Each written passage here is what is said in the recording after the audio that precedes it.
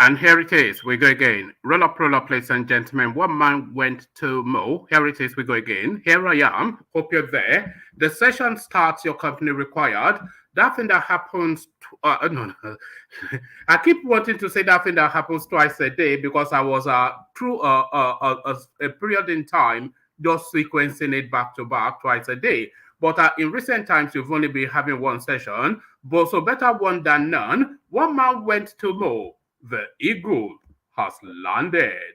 Uh, where is it? Where is my song? The eagle has landed. Another Savior. Holy, holy, holy, holy, Adimebujuku. Another Savior. Another Savior. Holy, holy, holy, holy, Adimebujuku. Another Savior. Well, this is Mobien. This is dedicated to the gallant heroes of the Nigerian Biafra War and IPO families all over the world. I remember the Nigerian Biafran War, in the thickness of the Biafra genocide. Hey, one man revived the vanishing hope to life. Let the great Biafran army to fight, and they were singing out, holy, holy, holy, holy.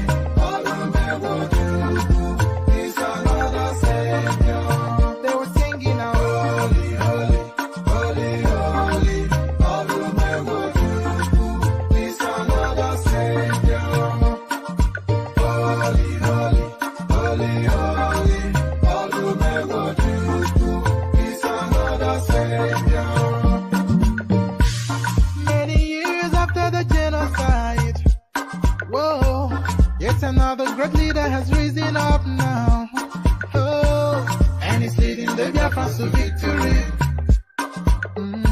Inyomadika, Yabika Kokwanam Noah. Hey, Anamekele Maduche Mefo. Manemo, it's an honor having you on board.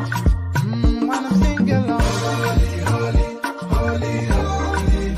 Namdekano is another Savior. Just sing along. Holy, holy, holy, holy. Namdekano is another Savior. When I sing along. Holy, holy, holy, holy, holy, holy, holy, holy. Is another Savior. Getting moving right and getting moving faster now. Holy, holy, holy, holy. Is another Savior. Holy, holy, getting moving right and moving faster. Never freedom.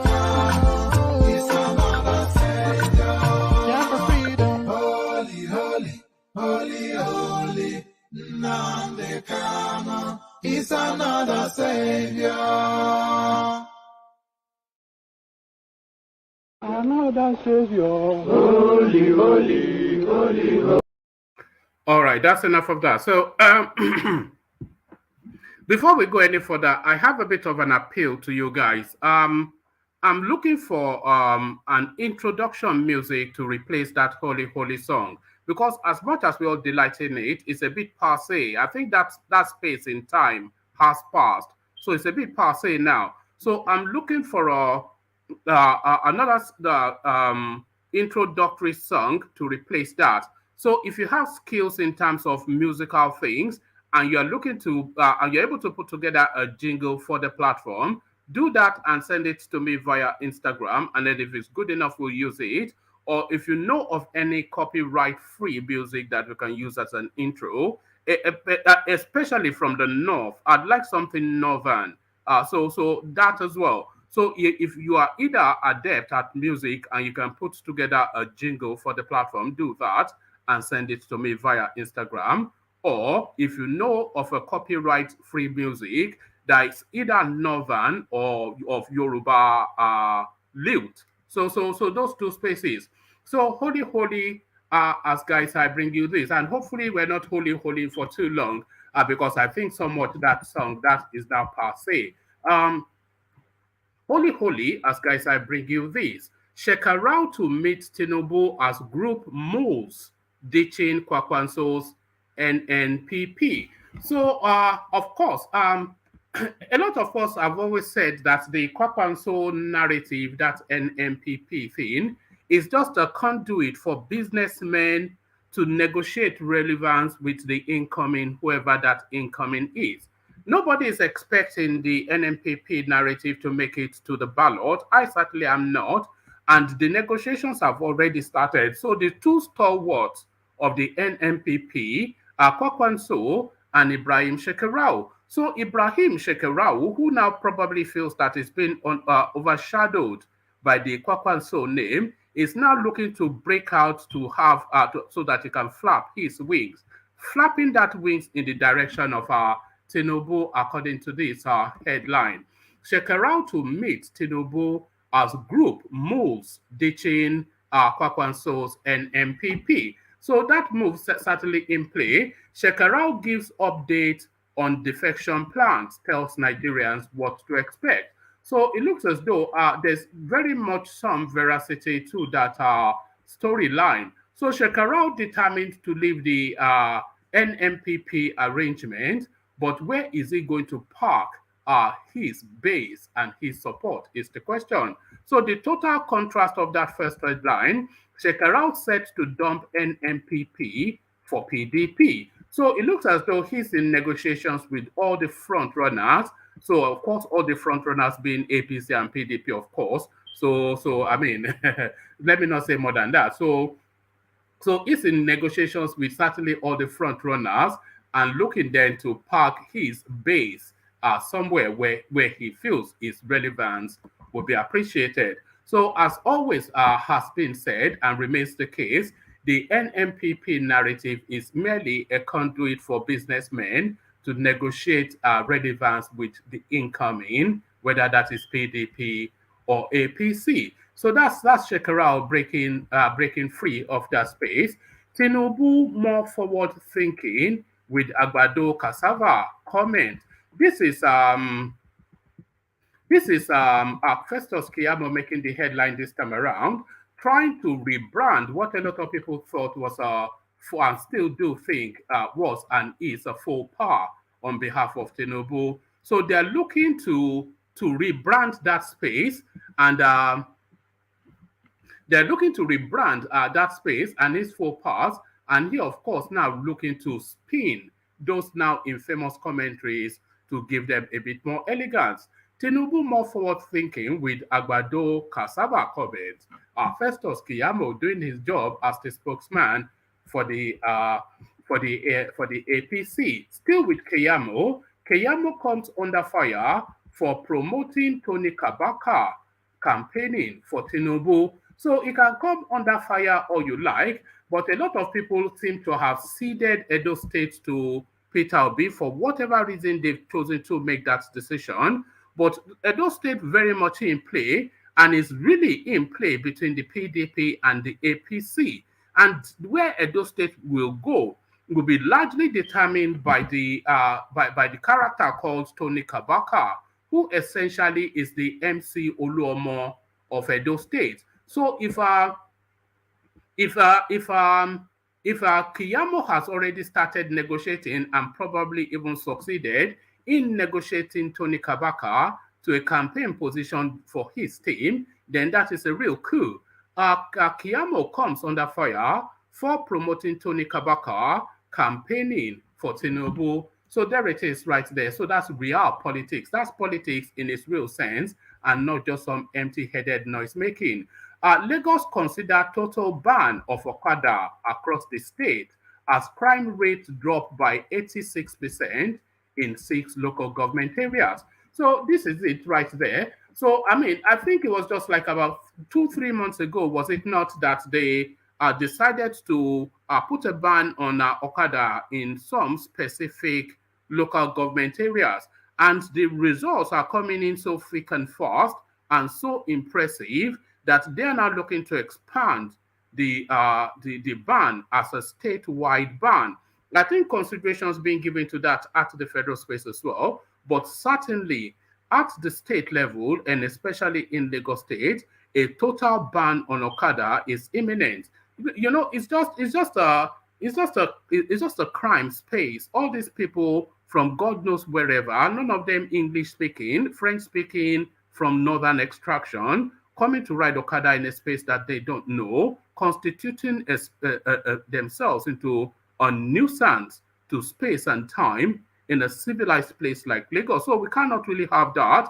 And if the data now, 89%, 89%, that's what, within the last 3 months, that they banned Okada riding in just about 6 local government areas, and the crime rate has fallen by 89%. So it's a no-brainer. They have to ban it statewide. They have to ban it statewide. And if these people cannot then find any other means of support for themselves, then they can make their way back to, Maradi or Niger or wherever, or Kaduna or Borno, wherever they come from. They can go back home and go put to use what they have earned already in Lagos State. But you cannot bring your criminality. So a good sign there. So that headline again, because this headline really struck me when I saw it, especially the statistics. Lagos considers total ban of Okada across the state as crime rate drops by 86% in 6 local government areas. So there it is right there, a no-brainer.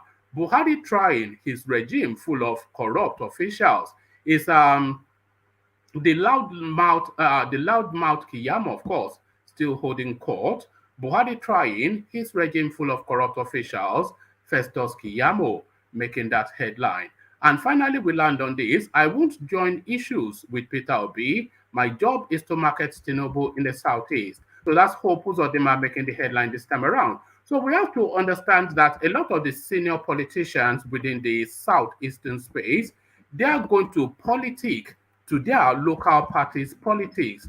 And if you understand that these politicians were elected governors, senators, etc., that is to tell you then that they have an electoral base. They have an electoral base which is loyal to them. So this idea that we're ceding the totality of the Southeast to Peter Obi is a bit of a misnomer. It's a misnomer because, these people, they have a base. These people, they have people that are loyal to them in mass. A lot of them are 2-term governors, several term senators, etc., and they can weigh and sway votes in mass numbers. So all this ceding of the Southeast in totality to Peter Obi, a bit of a misnomer. So there it is right there. So that's the menu. So lean back, kick back, relax, take it easy. Now settle into it and surrender yourself to the space for however long the session goes on. Once you're locked in, you're locked in. There's no going away. You can't come in and then go out. It's just as soon as you're locked into the program. If you spend 3 minutes, then you're locked for the rest of the session. So lock yourself in and surrender to the space. The usual protocol, click on the like button. We're looking to get impressive numbers today on the like button. So as you're coming in, just click on the like button immediately and then you settle into it. Of course, you have to be subscribed already. So if you have not subscribed, click on both. So click on the like button. And if you're not already subscribed, click on the subscription button as well. Then settle into the program. If you want to come and exchange thoughts on any of these talking points that I've highlighted, click on the hyperlink that says StreamYard. That brings you into a studio space. Soon as I finish reading out the talking points, I'll let you onto the screen and engage you in a conversation around the talking points. So that is how it works. It's an open microphone session, and the open microphone, as I always say, is the hyperlink that says StreamYard. So I'm going to play you 2 more intro musics before we come fully into it. One because I delight in it, and the second one, well, both of them actually because I delight in them. So let me bring you this one first, because this continues to tickle me, and until it stops tickling me, I'm afraid I'll be throwing it in your direction. So here it is. When it offend them, it sweet us. When it sweet us, they never say something. As in the sweet us, we go to pay them.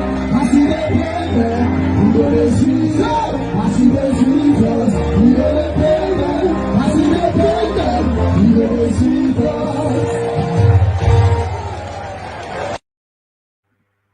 So there it is right there. Yemsin Wike as only he can. So from Yemsin Wike, let's go to the north to hear an eulogy about an Easterner. So the north eulogizing about an Easterner. Watch this. Nigeria sai Peter Obi shi muke son mu Obi a Peter Obi.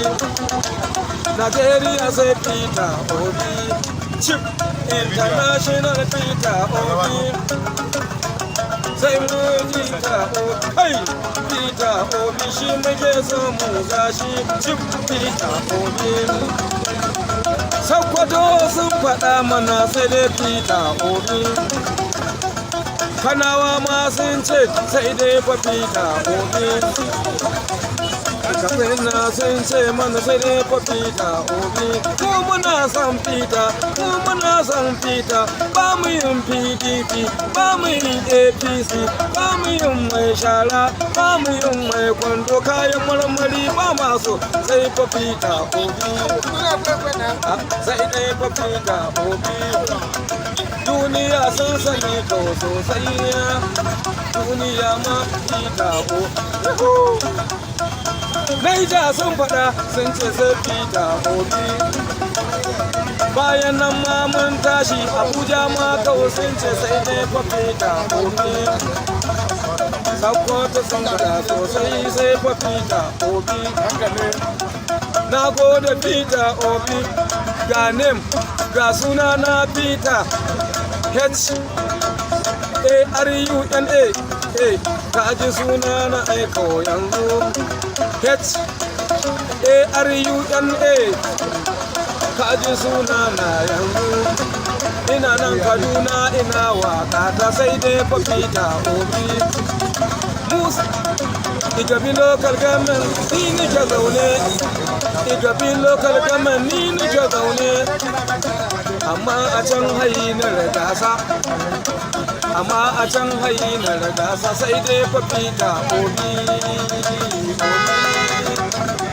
Watsa ma duniya kowa ya san fa Peter Obi. So there it pardon me, I'm back. Oh, yeah, I am back. Yeah. So there it is right there. Malam Dandongo saying Jaba Jaba from Adamawa North Central.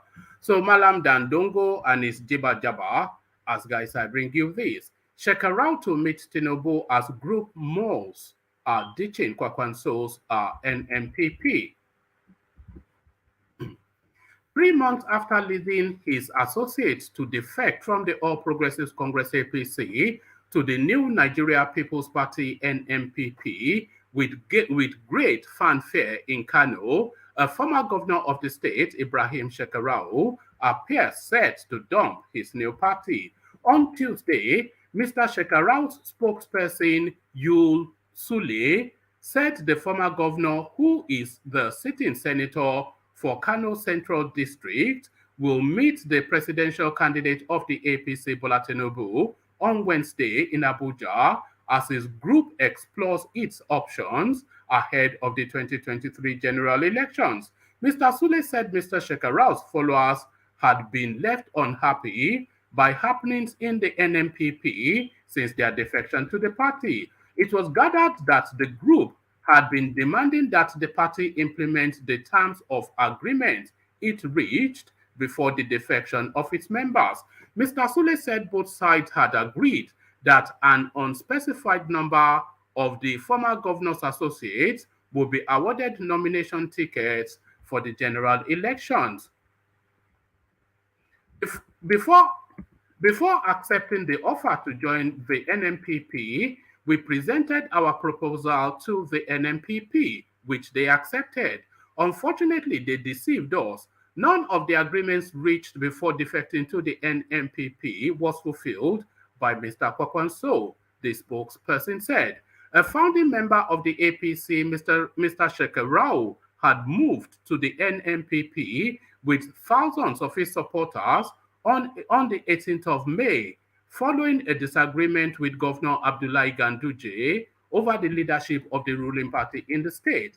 Mr. Shekarau was the presidential candidate of the defunct All Nigeria's People Party in 2011 and was one of the leaders of the party in the alliance talks with the leaders of other legacy parties that resulted in the formation of APC in 2013. However, he defected from the party to the then ruling PDP in 2014 in protest against the new party handing over its structure in Kano to the then Governor Rabiu Kwankwaso, who had defected with some other governors and lawmakers from the PDP.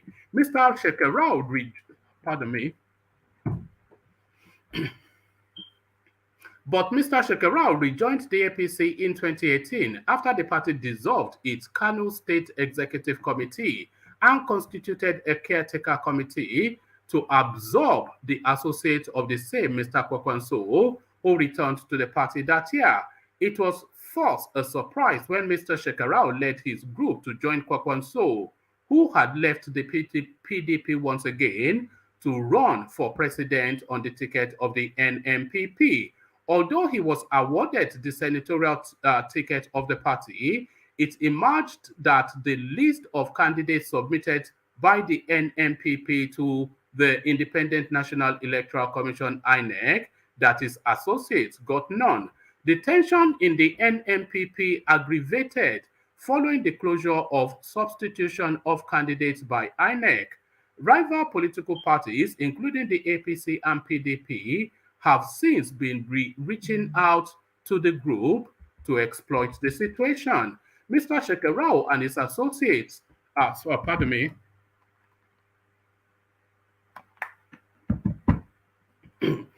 hopefully you can hear me, by the way. I hope I'm not talking in vain. Let me know if you can't hear me, because sometimes I press a button and I'm not quite sure if I'm talking to myself. So indicate in the comment section if you can't hear me. Mr. Shekarau and his associates have since met with the PDP presidential candidate Atiku Abubakar and the party's national chairman Iyorchia Ayu. He has also met with the vice presidential candidate of the APC, Kashim Shettima, and has scheduled another meeting for Wednesday with Mr. Tinubu. Mr. Sule said Mr. Shekarau called a meeting of the Shura Council, the group's highest decision-making body, on Sunday to brief the members on the challenges with the NNPP and the proposals that had been made to the group by both the APC and PDP. Mr. Sule said because the meeting could not agree on whether to move into the PDP or the APC, it set up a 30-member committee to look into the development and recommend a way forward. The 30-member committee will present its recommendation this Thursday. So it is after that our next line of action will be made public, he told correspondents. Mr. Sule said the council would reach out to the national leadership of the NNPP as the Mr. Shekarau. Mr. Sule said the council would also reach out to the national leadership of the NNPP as the Shekarau group has not foreclosed remaining in the party. Correspondents report efforts to speak with Mr. Kwankwaso and the leadership of the NNPP on the matter, but they did not respond to calls to their known numbers. So there it is right there. The businessmen, of course, doing the business of politics. Shekarau set to dump NNPP for PDP.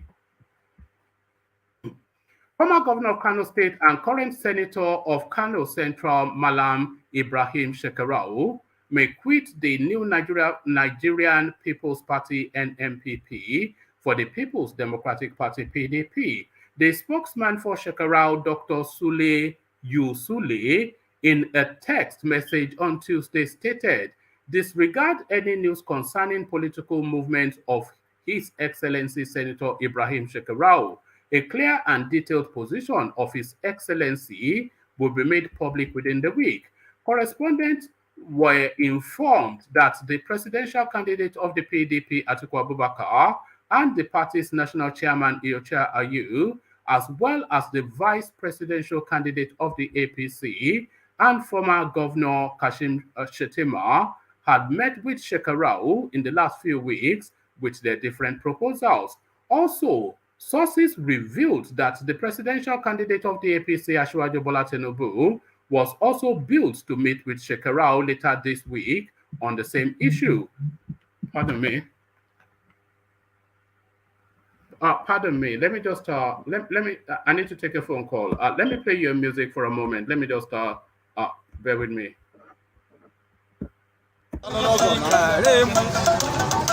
Nigeria sai bita obi, bita obi shi muke son mu obi, a bita obi.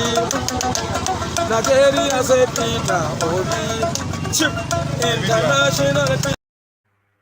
All right, sorry about that. Yeah, so where were we? So we were still with Shekarau. Sorry, you know some of these calls that you don't necessarily want to take on. All right, let me just give you the fullness of that again. Former governor of Kano State and current senator of Kano Central, Malam Ibrahim Shekarau, may quit the new Nigerian People's Party NNPP for the People's Democratic Party PDP. The spokesman for Shekarau, Dr. Sule, in a text message on Tuesday stated, disregard any news concerning political movement of His Excellency Senator Ibrahim Shekarau. A clear and detailed position of His Excellency will be made public within the week. Correspondents were informed that the presidential candidate of the People's Democratic Party, PDP, Atiku Abubakar, and the party's national chairman, Iyocha Ayu, as well as the vice presidential candidate of the APC, former governor Kashim Shettima, had met with Shekarau in the last few weeks with their different proposals. Also, sources revealed that the presidential candidate of the APC, Asiwaju Bola Ahmed Tinubu, was also billed to meet with Shekarau later this week on the same issue. Shekarau, who represents Kano Central in the Senate, had officially defected from APC to NNPP in a letter read during plenary by the Senate President Ahmed Lawan on June the 29th. The former governor on Sunday summoned an emergency meeting of his political advisory council, known as Shura Consultative Council, and informed the members of the latest developments. So there it is, still in play. Shekarau gives update on defection plans, tells Nigerians what to expect.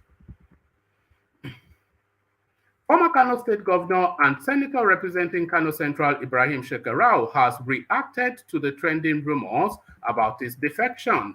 Our correspondents report there had been several reports that Shekarau had concluded plans to dump the new Nigeria People's Party NNPP and join the People's Democratic Party PDP based on a mouth-watering offer from the party's presidential candidate, Atiku Abubakar. More recent rumors also stated that the All Progressives Congress APC presidential candidate, Bola Tinubu, scheduled a meeting to woo Shekarau to his party. Shekarau, in a statement on Tuesday through his chief press secretary, Dr. Sule, however, said no concrete decision has been reached about any possible defection. He urged members of the public to wait and hear from him before jumping to conclusions about his political movement. Shekarau, who currently represents Kano Central in the Senate and is the senatorial candidate of the NNPP, however, promised to make his decision known this week. Please disregard any news concerning the political movement of His Excellency Senator Ibrahim Shekarau. A clear and detailed position of His Excellency will be made public within the week, the statement noted. So it is quite pertinent to note that his senatorial ticket is under the NNPP. So if he defects from that party, then does he cede that senatorial ticket? Is the question.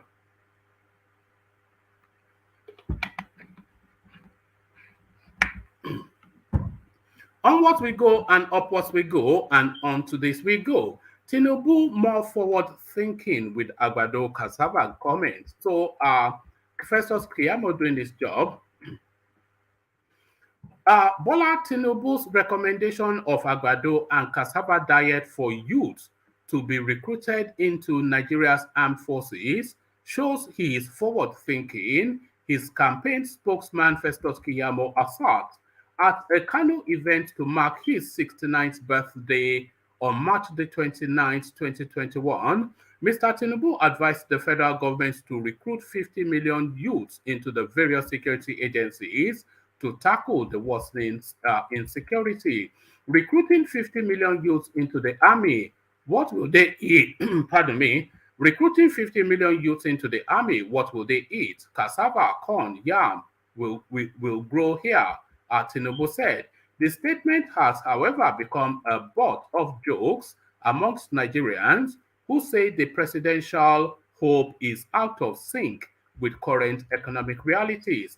Mr. Kiamo, in an interview with Trust TV, however, said the All Progressives Congress presidential candidates Agbado and Cassava talk is an euphemism for food security. And thank you very much. I think Festus Kiamo might well be listening to this platform because I have said it in so many words and even in those exact words. What should he talk about if he doesn't talk about Gari? Cassava is Gari, Agbado is the major grain, and you have a lot of byproducts from Agbado, which is corn in Yoruba, the spin doctor argued. Since his appointment as campaign spokesman, Mr. Kiamo has ramped up efforts to sell Mr. Tinubu to Nigerian electorates, doing media rounds ceaselessly. Mr. Kiamo, who is also a Minister of State for Labor and Employment under the incumbent President Mohamed Buhari, once said Mr. Tinubu, when elected, will run Nigeria on the same template as his current principal. The statement irked many Nigerians who viewed the Buhari regime as a monumental failure on all indices of national development. Mr. Tinubu also run head-to-head in the Mr. Tinubu also run head-to-head in the 2023 election with erstwhile ally Atiku Abubakar of the main opposition party PDP. Meanwhile, spokesman for the Atiku Abubakar presidential campaign team, Dino Melaye, in another interview, said no one can promote the APC and Tinubu and not look stupid. Today, the most difficult candidate to sell is any APC candidate, whether at councillorship level or House of Assembly level, Mr. Melaye said. That is why you cannot defend Bola Tinubu, promote Bola Tinubu, and not look stupid. That was what happened to my brother and friend, Festus Kiamo. So that's Dino Melaye, of course, playing the gutter politics that is the only way that he knows how politics is to be played.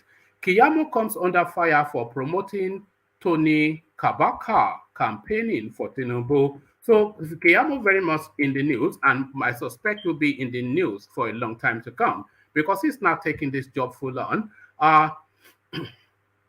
The Minister of State for Labor and Employment, Festus Kiamo, SAN, has come under heavy criticism online for proudly promoting a video of Tony KABAKA. Correspondents recall that Tony KABAKA is a famous political enforcer in Edo State. Kiamo, who doubles as the spokesman for the All Progressives Congress APC 2023 Presidential Campaign Council, took to his Twitter page to share a video of KABAKA alongside the female bishop presented, that should say, at Shetima's unveiling and other people campaigning for the party's presidential candidate Bola Tinubu. Kiamo captioned the video, "When the jungle matures, we shall turn their mockery into songs of victory. We are getting ready. Edo for at official BAT." So there it is right there. However, many Nigerians stormed his page, attacking him for promoting the controversial figure online, whilst some claimed that using KABAKA for frontline campaign in Edo State may be wrong for the APC because he cannot speak on behalf of the people. So here are some of the commentaries. This is at Dr. Theodo.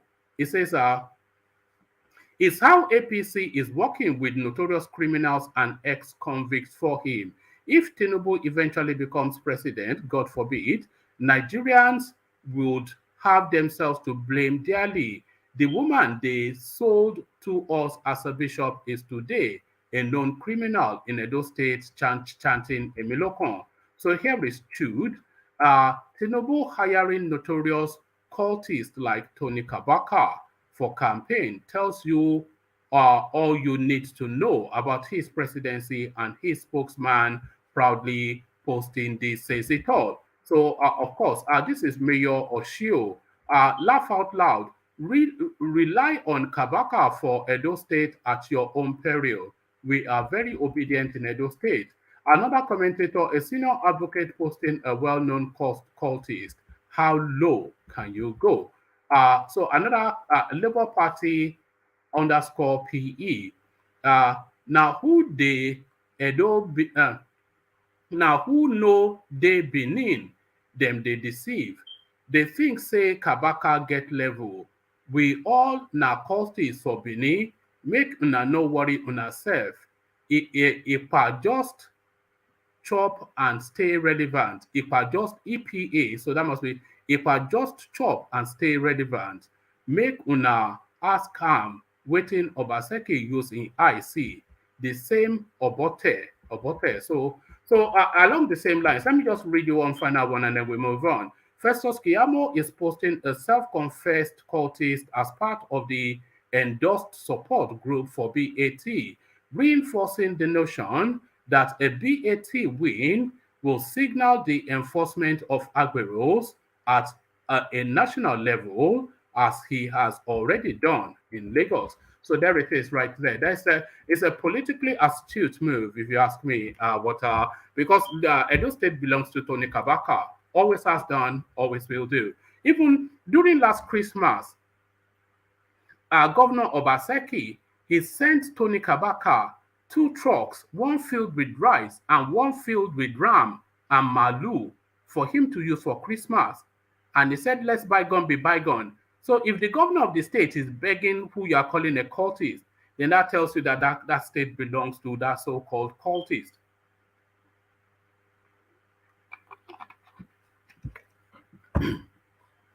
On to the next. Lagos considers total ban of Okada across the state as crime rate drops by 86% in 6 local government areas.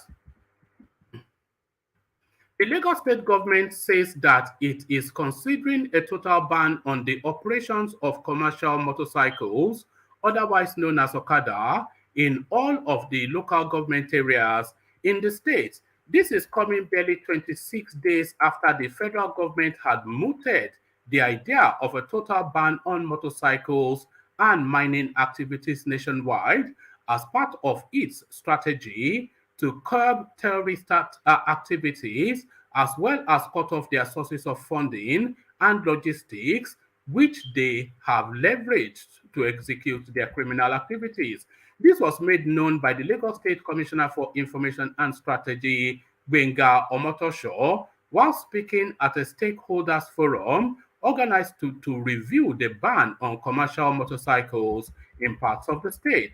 Omotosho said that with the result of the ban on their activities in 6 local government areas in the state, Lagos residents had been calling on the state government to expand the ban to other areas. He said, some people have suggested that the ban should be statewide, considering the present anxiety over security.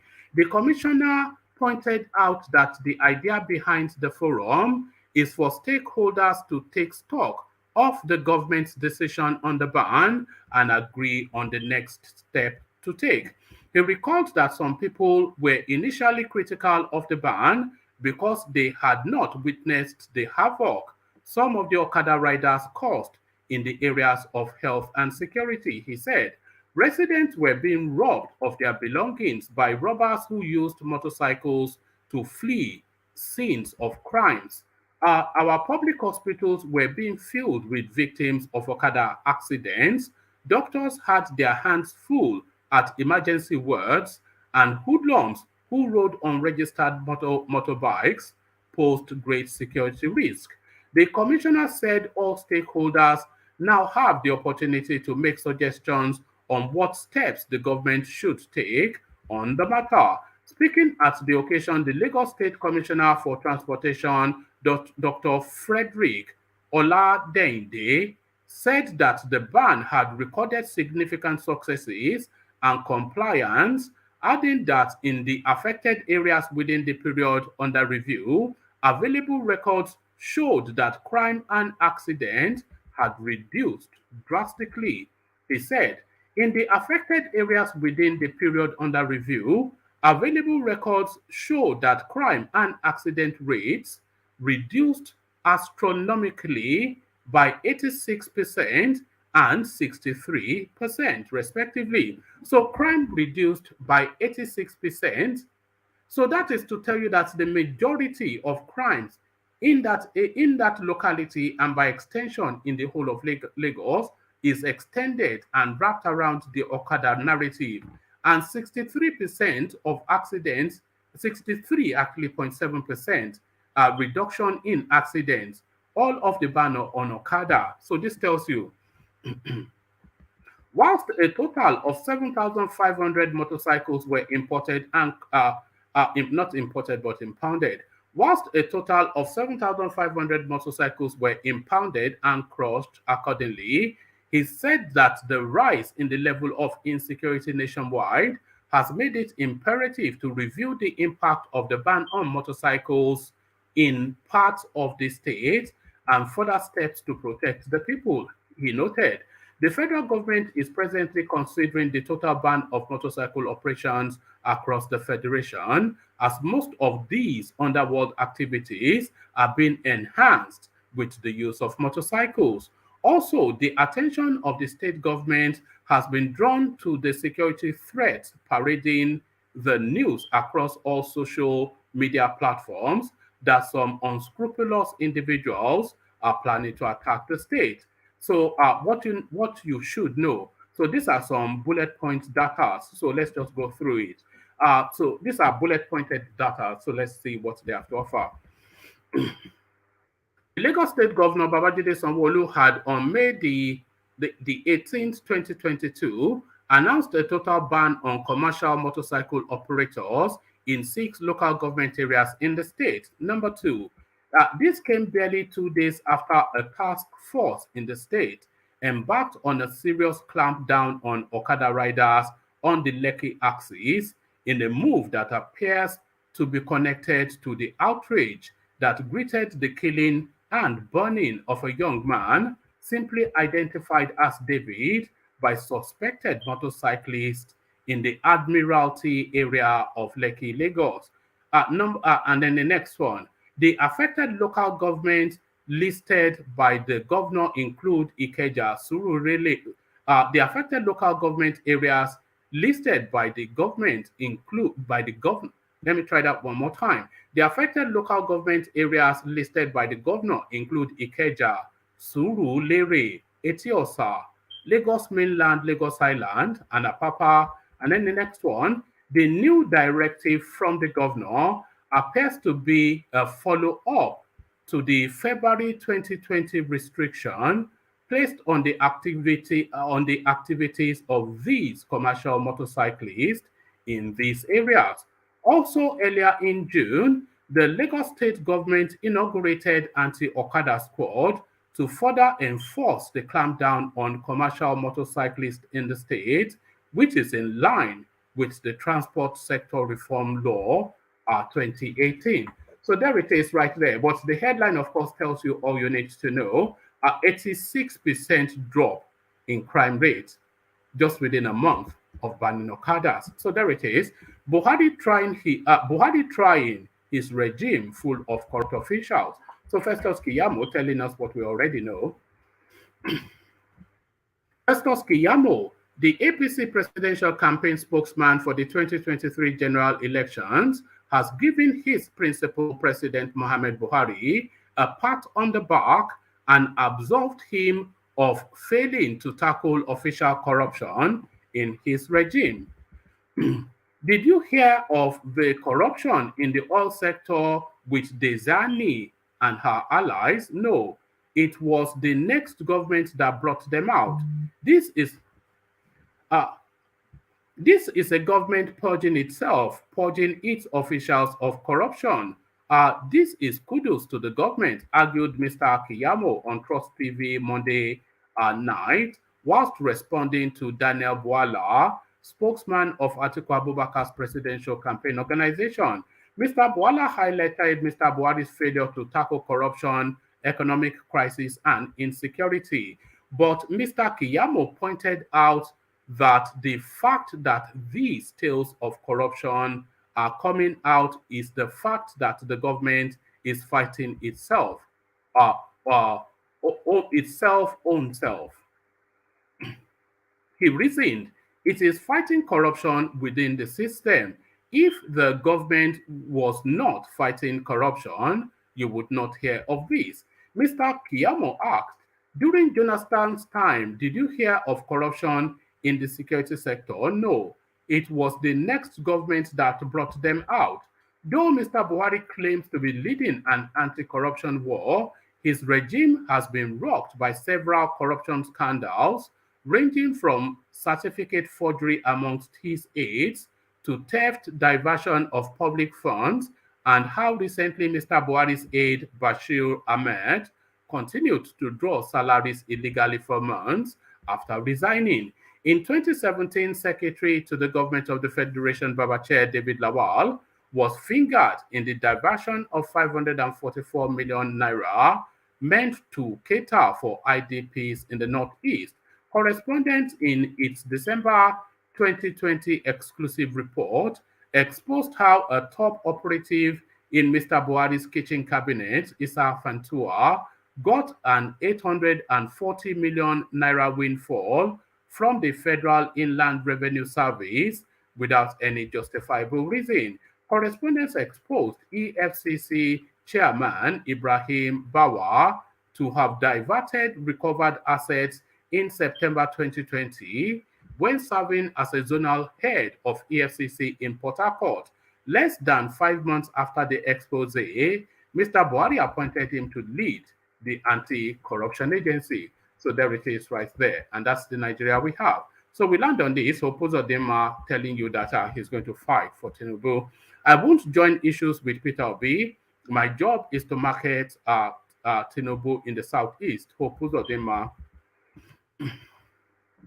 Governor Uzodinma of Imo State has said he will not join issues with the presidential candidate of the Labour Party LP, Mr. Peter Obi, maintaining that his business is to market the presidential candidate of the All Progressives Congress, APC, Bola Ahmed Tinubu, in the southeast. The governor also noted that there are many loyal members of the APC in the southeast. Uzodinma disclosed this on Tuesday during an interview on Channels Television's Politics Today.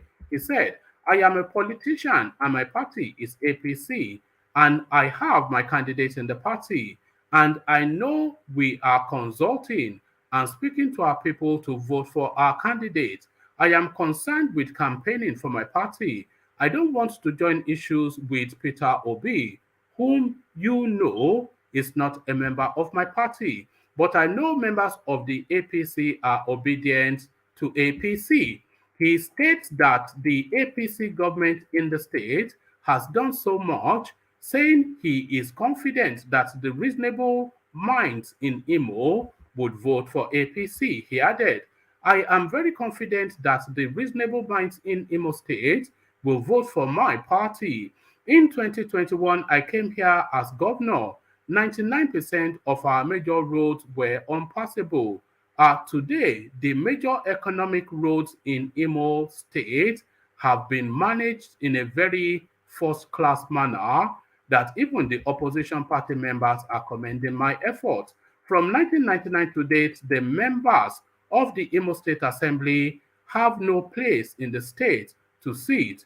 They were attached to one local government secretariat here in Owerri. The Imo House of Assembly building that was abandoned for many years has just been rehabilitated. So that's it. So he essentially speaking to, because a lot of them will have to negotiate that space between supporting Peter Tinubu, of course, their principal, or Atiku, whichever party they are, but then trying to negotiate that space not to offend the obedient. So a delicate negotiation. So Ajani Koko, we have you. So we go with you. So Ajani Koko, are you ready? All right. We don't. Do we have your Ajani Koko? All right. We don't appear to have Ajani Koko. So it looks as though we might well have to end the session there. So all right. I think we have engineer. All right, engineer, we have you. Are you ready? Hello, engineer. Yes, go on, woman. All right, brilliant. So we go with you. So to hope Uzodinma and him are saying that he's not going to join issues with Peter Obi, but necessarily he has to support his own principle.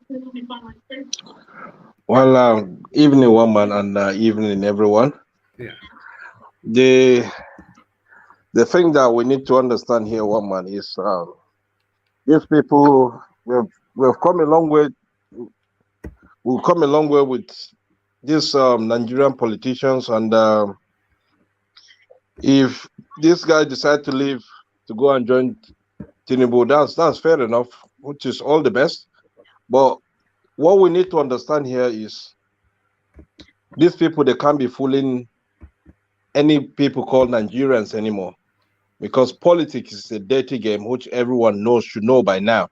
Because if you look at it from one party to another party to another party, how long will all these people be doing all this? Are they fooling us, or what are they trying to do? People are being elected to look after the country, take care of things, but they end up turning things upside down. They end up turning the party. It's like wearing materials that they put their own clothes, they put their own dresses. It's just quite sad that the way things are going. But if he decides to join Tinubu, all the best for him. Good luck for all of them as well. All right, thank you, engineer. So and now let me take you to the main topic, which is Shekarau now canvassing other parties to move his support from NNPP. So we've always been of the thought that the NNPP narrative is just a vessel for businessman politicians to have a base for negotiation, and we're now seeing them carrying out those negotiations by way of Shekarau wanting to either go with Tinubu or Atiku. But who would you recommend he goes with? I think Shekarau will end up maybe going with Atiku, because there's this loyalty in them that they have to choose their own. Their own is their own. And if you look at what happened to Tambowal with Wike some time ago, Tambowal have to have that loyalty towards Atiku. So it's just bit by bit, you see all of them will start moving down to that northern side of the area, because they have that loyalty in them, and they have that kind of personal trust that their own is their own. So regardless of anything, I think if I'm not mistaken, he's going to join the PDP. All right. We see how that goes, but if he does join the PDP, would it not strip Kwankwaso, who is already exposed? Would it not now strip him naked? Obviously, that will take place, and he's gonna strip him naked. But like I said to you, woman, these people, they know what they're doing, because when it comes to loyalty, they would definitely support their one. So regardless, they have multiple of parties right now, but when it comes to that reality, I'm telling you, there's what we call loyalty. They would definitely succumb to their own, and they would never let their own down. All right, thank you. And to Festus KEYAMO defending Tinubu. So pardon me. So Tinubu, of course, they've been throwing this cassava and agbado narrative at him as a form of criticism. But what Festus Kiamo is having you understand is that those narratives are essentially narratives of food security.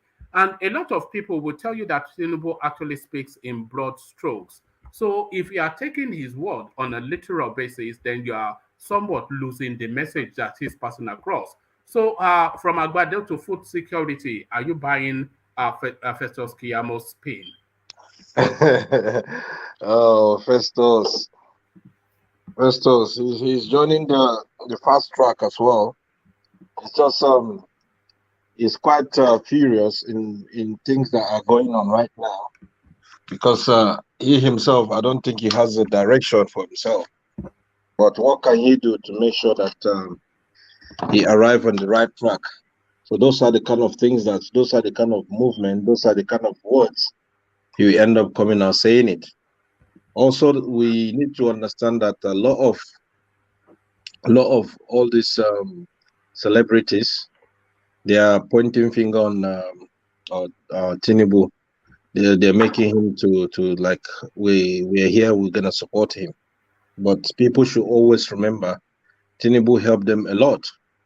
Tinubu helped a lot of people, but he's somebody that he won't come out and say it. And this is the time for everyone to like show that kind of dignity and respect, and to say, oh, thank you, Tinubu. Those are the kind of things that right now Tinubu is just waiting to see who is gonna come out and do that support towards him. All right. And Festus Kiamo still, he's promoting, I'm not sure if you know who Tony KABAKA is, but he's the linchpin of our Edo politics. But if you know MC Oluomo is the equivalent of MC Oluomo in Edo, so he's now promoting Tony KABAKA as the spokesperson somewhat of the Tinubu campaign in Edo State. But that seems to be rankling with a lot of people. But then what are you making of this guy, Festus Kiamo, promoting Tony KABAKA? And if you intend to win any elections in Edo State, you certainly have to go via Tony KABAKA. Yeah, Tony KABAKA is someone that we all know all the time. The only time you hear his name is during campaign, during election. So he's someone that he's just there to support, and he's just there. Once they support him, they give him the money. He will make sure he organizes the right people, whether it's good or bad, whether it's snatching of ballot box. He's just there to deliver his job. So regardless of anything, like I said, these people, they know what they're doing, and Tinubu has been helping them a lot behind closed door.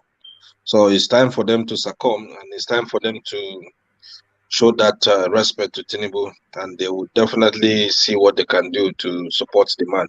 But besides that, let's also think about what happened then during Edo State campaign, when all the APC delegates, they fly all the way from Abuja, some from Lagos, using a presidential jet to go to Edo State.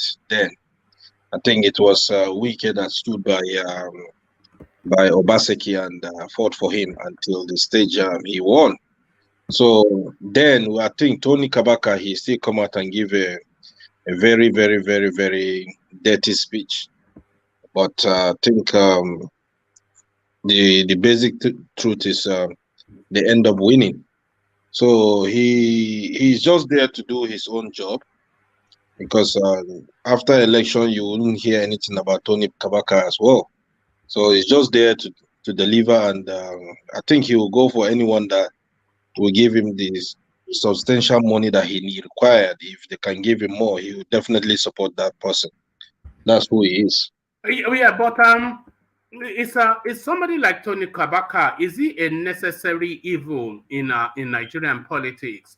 Because there is a Tony KABAKA in virtually every state, and you will struggle very hard to win an election without having them on site. So we've always known Tony KABAKA in Edo State, and he moves a lot to sway elections. even Obaseki is bowing to him. So is this a real coup if KEYAMO has been able to secure KABAKA for Tinubu, and despite all of these narratives that we're hearing that Edo belongs to P2B? Well, if people said Edo belongs to P2B, well, if everything, wow, that's quite a strong word to say. P2B would take Edo State, which I personally myself, I will doubt that kind of thing, because if people like Tony Kabaka are still there, there are some strong men in that state, in that region, you know. But when it comes to reality, like I said, Tony Kabaka will only do something that will benefit him and benefit his boys. So first come, first serve. That's what he's there for. We should also remember, APC delegate will go to him, PDP delegate will still go to him. So nobody will go there to say, oh, this and this and that. He will now sit down and think of who he needs to support. And we shouldn't forget that definitely he will still speak to the governor, and the governor will tell him his own bit of mind that, okay, these are the people that wants them to win. So everything is in your hand, and it's ball rolling for you now to do what you can do to make sure that people won. That's all what is happening, one man. All right, brilliant. So to this space, engineer, Lagos considers total ban of Okada across the state as as crime rates drop by 86% in 6 local government areas. So over the last month, 6 weeks, Lagos has instituted a ban on specific local government areas, and it was all off the back of some Okada riders killing and burning some guy, I think somewhere in Lagos mainland. So off the back of that, they banned Okada in 6 local government areas within the state, and within a period of 6 weeks, crime dropped by 86% and accidents by 60-something%. So that's indicative of the fact that these guys are central to all of the bad doings within the state. So are you then on board with this Lagos state plan to ban wholesale statewide Okada within the state? Well, if that will stop the crime, and if that will make things go well, in terms of Okada riders attacking people or stealing or snatching phones from people or fighting, I think personally myself, I welcome that idea, and I love the governor. He's doing well, and if things like this will put things in place, why not? Yeah, I think it's a welcome idea, and it's a good implementation. They should keep it up, because Okada riders, I think if they can still make things work for them. They can still get them the other a little bit government taxi business for them to run with it. But if things can change, or things can make things go well in that state in terms of stopping the Okada riders, well, that's very good. That's really good, because the amount of killing, or the amount of stabbing, or the amount of snatching phone from people is just quite bad. And I could remember 6 years ago, I went to Nigeria to visit, and I was leaving the airport. So we took about myself with my in-law. We took bean, put it inside the boot. I think it's by Sulere Road. We just went by to put it in the beanscape. The next thing, there's Okada guys, they just chase us. And luckily I'm fast enough. The one who came beside to like overtake us and block us, I quickly divert the head of the car and just zoom up straight away. So if they can stop them in doing that, that's really good. That's a very, very welcoming. The statistics though is quite staggering. 86% drop. It says Lagos considers total ban of Okada across the state as crime rate drops by 86%. Wow. 86%. That's quite staggering. That's quite staggering. But then they're not telling us the category of crimes that has dropped, though, because I think the areas of crime of the Okada space is quite specific. I don't Yeah, think they are robbing banks or anything. They are no. snatching. But something you need to understand, they wouldn't say things like that, because if they end up saying things like that, it's like they are pointing fingers on the governors that they're not doing well, or the local chairman, or the vice chancellor of or such area. They will be saying, oh, maybe they're not doing well. So for them to round up the figures, is just for the best language to use is to say 86% is the crime has reduced. So because when it comes to politics, nobody will say something that will tarnish their name, or will will damage their record. So things like this, one have to be very careful, and that's how it is. So one have to cover their own back. That's just the truth. All right. So to Uzodinma, have you spoken on that? I won't join issues with Peter Obi. My job is to market Tinubu in the southeast. So this opens up that space because you know there's a lot of senior politicians, some of them even popular within a lot of these states that are of the APC and the PDP stock. So it is a real leap of fancy to imagine that all of their supporters will suddenly leap to the Peter Obi space. What Hope Uzodinma is opening up is that the traditional parties that still obtains in the southeast, they still have a strong base, and it will take an effort on behalf of Peter Obi's part for him to wrestle voters from them. So what are you then making of that dichotomy? The traditional parties holding sway, but this new entrant now, who is a populist candidate, how much do you think Peter Obi can snatch from the traditional parties in the southeast?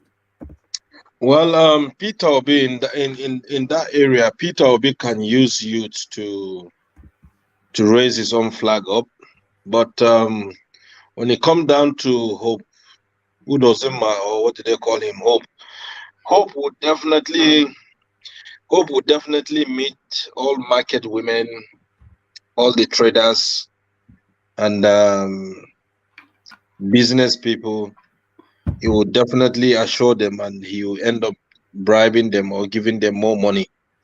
So it's just something that youth have to make sure that if they really want Peter Obi to win that South, then they have to come out in bulk.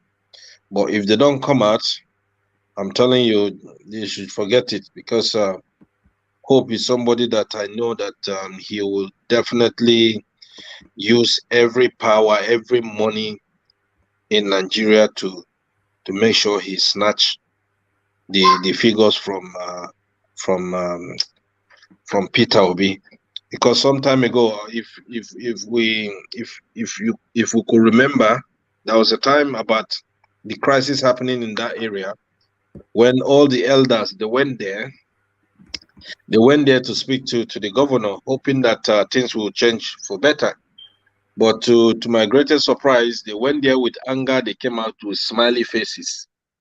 So when it comes to reality, I keep saying it, Hope would definitely use anything for his own godfatherism, for him to still allow APC to take that place.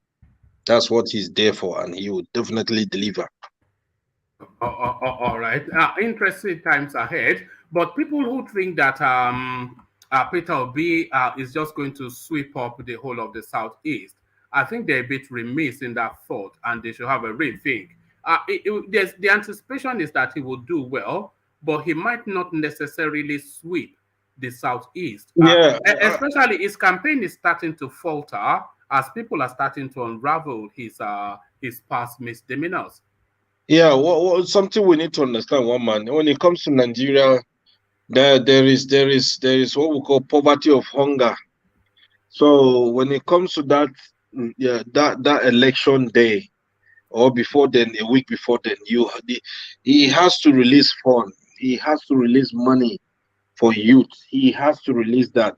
Without that, I'm telling you, I can say maybe 30% or 35% youth will come out for him, but the rest, I'm telling you, market women,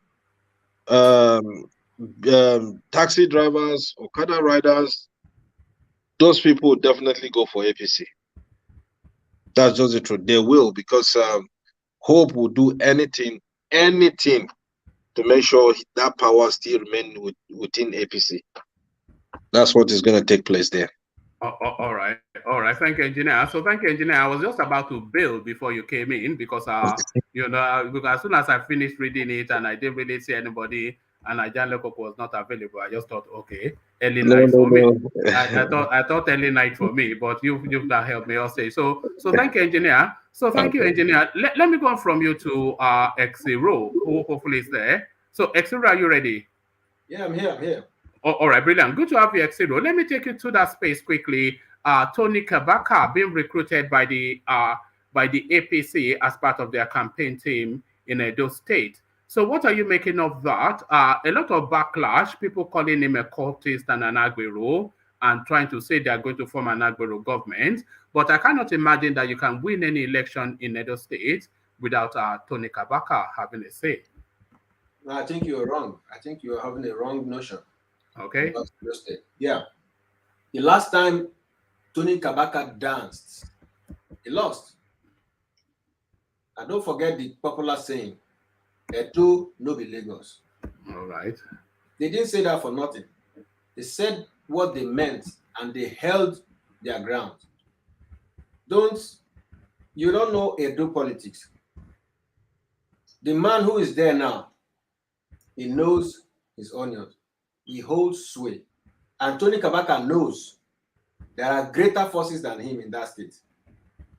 He's just dancing. He wants them to use power of incumbency in the national, but it doesn't work like that. All politics is local. And when it comes to the local politics, the national politics will not come to that local politics and save him. All he has been trying to do is to bring the national so that they can, because of power of incumbency, he wants them to use it to defeat and take over the state, because they demolished some of his houses. He lost a lot of properties, has lost in this current dispensation, and he was expecting Obaseki to help him, but Obaseki was not giving him any listening ear. You know, so he teamed up with what was his name? The last guy from that been getting from PDP to APC to APC to PDP to APC again. You know, that one couldn't give him. They couldn't get the number of votes. So KABAKA is just dancing first so that he can cry last.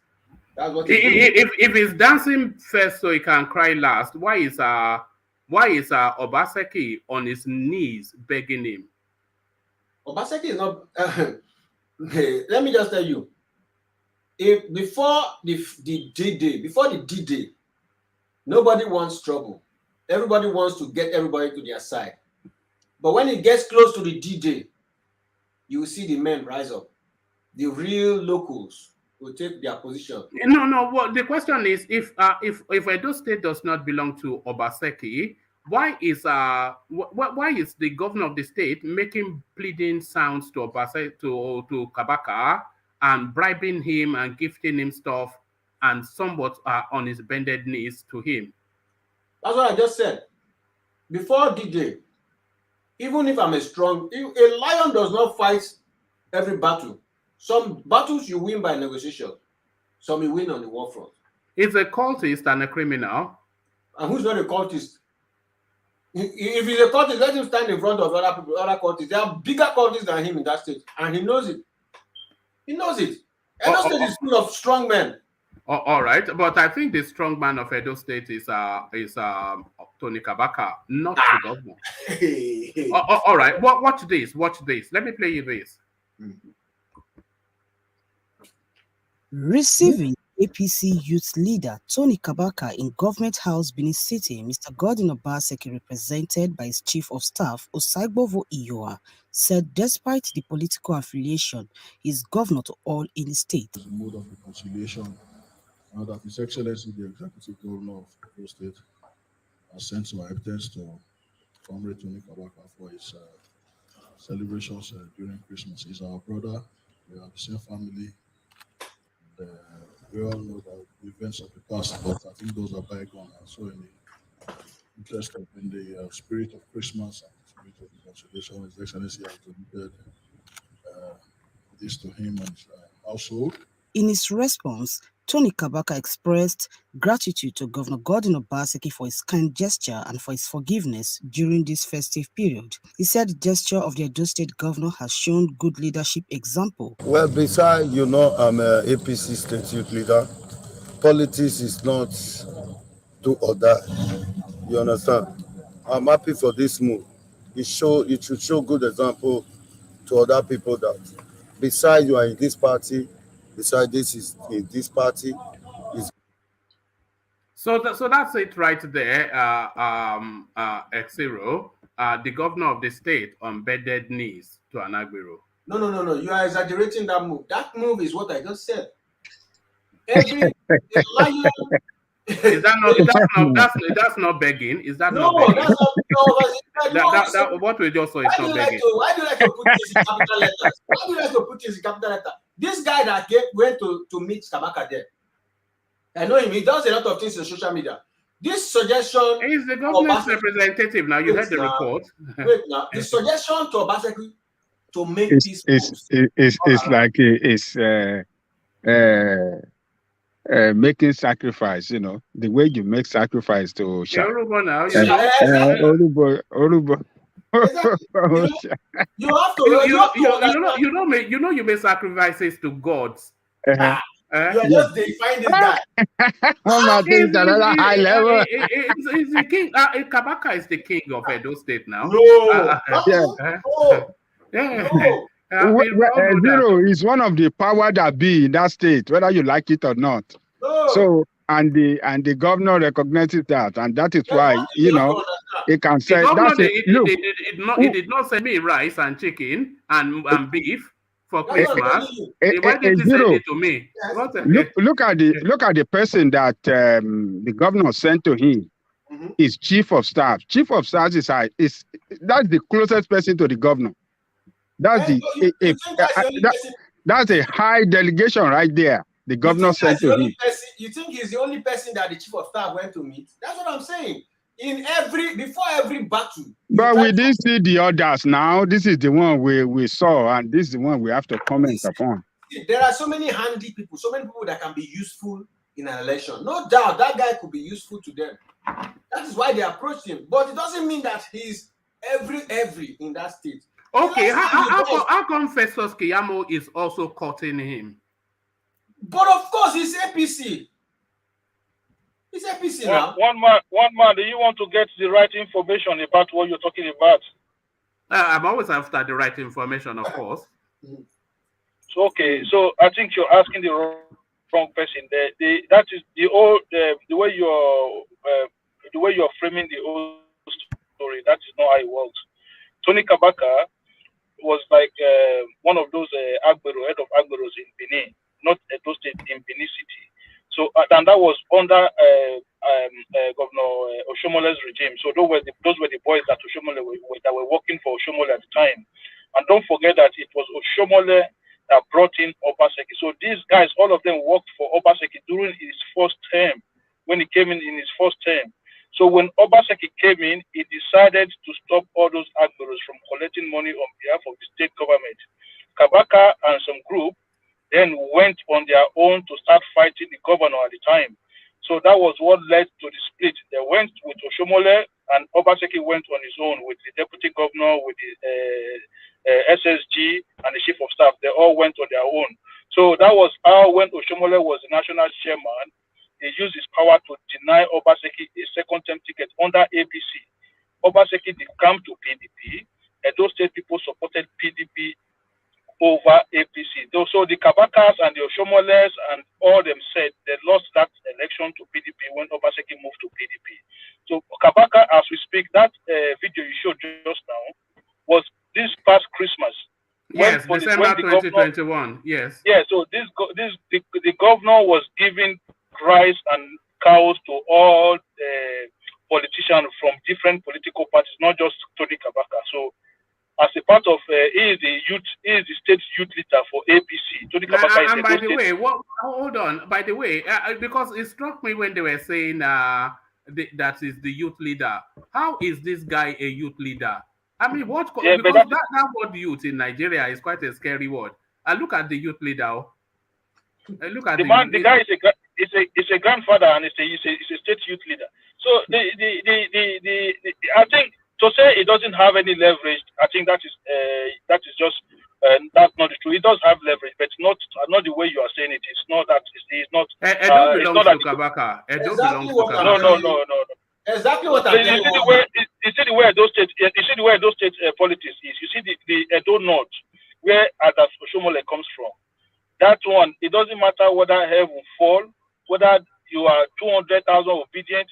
APC is going to win Edo North. That is not. It's not even a negotiation because don't forget, Adas Oshomole is on the ticket running for the Senate. So APC will definitely win that region. Then the Edo Central.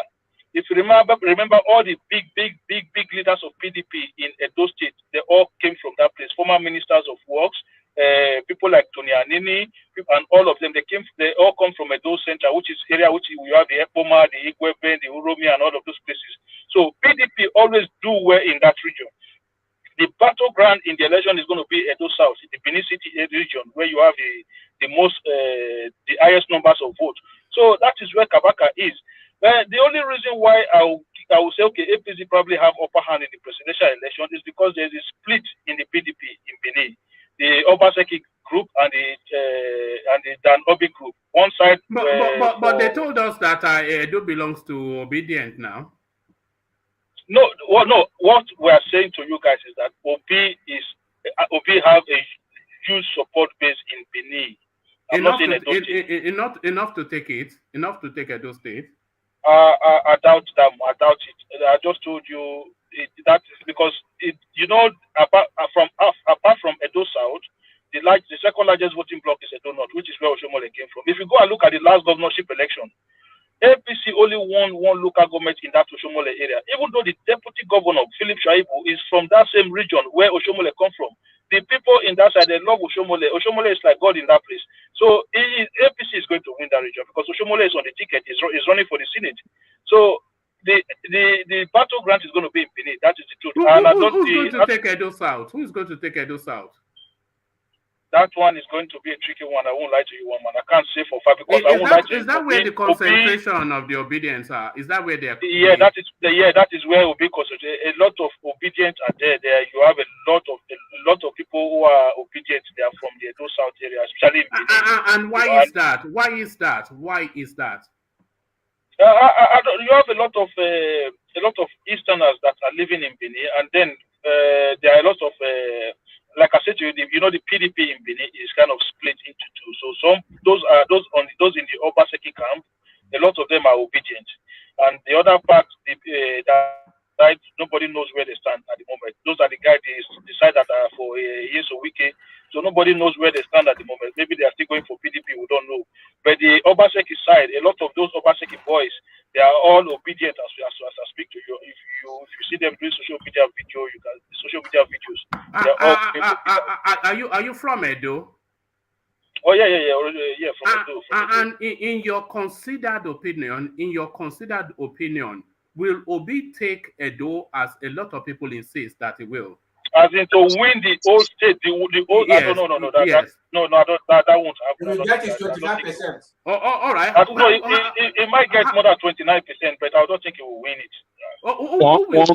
Who will take Edo? Hold on. Who will take Edo from your opinion now? As it stands right now, if I'm a betting man, I'll probably just put it to say APC will win Edo. Because don't forget, normally in every presidential election, PDP always win Edo State, but the vote difference is always between 45 to 55% PDP. It's always a close call. Okay, you look at it now. The APC house is still intact. The PDP house is split. So how would you call that? So if PDP comes together, say that they settle the differences among them, Atiku and what do you call it, EMC Wike, and then they come together. So between PDP and APC, who will win Edo? I I think APC still have the higher chance. You know why? Because a lot of those PDP guys, they've already gone obedient. That's the truth. They've gone obedient. That is the truth. And Who will when come you have a second? division, Who will come second? you see, whatever I say to you now is just a guess and a personal Yeah, opinion. of course. So, Yeah, personal opinion, but you're from there. But, So, so you, it yeah. might. Yeah, Who are the PDP guys that went to? Are you talking about those youth, or are you talking about big political player in the? Who are those ones that you said they're going to be? Oh, it is the youth. Without the youth, those big political players does not exist. You don't know how the thing works. Those guys are the ones who will who will win their own unit. Everyone win your unit. That's how it works. You see, when people talk about KABAKA, because KABAKA used to be the head of Agro, he was in control of a lot of boys. So those boys, all of them will win their unit for him. That was how he was strong. But during that election, it was those in the diasporas, those of us in the Western country that said no. We don't want it to be like that. So everybody started calling their people back home to say, no, you have to vote for Obaseki. I did it. I called everybody back. I said, all of you, I want you to go and vote for Obaseki. Everybody was doing it. So that was how Obaseki was able to outmuscle those groundwork in Edo State. But on top of that, go and look at the vote in Edo North. Oshomole cleaned up Edo North. Only one local government APC lost there. The whole of Edo South, even the guy that was contesting against Obaseki, Pastor Sage Kiamo, he lost his own local government to Governor to Godwin Obaseki. So the idea that, and don't forget, that is the same Edo South where KABAKA comes from. So they all lost. Both and Kiamo is a very strong grassroots politician, a very well-grounded politician. He was the one that was calling the numbers at the convention in APC last time that was saying. Pastor Bakari, is it Pastor Bakari got 0, 0, 0. So that was the guy that ran against Obaseki in the last governorship election. So KABAKA, no doubt, has his own ground, but not to that extent. The governor was not begging him. The governor demolished his hotel, and the case is still in court as we speak today. All right. Sorry, before I go back to X0, in your considered opinion, and this is just your own opinion, no, because you are an Edolite, and you're a senior function who understands politics of that space. So in your considered opinion, who will take Edo, who will come second, and who will come third, and then put margins, put percentages to that. So in your considered opinion, who will take Edo, by what percentage? And nobody is going to hold you to it, so it's just you speculating. So who will take Edo by what percentage? Who will come second? So I'll probably... Yeah, I'll say APC will be around 40%. Then PDP maybe 33, 34%. The Labour Party will be maybe 30% or less. To be something like that. All right. So what are we to make of the narrative? Because everywhere you go, especially on the social media space, they are just so. Can you give me a second? They've already surrendered. Sorry, let him address this, and then you come in. They've already surrendered Edo to Peter Obi to the point that they are almost convincing people that that is the case. So, what are you making of that narrative? What emboldens that level of confidence? Okay.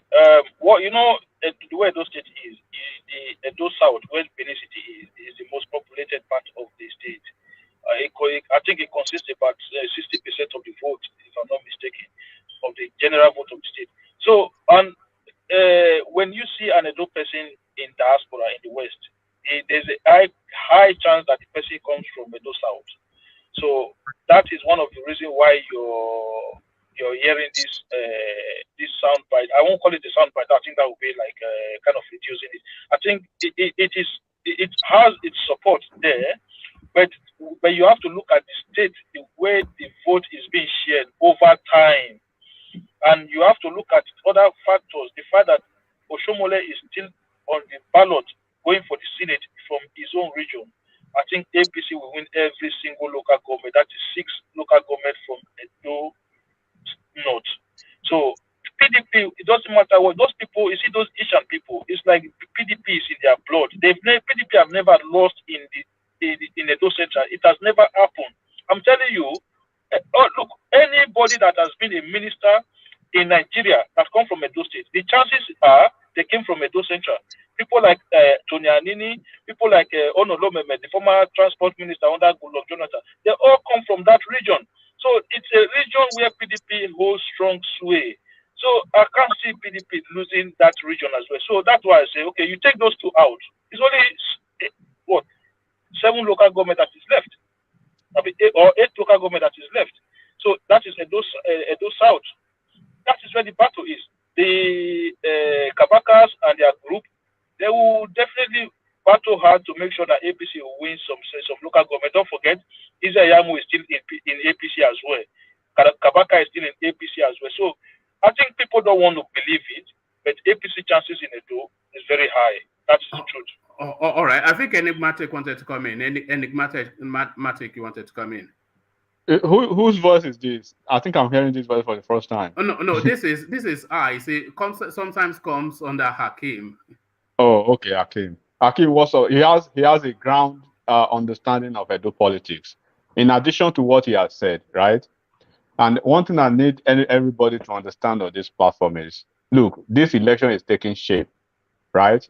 The boys are coming into town to each time. You know, when I was saying something 2 days ago that they are talking about Agbero. Agbero is part of Nigeria's political system. So what you call Agbero, right, like a liability to you, is an asset to core politicians in Nigeria. If you are able to corner that part of the not NURTW wing, if you can corner those folks from the top, then you are as good as cornering a section of the state for yourself. So talking about Edo politics, those people who are very conversant with Edo politics, it will be sheer, let me say, it will be funny to say, I'm not trying to ridicule or Labour Party, but to say Labour Party will take Edo State. Oshomole came as he was the only one who came like somebody out of the system that did it. Edo State has always been PDP from '99, from the days of Chief Aneni, Tony Aneni. And then when you see the shift in the last election, which actually this current the incumbent governor now, it was because of the situation that was happening in Edo then. So Edo State will always be between PDP and APC, and the national enclave of PDP will always be, they will tilt toward anything that is anti-APC. So if Labour Party is the party that that has that kind of that has that kind of a toga for them to fall in with, they will move to them. If it is maybe NYPP tomorrow, they will rather go to NYPP, those renegades or those people who are mad or who are not happy for one thing or the other in PDP, they would rather go to NYPP than to go to APC. So naturally, they will split the vote of PDP, just like what will happen in the Southeast. They will split the vote of PDP, they will neutralize the vote. It will go between APC and PDP. But as this guy, Akim, has already analyzed it, chronologically, APC and then they are already doing the work. It could have been possible for PDP, but PDP is split now. Dan Obi is having serious issue with Obaseki. Obaseki is not in control of the structure of the party, and then this looks very good for. So Obi will try his best, but I don't. If Obi makes 25%, that will be a miracle to me. If he makes 25%, yeah. All right, brilliant. So back to you, X0. So X0, round off your thoughts on that space, but you can hear people look out to Edo, and people who are steeped in Nigerian politics give you a breakdown, but do you concur with their analysis, X0? Yes, we are basically saying the same thing. It's just that I don't use the same language as the ICE. Like I said before, Kabaka has lost before. Before the previous election, he was dancing when he thought that they used the power of incumbency to oust Obaseki. He was dancing his victory song before the election. He was dancing. Those videos were there now. So this is not the first time he's dancing publicly. It's not the first time he's dancing publicly. Now, you must understand that Obaseki has the power to tilt Edo State towards any party of his choice using his power of incumbency. He has done it before. He has done it before, and he did it conveniently, and he showed that Edo is not Lagos State. He can still do it again. Right now, the my brother, I would disagree. I would disagree on that. Oh yeah, if you hold can, on, but let him follow through a little bit. Yeah, let him follow through a little bit. I'm speaking on the antecedents. I'm not speaking from mere thin air. Last election, Obaseki took the state from APC to PDP, and he won it roundly. This election, we can see that he's still having issues with Wike. He might choose to take the party to another the state to another party. He has his men. If he doesn't have his men, he wouldn't have done it the last time, leaving the primary party, the principal party that was the national party, APC, into PDP and winning an election. It's not out of the ordinary. There must be something this guy is doing right. I'm not trying to argue here. I'm just trying to state things the way it has happened before. And in stating that, let me also state that KABAKA has danced before and lost. So I'll leave it there. All right. Enigmatic, you wanted to come in, and then I'll take you X0 to another topic. So Enigmatic. Okay, so I'm talking as a neutral arbiter here now, and I'm being very, very factual about what will happen in Edo State. Yes, Obaseki took Edo the last time, but remember, the metrics and variables are played in what is his name, Obaseki's favor. Obaseki had the whole of national and state level of PDP structure in his fold at that time. Dan Obi was there. Wike was there, a lot of governors were with him. Now the situation is different. And do not forget, Edo State is an off-season election. Underline that. Okay, where there's concentration on just only one state. So they will be able to mobilize energy, resources, and everything to work with, to go toe-to-toe, pound to pound with APC. Now it's going to be a general election. So if you think what happened in 2015, I mean in 2019 or 2020 election is going to happen now, that is the dynamism of politics. So it's different now. So it does not have that power to do anything again now. All right. Thank you, Enigmatic. So let me acknowledge Kulata's super chat, which is into the conversation. And then before I come back to you, X0, I want to take a quick sampling from Mr. Omoruyi, who is also indigenous to Edo State, and he has a good understanding of it. But let me acknowledge Kulata's super chat first, which is to say Edo is up for grabs, PDP versus PDP light, split vote. So I don't quite know what PDP light is, so coded words from Kulata. Thank you for the super chat. As we welcome Mr. Omoruyi, but we're talking about Edo politics, which a lot of people will tell you has already gone to Peter Obi, but people from Edo State are like our eyes, and people who understand Nigerian politics like Enigmatic, they have a different thought. So Edo State in play, how do you see it playing out in 2023, Mr. Omoruyi? Yeah, thank you for having me, Mr. Wama. My greetings to other panelists. I just came in, I wouldn't know the opinion of others, but I heard the other guy talking based on his own opinion, his own calculation and permutation. Yeah, you see, politics is local. We are from Edo, and we did a bit of politics before we left. We have a sound understanding of how we roll in Edo. In the last election, I don't want to go back, take you too far to the last election. As we speak right now, both parties are in turmoil. It has divided against itself, cannot stand. As it stands today, if PDP goes into election with this division, they are nowhere in Edo. So what Obaseki did, when Obaseki was leaving APC, we knew he was going to have even more problems in PDP. Because the same factor, the same issues that led to his leaving APC were tips on the iceberg compared to the vampires and the vultures we have in PDP in terms of money sharing. There was a time when you shout PDP in my state, share the money became their slogan. So we knew he was going to have more problems in PDP. So that is exactly what we are seeing today. So what he did, as we speak to them, PDP may not have candidates in the next House of Assembly, House of Rep, House of, senatorial elections, except they come together and reconcile. If you recall what Obasaki said recently, every family has obedience, one way or the other. We have to put our house in order, or else these people are not looking into our direction. He was making a strong political statement. So I want to repeat this one to you. So what he did, now that they are not able to reconcile, they are fighting from ward to state, from ward local government to state, they are divided. So if they go into election with this division, I repeat, they are nowhere in those states.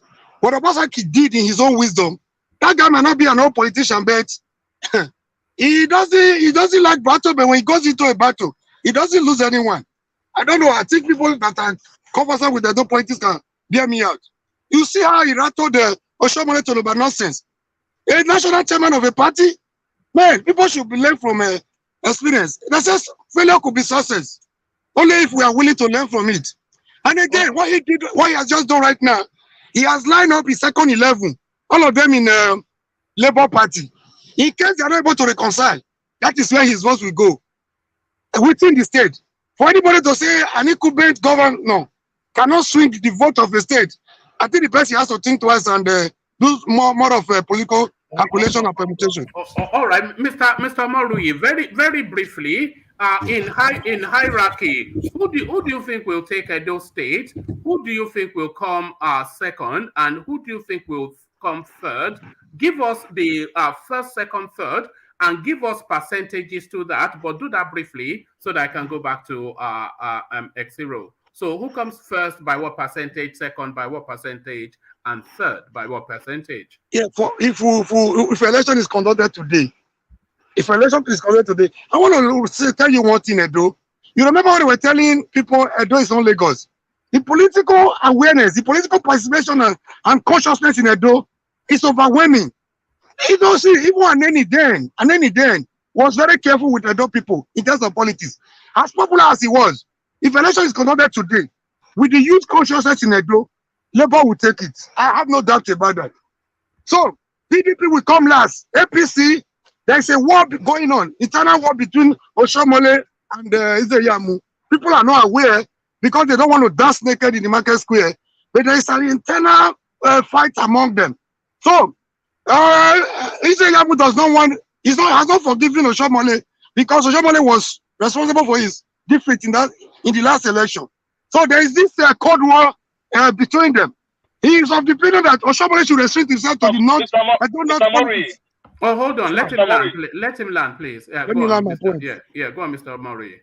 KEYAMO is of the opinion that Oshomole should restrict himself to his Edo politics. He should not come and make unnecessary interference with the Edo South, who are in majority. But KEYAMO is losing his popularity because he has been there since 1999. His people from Oriomo has nothing to show for it. So he has lost him with the Edo people. So he still has this cycle of influence within the Edo South politics. That is the division everywhere between APC and PDP as it stands. But with the consciousness of Edo youth, if election is conducted today, I repeat myself, mark me everywhere, anywhere, Labour will take it. But what then is a long-term... Labour will take the whole of Edo. They will win overwhelmingly. You must be kidding, bro. Hold on. That's Mr. Murray. Yeah. Mr. Murray, Domo Egwato. Sir? Egwato, Domo. Mr. Murray is Anisha. It doesn't matter. We are all Benin. Domo Egwato. Welcome, bro. Mr. Murray is Anisha, man. It's okay. I said we are Benin. It's okay. We are Benin. All right. Make the point, and then I want to move to another topic. Mr. Murray, it's okay. What you said, you tried. As a politician. What you said, it's not far from the truth. What you're saying is not far from the truth. But Labour will not take those states. Just right now. Hold on. Just right now. Jude died from PDP. The House of represented KABAKA. You know, Obaseki is using the Labour to leverage for his people to get into PDP by threatening. Now he has the opportunity to put Labour on the limelight to give them structure. What did he do? When he ran back from abroad, instead of, you had three options: rerun for the position, um, uh, um, nomination, automatic nomination for the position. If he wants to put Labour in the limelight, he would have done rerun, put his Labour boy there, then go for the seat. When he came back, he put Okada, the former PDP Speaker of the House, automatically put in there as a the next replacer of House of Rep. If Labour is that strong, if that be Labour, but he still put his boy PDP. Obviously, he's not leaving PDP. Labour are getting crowd. Yes, I've said it here before, but they don't have a structure. The only two structures they have now, one from former chairman Eric Osayende, and the other guy from Akoko Edo that's just class structure.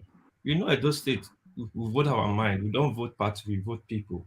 But the way it is right now, because this artificial issue that is going on, Obaseki will not get one vote for any Benin man. Not like Obaseki is not good, but he will not get one vote from any Benin man. My friend is on his second 11. He knows that the people he chose to go to Labour to go and buy from, but he's strong man still in PDP. Why didn't you tell those people to go to Labour to go buy from? So we know what's going on, but you are entitled to your opinion. But I'm inside PDP, so I know what's going on. All right, a difference of opinion. So let me get back to Exiro and move on from that space. So Exiro, back to you. One man. Can I ask Omori a question, please? Well, I don't want us to be locked down in that Edo space. So it was meant to be a little bit of a. But I'll go on. But after Mr. Mori responds, then I have to move on. Mr. Mori, my brother, is me Akim. You know me very well. You and I we're from the other side, so he knows me very well. Mr. Mori, I just want, the reason I want to ask you this question is this, because you say Labour Party will win in those states. So I just want to say, it's like, you know, the permutation from time, how it was.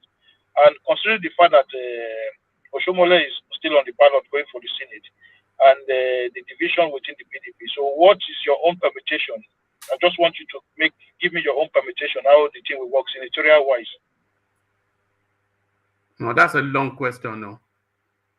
All right. I don't think we have Mr. Murray for the moment, but let me use the opportunity to go to one man. Yeah. Is it not wonderful that you see just only in Edo State, three of them that spoken now, they spoke with different view, different position, different opinion. Can you see how dynamic we are as people? That is only in Edo State you are listening. No, we are not talking of all Nigeria.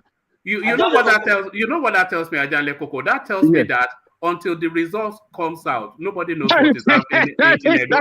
Nobody knows. Man.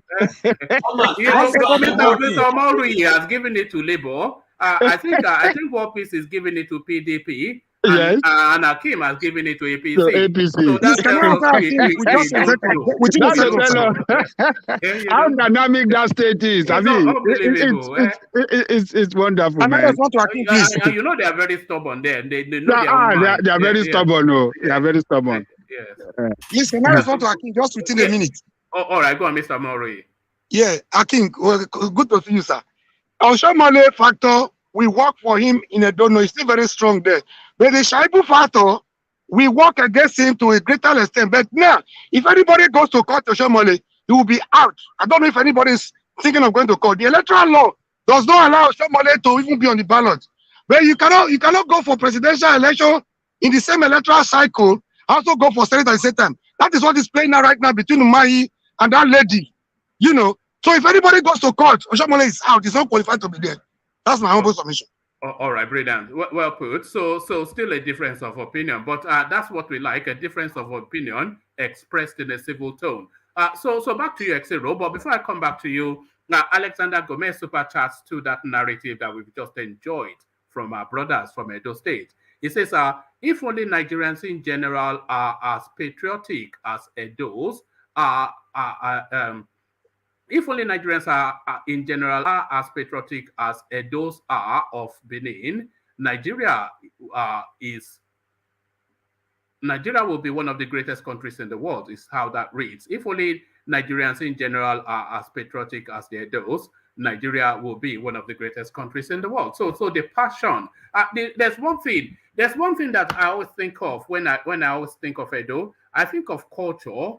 I think of machismo. They have a lot of machismo. When they talk, sometimes you think heavens will shake. Heavens will not shake, oh, but they have that bravado and they have a passion for their culture, you know. But that's how I see it. That's what I think of when I think of Edo. So thank you guys for the passion. And let's equally that passion to X0 as it talks us through Shekarau's politics. So we've always said that the NNPP was a special purpose vehicle put together by businessmen to negotiate positions for 2023. So exactly as predicted, that is how it's playing out now with Shekarau Ibrahim now romancing the PDP and the APC to see who will offer him the juiciest deal. So the hemorrhaging of the Kwankwaso narrative, I did say it will not make it to the ballot, and it looks as though it will not. X0. I don't know if Shekarau was gunning for the Senate or something. I don't know. But he has a ticket. He has a senatorial ticket. Yeah. He's a senator currently. He's a senator. Yeah. Okay, he's vying for the second. Okay, yeah.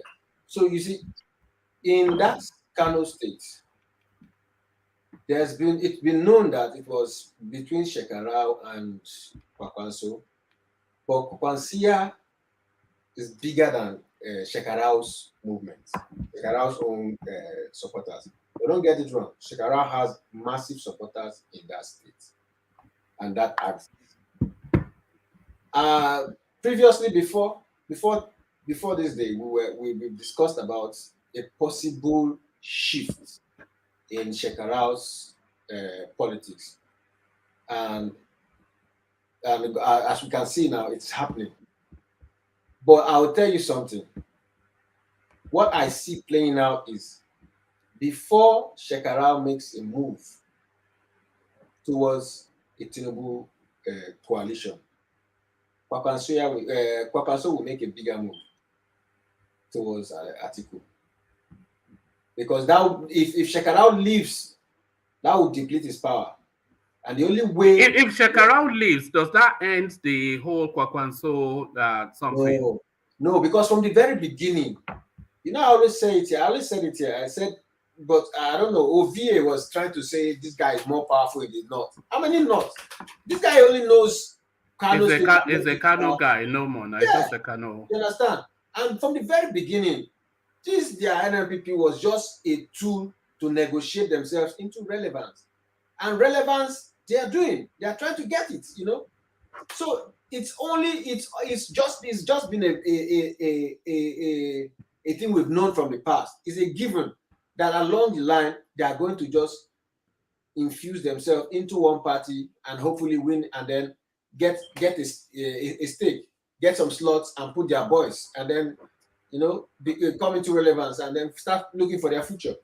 But I don't think the two of them put together, I don't think they can sway anything unless they negotiate themselves into relevance by joining one of the APC or PDP.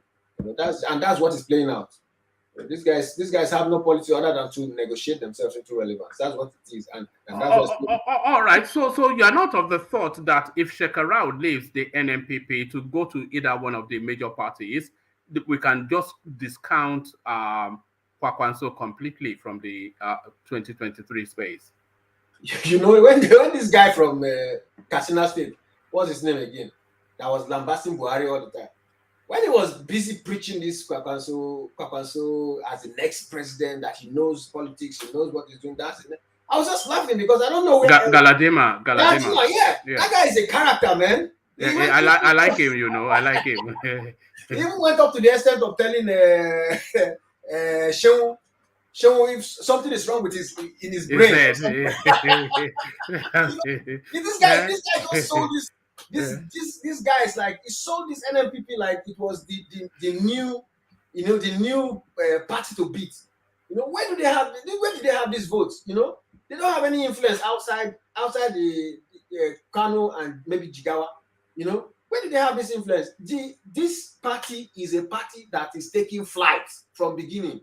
I said it here. I said it here that this guy might just go and team up with Tinubu. That is Kwankwaso. I didn't know that Shekarau was the one that's going to even be making those. If Shekarau teams up with Tinubu, does that then close that door to Kwankwaso? No, that door, that door was already suspect, because we don't know. Like there's another narrative that we were thinking was the narrative that was playing out, which is the Northern agenda. And if there's a Northern agenda, Tinubu might just have gotten this ticket, but will never achieve anything with it. Because if there's a Northern agenda, Atiku is the man. They're going to give their support. So we are just speculating, though. We don't know, but I don't think that Kwankwaso can park with Atiku. And I don't think tribe is enough. I think ideologically and in terms of worldview, they are completely different.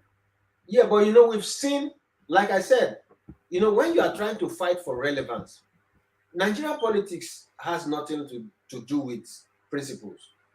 Nigerian politics has everything to do with relevance. There is some principles in the north. So you want? Let's not go there, man. You know this. You know that Nigerian politics has no clear definition. The PDP, the APC, and even to some extent, the Labour Party will still become like them. But we just want something new. That's why so many people are saying OB. But our Nigerian politics has nothing to do with ideology or principles. It just has a lot to do with relevance. You don't think there's an ideological thrust to Nigerian politics? No, I don't. Why not? Well, there is.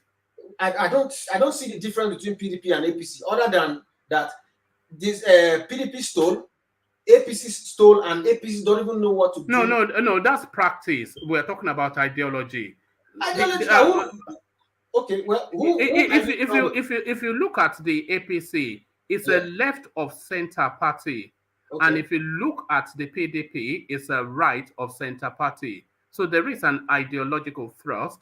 APC is a people-centric party, and PDP is an enterprise party. Okay, well, if you want to put it that way, I wouldn't really put it the way you just put it. I would just say PDP allowed for some manner of everybody work for yourself, and if you get something out, you benefit from it. PDP closed every door. PDP allowed everybody to work for themselves and earn profits and then take their spoils. APC closed every door, stole everything. But that's an ideological. Is that an ideology? Yes, now. No, because what you are describing is a free enterprise ideology versus a big government ideology. APC believes in big government, and PDP believes in enterprise and business.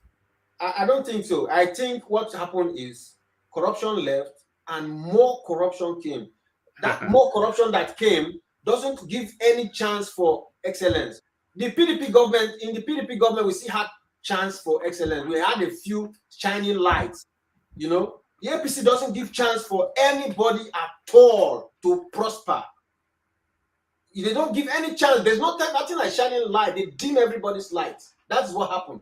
So there's no ideology in what you are calling ideology is just aloofness, not knowing what to do. We even had an opportunity that you can even use to say, okay, help this country without you know that it's the APC that's the first party to actually introduce like a social welfare sort of program within the Nigerian space. And PDP was liberalizing the economic space, opening it up to private enterprise, which the APC has never done. Okay, so that's an ideological chasm right there. Like I said, that's an ideological chasm. Like I said, I don't call it ideology. What I call it is, when we had the PDP, there was still a faint sense of direction. When we had the APC, it was only power, no direction, no excellence, no nothing. That's what happened. If you define it as ideology, well, to a certain extent, you might have something to it might be valid. But what I see, the reality on ground is PDP had some faint sense of direction, but corruption wouldn't let them go for it, take us out of the doldrums. APC came totally to take power and nothing more. Take power, take all the money, nothing more. Because they came. No, I wouldn't say nothing more. They've done big project infrastructural developments. They've introduced a social welfare system within the Nigerian space. So that is a left of center thinking. Please let me know this social welfare system. What about all the monies that the insulations that they're giving to the rock bottom people? But you know yourself. You know the answer yourself. That's why I no. There is corruption there, but it's a practice and an ideological thrust. This is when you say corruption, you are being fair. It is too much corruption. When you but nevertheless, it's an ideological thrust. When you tell people like us that you share trillions of naira to people. No, that's the practice. No, that's the no. You are conflating the practice with the philosophy and the ideology. The ideology and philosophy is a social welfare one, but the practice, of course, is the Nigerian practice of corruption. One man, I still tell you this: you cannot call something an ideology just because it was used as a tool to fleece money. No, you can't, because that is the only common way they could steal. There's no other project they could put it into, because if you put money into a project, a real project, even if you end up stealing a percentage. No, which they have done. Everybody that has been to Nigeria have come back to report of infrastructural developments. Whoa. Roads after roads after roads. UK, Mike, everybody. I've just seen the new rebrandished airport in Lagos. Whoa. Well, I don't think we're talking about this. So those are infrastructural heavy lifting. The second Niger bridge, the Lagos Ibadan completed. Those are heavily. So that's a social welfare sort of ideological thrust. Well, woman, if the rain falls normally, if there's sand on the ground, the drops of the water may shape the ground anyway. Then it is now you who goes to the ground and say, wow, this is a map. That's what you are doing. But what's happening is corruption. And they only do their corruption in the simplest of ways. Claim they want to share money, steal 99% of the money, share some 20,000 to some farmers, and then claim they share trillions to people. That's just because they are inept. They don't have capacity. They cannot steal like PDP. PDP can steal with a project. APC cannot steal with a project because they don't even have the capacity. They don't even need capacity to steal. What they do is, okay, we have this money. We're going to share it by hand to people. And then they share us 1% and then take 99% off. That's what they do. You know? So I don't if you call it an ideology, when you are giving them more, more feather on their heart, it's pure stealing. No, okay. Well, we agree to disagree on that one because we can loop around on it, around it forever. You're just painting the map, but I know. No. You know, the Nigerian space is corruption. Is first. It's a corruption endemic, rotten space, and whoever is in government is just there to loot. So we know that. But above that looting or underneath it, is an ideological positioning. Buhari traditionally has always been left of center. Tinubu, even somewhat, he has always been a little bit left and a little bit right because he a hawkish capitalist with the welfareist sentimentality. So all of that mixed up in the ideological thrust of the APC. But the PDP has always been about liberalization, open economy, free market, profits, you know, so those are, it's like the Conservative and the Labour Party in the United Kingdom. That is how let me open your eyes better so that maybe because of my analogy, you're not getting my point. The point is this.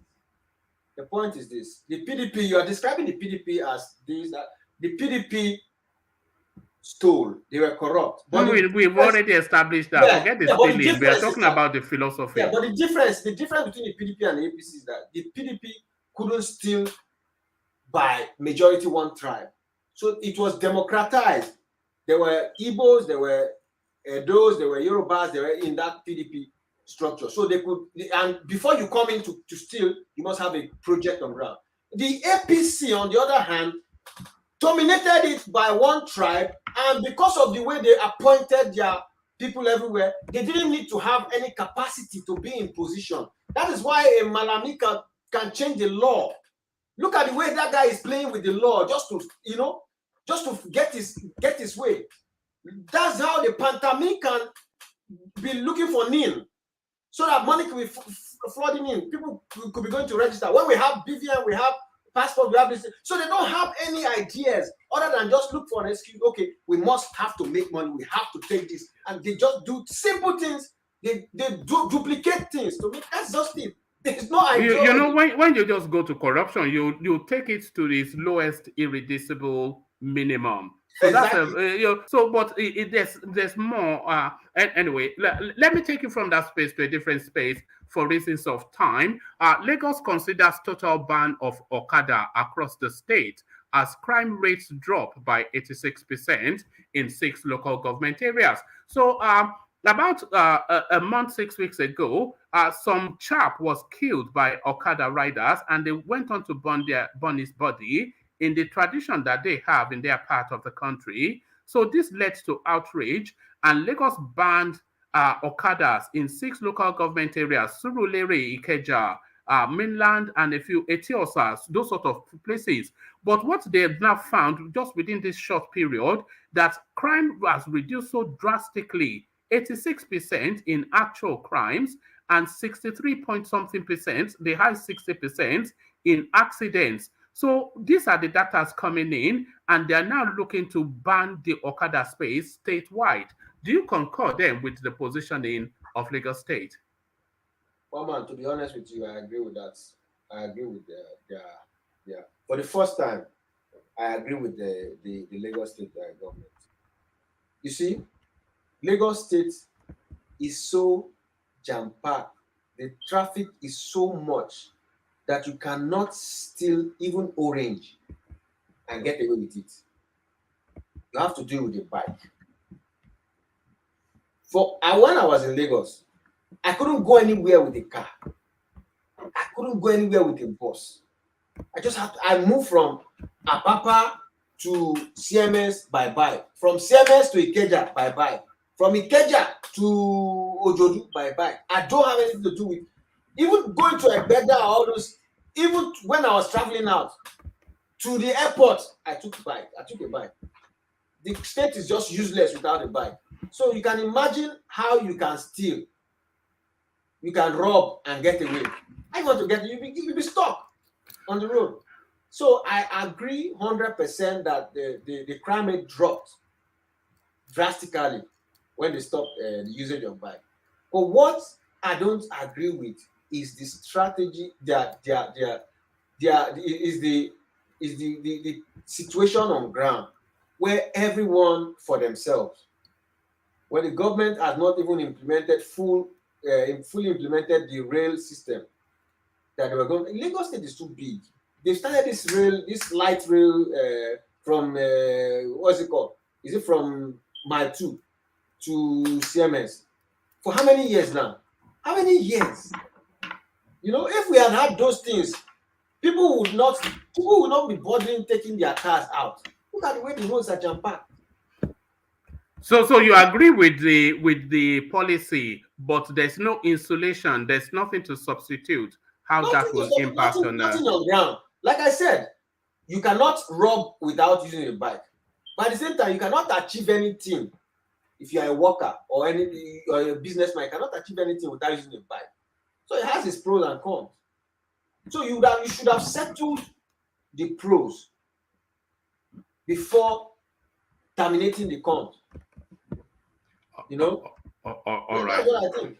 All right. Thank you, Xero. Thank you, Xero. Let me go on from you, Xero. Let me go on to Ajan Lekoko. But before I go on to Ajan Lekoko, let me come in via Kulata Super Chat. It says APC socialist, PDP capitalist, explaining APC Socialist PDP Capitalist explains voting patterns with Northerners supporting APC and Southeast supporting PDP. So that is essentially it. Is there is a, if you look at enough, you'll see that there's an ideological underpinning to these political parties, but it's not at the foreground. But you can see it in their policy positionings and their administrative style.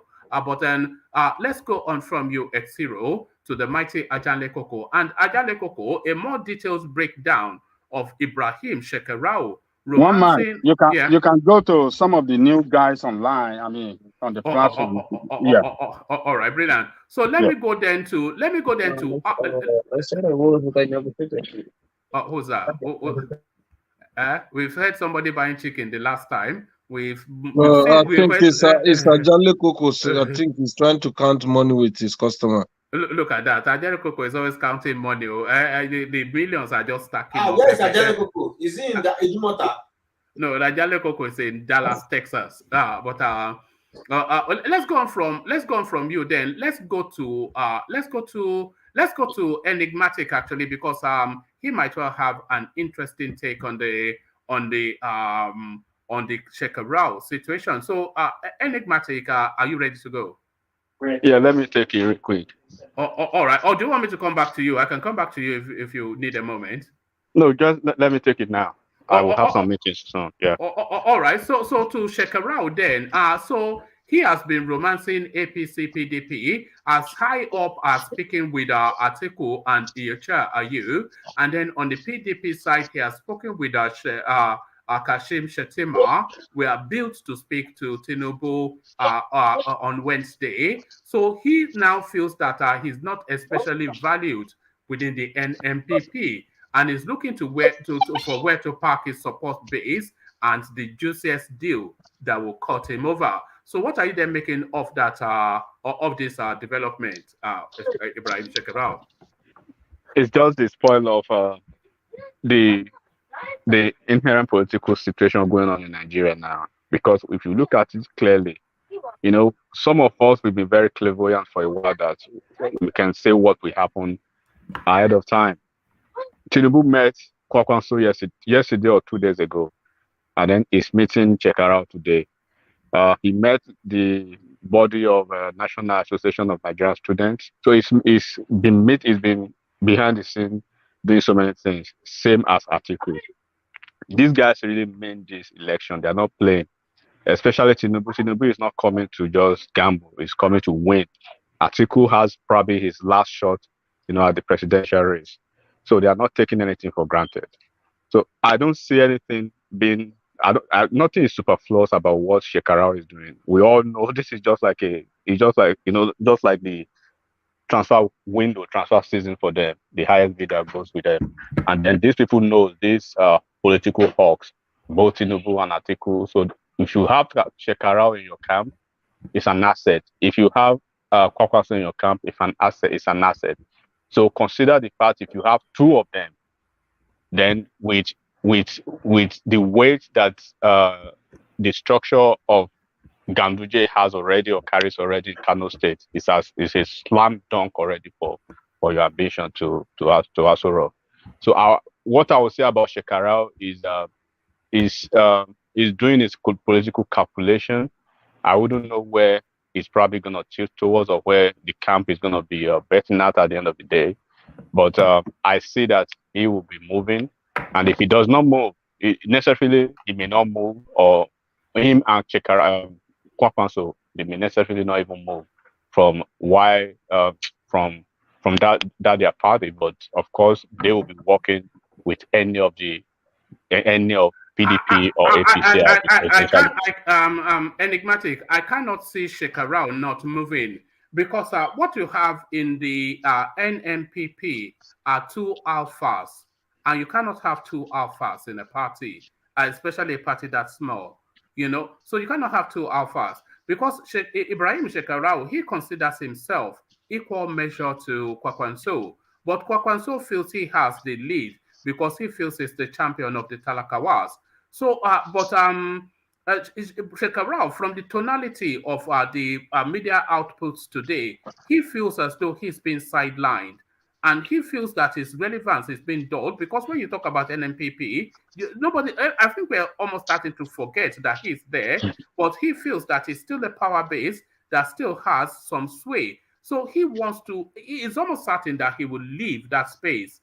But I see him more as an article kind of person, personally. He moved to YPP for transactional reasons because his return to the Senate, at a point was actually threatened by APC. So eventually he met with Ganduje, but it was very late. The meeting wasn't really successful. I think the less than 24 hours, we knew he was moving to join Kwankwaso. So whatever is going on between him and Kwankwaso now would have been envisaged by people who are the political watchers, especially within the Kano political space over there. So I think what I'm seeing now, he wants to go to the Senate. He has a ticket to the Senate already, and there's every possibility that he's going to win the election. But I believe he's bargaining beyond that. I think when he gets to the Senate, what is in need for me? He's looking forward to the administration, probably the next party that will be making the inroads to House of Rock. Is it going to be APC? Is it going to be PDP? Is it going to be Atiku? Is it going to be Tinubu? And I just want to disassociate myself with that narrative of a northern agenda. There is no northern agenda in this election. It's ridiculous. That's pedestrian thinking, So those people who are saying that, they are saying that because Tinubu is in the mix. A lot of people do not like Tinubu, but you have to be neutral when you are talking politics, especially at the national level. Some people will say Edo is not Lagos, Lagos is not Edo. How does that concern Nigerian politics of Edo State? We are talking national politics over here. So what will happen eventually is, like I said, these people are dealing. Some people say it may be very difficult for Kwankwaso to even deal with Tinubu relationship. Okay, they have a long standing, and Tinubu is not the person that will have a word and will not keep it. So Kwankwaso and by the way, Atiku is notorious for not keeping his words. That's where I'm trying to go now, because Atiku is he has a penchant for that already, and history can tell, empirical evidence can tell that he will tell you one, then it's probably going to be meaning 10 at the end of the day. He did it recently with Wike and the whole drama debacle going on in PDP now. These guys are veteran politicians, so they would rather stick with somebody who can give them a word, and as long as you can keep your own part of the bargain, then you are sure as getting the part of the deal. So Tinubu looks very, Shekarau looks very likely if he's going to be moving at all. I do not want to say he's moving now. I don't want to jump the gun. But if there's every possibility that he will be moving, I see him moving towards APC, because he will be dealing directly not with the party chairman, he's dealing directly with the man involved, which is Tinubu himself, and they will have some man-to-man conversation. If Shekarau moves to APC, if he strikes a deal with Tinubu, with Ganduje already the governor of that state, does that then categorically APC Kano state, and with Lagos State already in the bag, is that the election done and dusted? The election, you have to go by the election, the numbers, the map and the numbers of electoral returns in Kano State is usually 1-on-1. But when you have a 2 against 1, when Shekarau moved to Kwankwaso, right, he sent shivers down the spines of almost all the big weights in APC. You could see the governor, Ganduje himself, he had to dust his pride aside, and he went to meet Shekarau at his home. Please don't leave. Your ticket, you go on unopposed. So he even Ganduje himself had to jettison his whole senatorial ambition just to ensure that Kano APC remains. So now, if the 2 against 1 is going to be the 2 against Kwankwaso now, so what does that tell you? It means the narrative is shifting and the political projection is shifting back to almost the base where it was. So it will be very difficult, regardless. Of course, I'm not I'm not decimating the character of the Kwankwaso movement or their numerical strength, but this is what we are talking about: the state politics, the incumbent power, and Shekarau being in APC again, 2 against 1 of Kwankwaso. It's going to be very tricky for Kwankwaso to have an edge over them. Very, very difficult. If we're working on the assumption that Kwankwaso is also going to park its influence with somebody along the line, if Shekarau already moves to the APC, would that make it that much more difficult for Kwankwaso, for reasons of ego, to join him there? Well, Kwankwaso is in a more precarious situation than Shekarau, because Kwankwaso is like the face of his political party. It's like the national leader and stuff. So he will be very. First of all, he will dampen the morale of the national body of that. It's just like you are saying. It's just like suddenly now, let's liken this situation to if Peter Obi now moves his relevance all of a sudden back to PDP. You can imagine the backlash, right, that will happen. So Kwankwaso, we like it or not, is like the face of that political party now in Kano State and nationally. So it will be very tricky and very difficult for him. It's in a Herculean task. He has some decisions to make, but they are going to be very, very, he has to find a way to go through these murky waters of this decision making. It's not going to be easy. But the NNPP space is more grounded in pragmatism than maybe the obedient movement. So if it's pragmatic, if it's able to bring a narrative that he has negotiated for his base, the Talakawas, that this person will favor them in some manner. Because there are many things, pragmatic, one of them, the northern politics, so completely different, because Obi is very much a hostage to an ambition that is even greater than his. So he's very much a hostage to his space, but how much of a hostage is Kwankwaso to the space that he occupies? Well, to simply define that, right?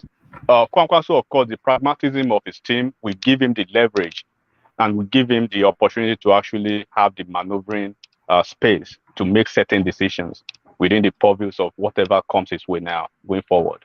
Obi will not have that kind of leverage because Obi has been taking no stage. Yeah, he is a hostage. Yeah. So there are so many decisions Obi personally could have taken now, but he wouldn't dare that because, bro, they probably gonna send a bazooka to him and just blow him. Blow him.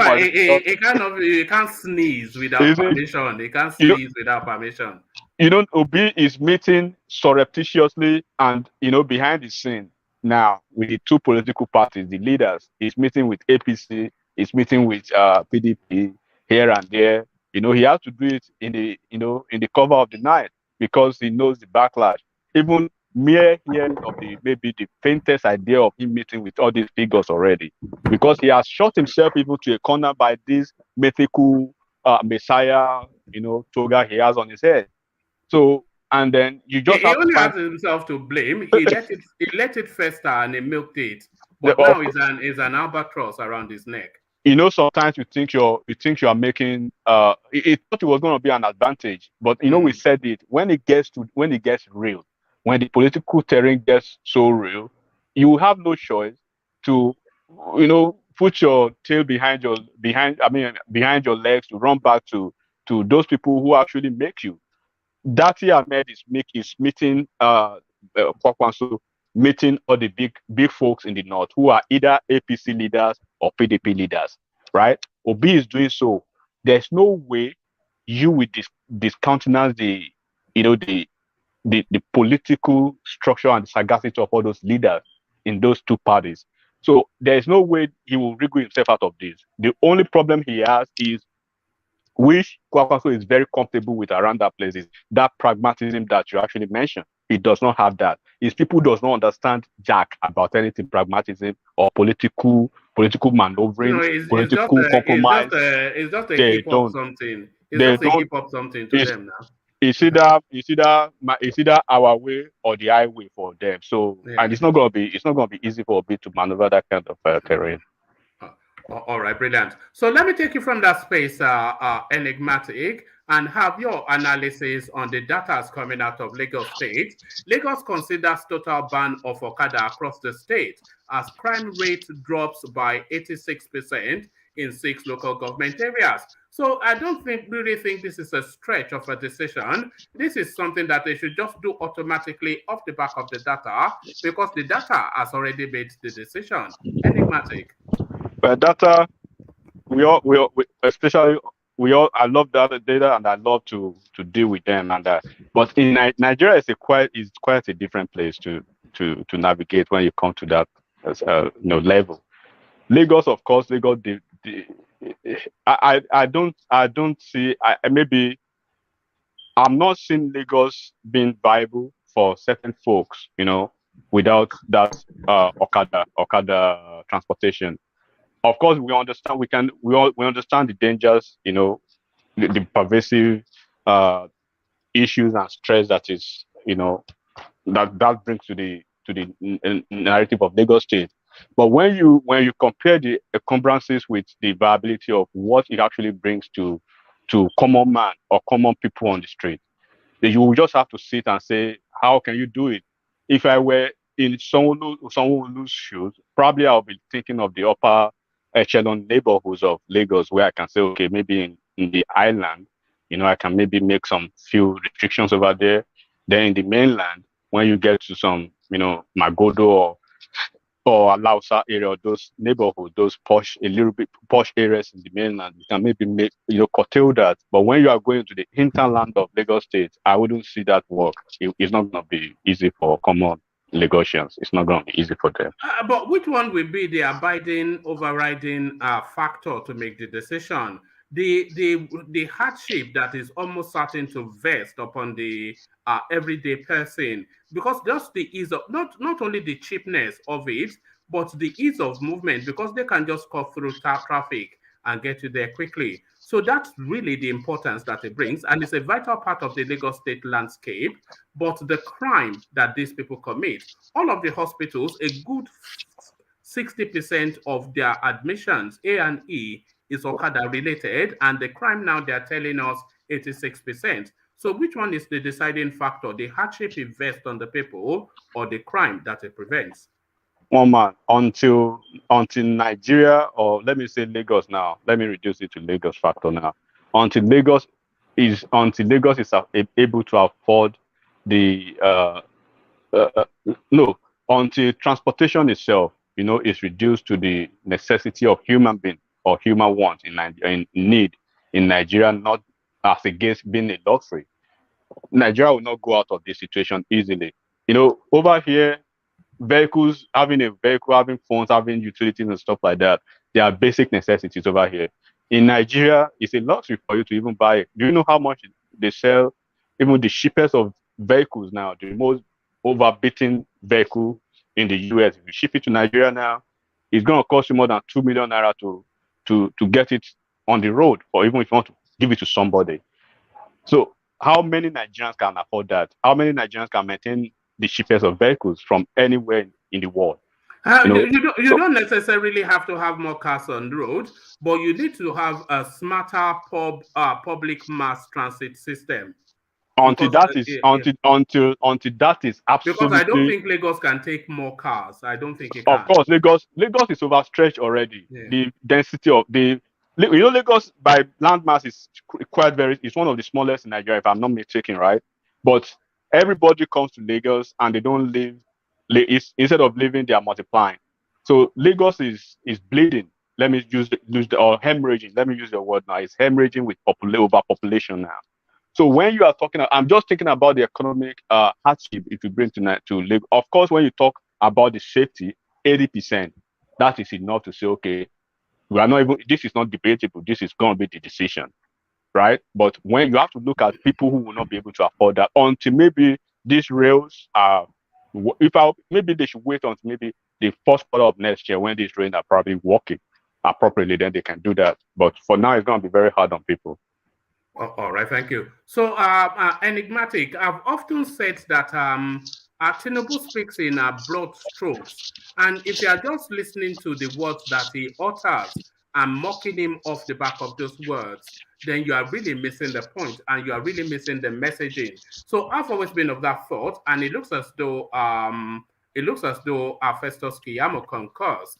Tinubu more forward thinking with Agbado cassava comment. So let me give you a brief feel. It says, Bola Tinubu's recommendation of Agbado and cassava diet for youths to be recruited into Nigeria's armed forces shows his forward thinking. His campaign spokesman Festus Kiamo asserts at a Kano event to mark his 69th birthday on March the 29th, 2021, Mr. Tinubu advised the federal government to recruit 50 million youths into the various security agencies to tackle the worsening insecurity. Recruiting 50 million youths into the army, what will they eat? Cassava, corn, yam will grow here, Tinubu said. The statement has, however, become a butt of jokes amongst Nigerians who say the presidential hopeful is out of sync with current economic realities. Mr. Kiamo, in an interview, however, said the All Progressives Congress presidential candidate's Agbado cassava talk is an euphemism for food security. So that is essentially what I understood that to be as well, that Agbado, because he went on to add that it will be building silos to stockpile food. Are people a bit remiss and being a bit too lazy of thought to leap very quickly to the wordings of Tinubu and not take cognizance of the underpinning message? Well, one man, those who are rushing to make maybe subliminal judgment about Tinubu generally, they are basically restricted to the cocoons of their overall mindset of what an idea of Tinubu is. Generally, if you listen to Tinubu even since 1999, since he became the governor of Lagos State, he has had a way he says he's not an orator. We understand that, and it's the person that he speaks like more in broad strokes. And then it's in between his speech. It's like he's joking, just having fun. But look, beyond what people think generally, there are things that attract me to a lot of people, or a number of things that I look at. You live in the UK. We live over here, and a lot of people who live in this corporate environment. You understand the fact that what it means to work in corporate America to a standard level, right?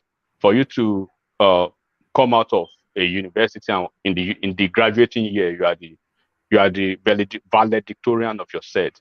Valedictorian, in other words, means you are the best graduating student of that set. You graduated with honors, and at that level, he had more than 8 offers. Out of those 8 offers, 4 of them were from the Big Four, right? So if you are familiar with Big Four, you understand what it means, and you understand what it means to work at that level. So if such a man is making some comments, and you see maybe some millennials trying to make fun of what he says, they should rather look beyond that and look at the message. For sometimes they just want to click and bait on attacking the person of Tinubu, but they don't even think about the substance of what he says sometimes, and it takes away the understanding of ideas of what he brings to the table. So unfortunately, everything he has said, he has mentioned how Nigeria could be this big with this kind of population, and we cannot even, make brake pads. What is it telling you? It's telling you about manufacturing, production, the same way Obi is saying, but Obi is saying it in a different, balance. So Nigeria, when the next president comes, the first thing that the next president will have to do is find a way to shore up the revenue of Nigeria. And you cannot shore up the revenue of Nigeria without actually having these kind of ideas in your bag. So he has done that where he was coming from in Lagos, and of course with the right team. Buhari is very lucky. He's the only Nigerian president who is able to come from nowhere after 4 electoral defeats to win an election against an incumbent.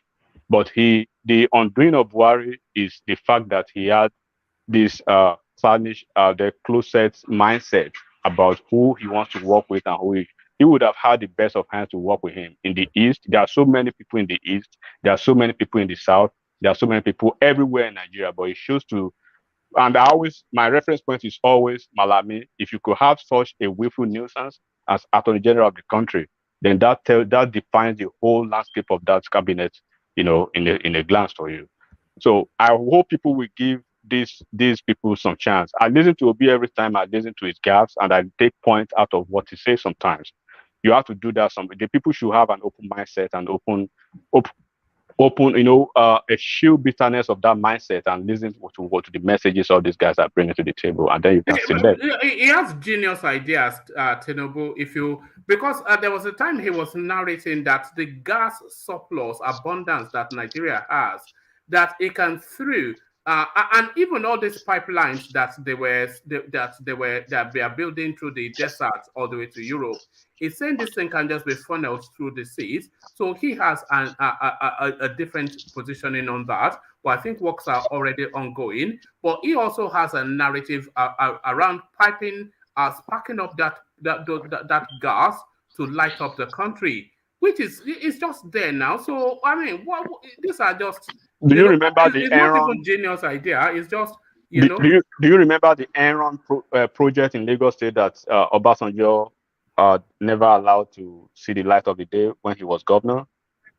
He was basic. What he was trying to do is what is happening in US, in Canada, and all those advanced countries. He wants Lagos State to have its own power grid, but OBJ will not have that. And then, so most of the idealistic idea, even this NAFDAC that was actually brought to the federal level, Lagos State first had their own equivalent of NAFDAC. So there are so many firsts that this guy brought to the table as a governor of Lagos State that was replicated at the federal level. But of course, campaign is almost around the corner. Then all this, we want to see what all of them will bring to the table. I would not criticize any one of them, even Atiku. I want to see what they can bring to the table. I want to see how they play their politics. I want to see those who continue playing amateurish politics, and then how it pans out.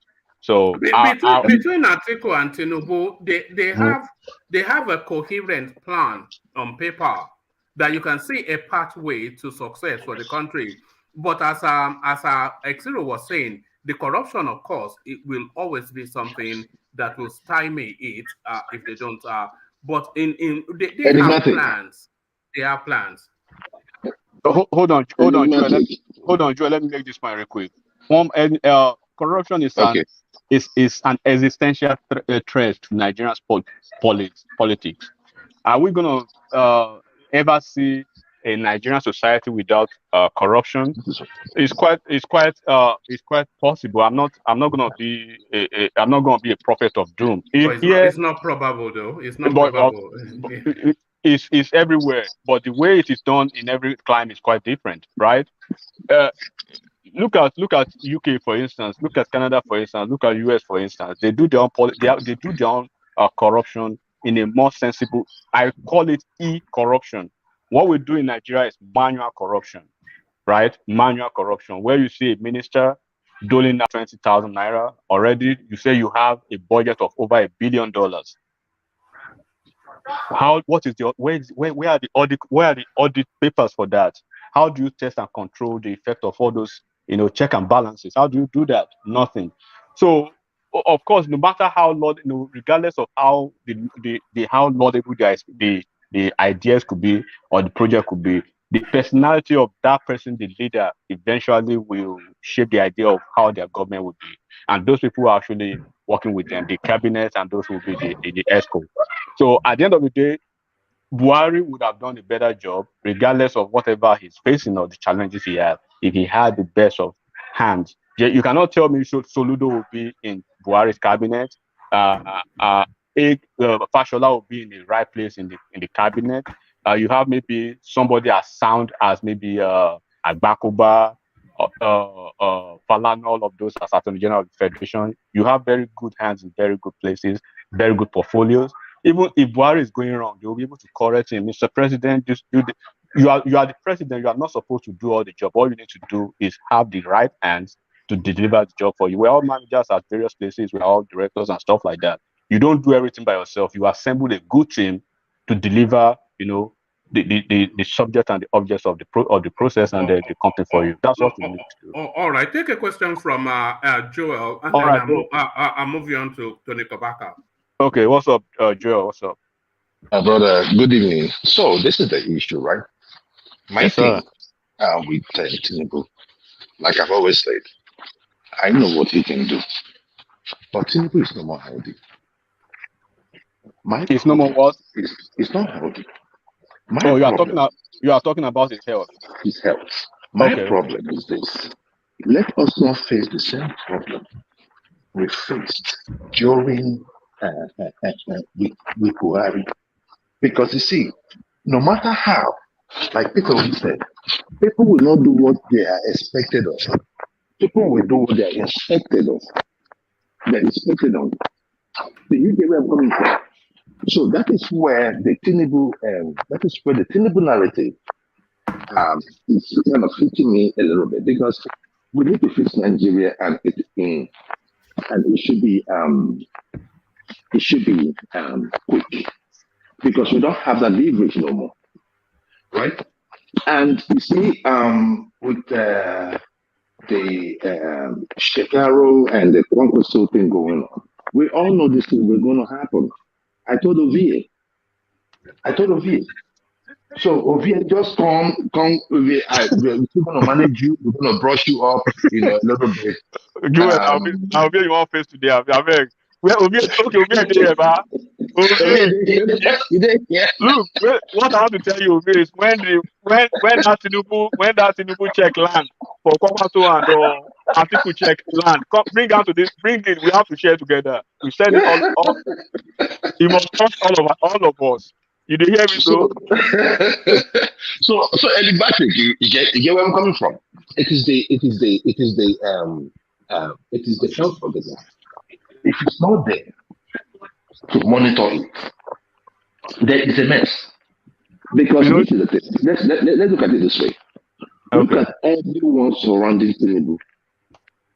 They are the same people that have kept us where we are today. Do you think that they're going to change overnight? No. Look at the people surrounding. You will tell me 5 people. Let's have this just maybe 2 minutes interactive session now. Tell me 5 people that you see with Tinubu that you believe that you will not be proud of if you are the president now to have in your cabinet. Just 5 of them. Like I won't be. I don't know who his cabinet members will be, right? But what I can tell you is that. Okay, before you proceed, let me give you a poster. Do you think Tinubu can hunt for talent? Yes, I know he can. And you believe he can work with you. He can work with what's his name? With this Kwankwaso guy. Why are they forgetting? Ovie. He can work with Ovie. He can work with anybody across Nigeria as long as you can deliver for him, right? Yes, but my problem is this. That is the problem of Buhari. That's what Buhari lacks. So any leader that has that kind of Buhari's nature will always fail. But the thing there is that if you are not there, the key thing there is this. You might make all the nice appointments like we have seen over the years. If you are not there, how would you not be there? How would you not be there to manage it? That's what I'm saying. That for someone like Tinubu, I'm talking about his health. He will be there. I'm talking about his health. Tinubu does not have psychiatric issue. It does not have psychiatric issue. If you want to subject it to the medical point, right? Okay, let's assume, as you guys say, he leg the shake, Abi. He had the shake, Abi. Is his brain shaking? Hold on, everybody. Pulata, you opened up that space.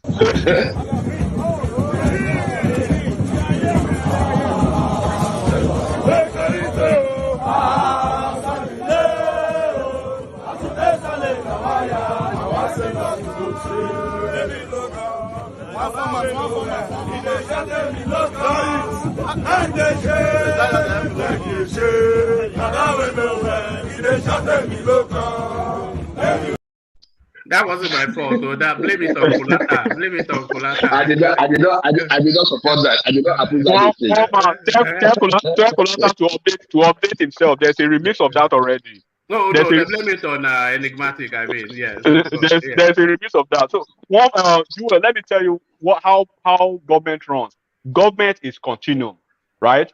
Government is continuum in the sense that if you listen to what KEYAMO and Tinubu's media people are saying now, they of course they would not, outrightly distance themselves from Buhari's government because they are not just come out and oppose his government like it's not. Okay, can you hear me? Yeah, carry on. We can now. Okay, yeah. So, but what they would do is, of course, if you are hired as a manager to a company now, you look at the books first, right? You call a good meeting and you will consolidate on the areas of strength and on the areas of weaknesses where you need to make changes, adjustments, and maybe even change some personnel. You go with that, right? So Tinubu as of today, Atiku as of today, Obi as of today, Shuare as of today. If I have my way,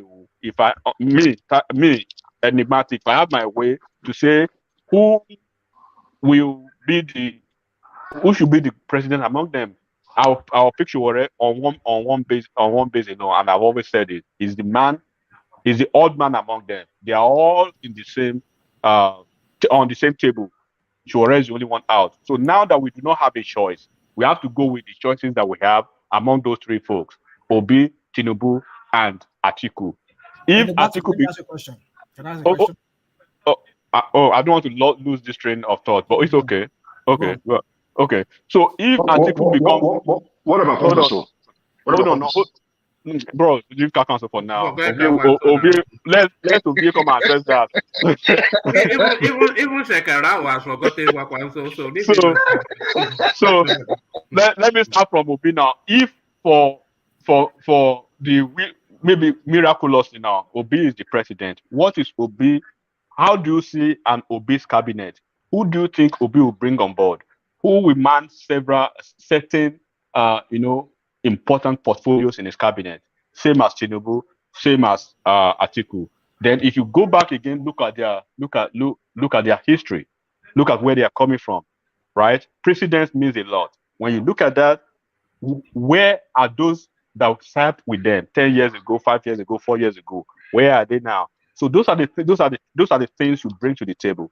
When Obama was campaigning, when they had to go drag Biden out because they needed somebody who has that national charisma and national acceptance of an average American to kick Trump out of White House. They have to go bring Biden. Emergency situations, the mass emergency measures. So if Tinubu if he has a hand, if he has hands that are shaking, his feet are shaking, but his brain is not shaking, Tinubu will deliver absolutely. He can make bold decisions, and he will care. He will get anybody. You said a lot. Can I ask a question? Yeah, sure. Go ahead now. One man. Now, one man and enigmatic. Two Niger. No, this is rational mind. Okay, rational mind. Yeah, I want to ask one man and you enigmatic. Mm-hmm. Imagine you guys own a company. Yes. Okay. A big company. Yeah. Would you employ Tinubu as your CEO or one of the managers? Would you? Okay. In my the way Tinubu is right now. Yeah. You employ him. Okay. You manage your company for you. Okay, maybe is who would you employ out of the three? Which would be the question. No, I'm giving you that. I'm putting one man. Leave him like that. Let me answer his question now. In America over here, right, there is an EU law that says you should not discriminate. Enigmatic. No. We're talking about Nigerian context. I'm bringing it to the national space now. EU. Don't bring that EU thing. Okay. If talking in the Nigerian context. First, what decides my decision? What informs my decision? What are those factors? What are those metrics that I will look at? That's a resume for me. I'm checking out your resume, right? I'm checking out what you bring to the table, I'm gonna have one-on-one discussion with you. From your resume first will bring you to my table. And when you come to my table, I'm not looking at your health, because if I do that, it's against me already. That's EU already. That has answered that angle of the whatever medical whatever, because I'm not even sure. So now I'm looking at your brain and what you can deliver.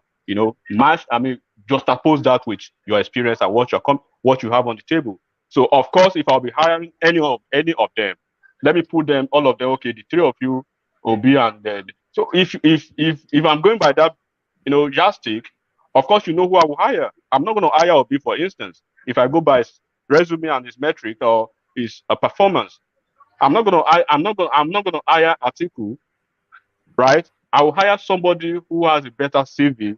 And if it is about health, once again, you know my position about that. But I believe I've answered. This is subjective idea, but that is my answer to you. All right, brilliant. Well, are you one man? Who would you employ? I would employ Tinubu above any of the rest of them, because really?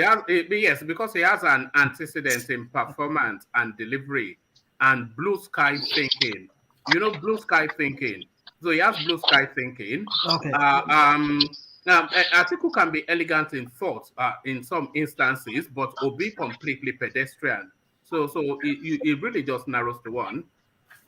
Listen. Enigmatic. The Dogo Churechi you just spoke of, just to me, it's just like you just want to elaborate and. All right, who would you employ? Hold on. Let me address it. The EU you're talking about. Yes, sir. One of the blue chip companies here. Don't take us to Hold American. on now. No, I'm quite this why one man. Professor, now I've submitted my script. So it's either you pass me or you fail me. But make that comment, but I don't want a debate on American policies. But go on, yeah. We're not debating American politics here. Go on. Well, because you use something that we use here, we call it EU. Right.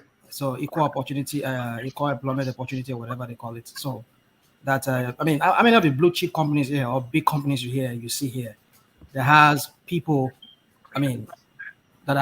people that are mentally, that they employ mentally people in that top echelon, those top areas, like being a CEO, the managers and things like that. How many of you have you seen here in America? All right, let's leave that question rhetorical because I don't really want to open that space up. But let me take you away to Tony KABAKA and Festus KEYAMO courting him to be part of the Tinubu campaign team. So a brief analysis on that, enigmatic, and then I want to go on to the elegant middleman. So so a brief analysis on that. Tony KABAKA in play. One man, that is the definition of every politics is local. That's just the simplicity. That's it. If there was a time that some people, you want to pass an exam, right? You find everything possible for you to make it out of that. If you have to read through the night, if you have to do certain things, this is politics 101 for you, one man. And I was saying it earlier, right? For some people will criticize some politicians having agbero. What is the meaning of agbero in English? Agbero means conductor. When you get to Lagos State, there are conductors. When you get to Imo State, there are conductors. When you get to Abuja, there are conductors. So how you let me say utilize the brain, the intellect, the talent of those conductors, not instead of being a negative vices to your society or as a governor, turning them positive vices for you. It's up to you, because if you do not manage them well, you can see at the point in Oyo State, I don't know if you know Tokyo. There was a man called Tokyo and one other guy. They were always causing trouble in Oyo State until a reasonable governor came and leverage on their experience, leverage on what they could bring to the table, and was able to use them. KABAKA is the Oluomo in Lagos of Edo State.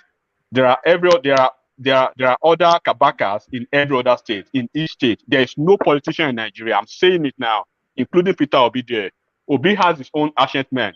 They have their KABAKAs, they have their Oluomos in every state. If you are a politician in Nigeria, you don't have them, you have not started.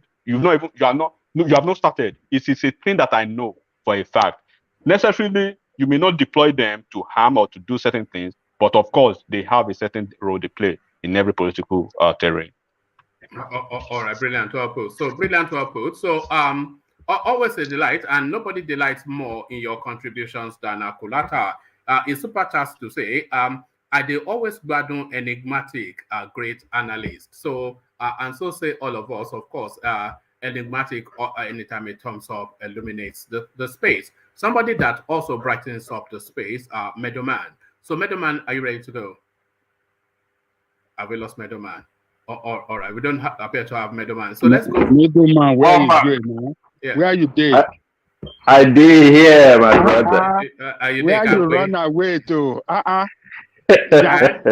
Bakadiki, you did. They go mobilize for Ubi, and where you did now? We don't see you. I think it's Ifeoma that has tied him down. It's Ifeoma. It's always Ifeoma. Look at this guy. Woman, how did you come about that name? See you. No, that's the name of one of my friends. I have a friend called Ifeoma. That's my go-to. I mean, they hold you down. Actually, now it is Ifeoma. Ifeoma. Chineke. You know, the most beautiful Nigerian female name for me is Amaka. I've always liked that name, Amaka. Do you know what it means? I don't know, but it's so elegant to the. Amaka means beauty. Yeah, but there it is. So there it is. But it's a pressure when you give birth to a child and you call that beauty. You're already putting it under pressure from day one. Have you heard Ijoma? Do you know what? Have you heard Ijoma?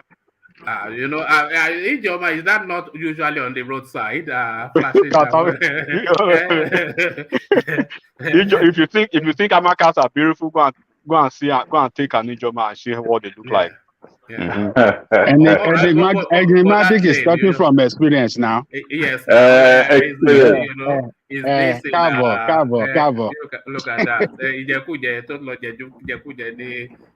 Look at this guy. But I'm good to see you again, Enigmatic. Meadowman, as you see, your fans have been missing you. So to the space then, Meadowman Shekarau to meet with Tinubu as group malls ditching Kwankwaso's NNPP. So he has already had meetings with PDP. He's now having meetings with APC to land on Tinubu. So this guy now moving from almost certain NNPP, but where is he going to park his base? So the hemorrhaging then of the Kwankwaso narrative, it comes to an end.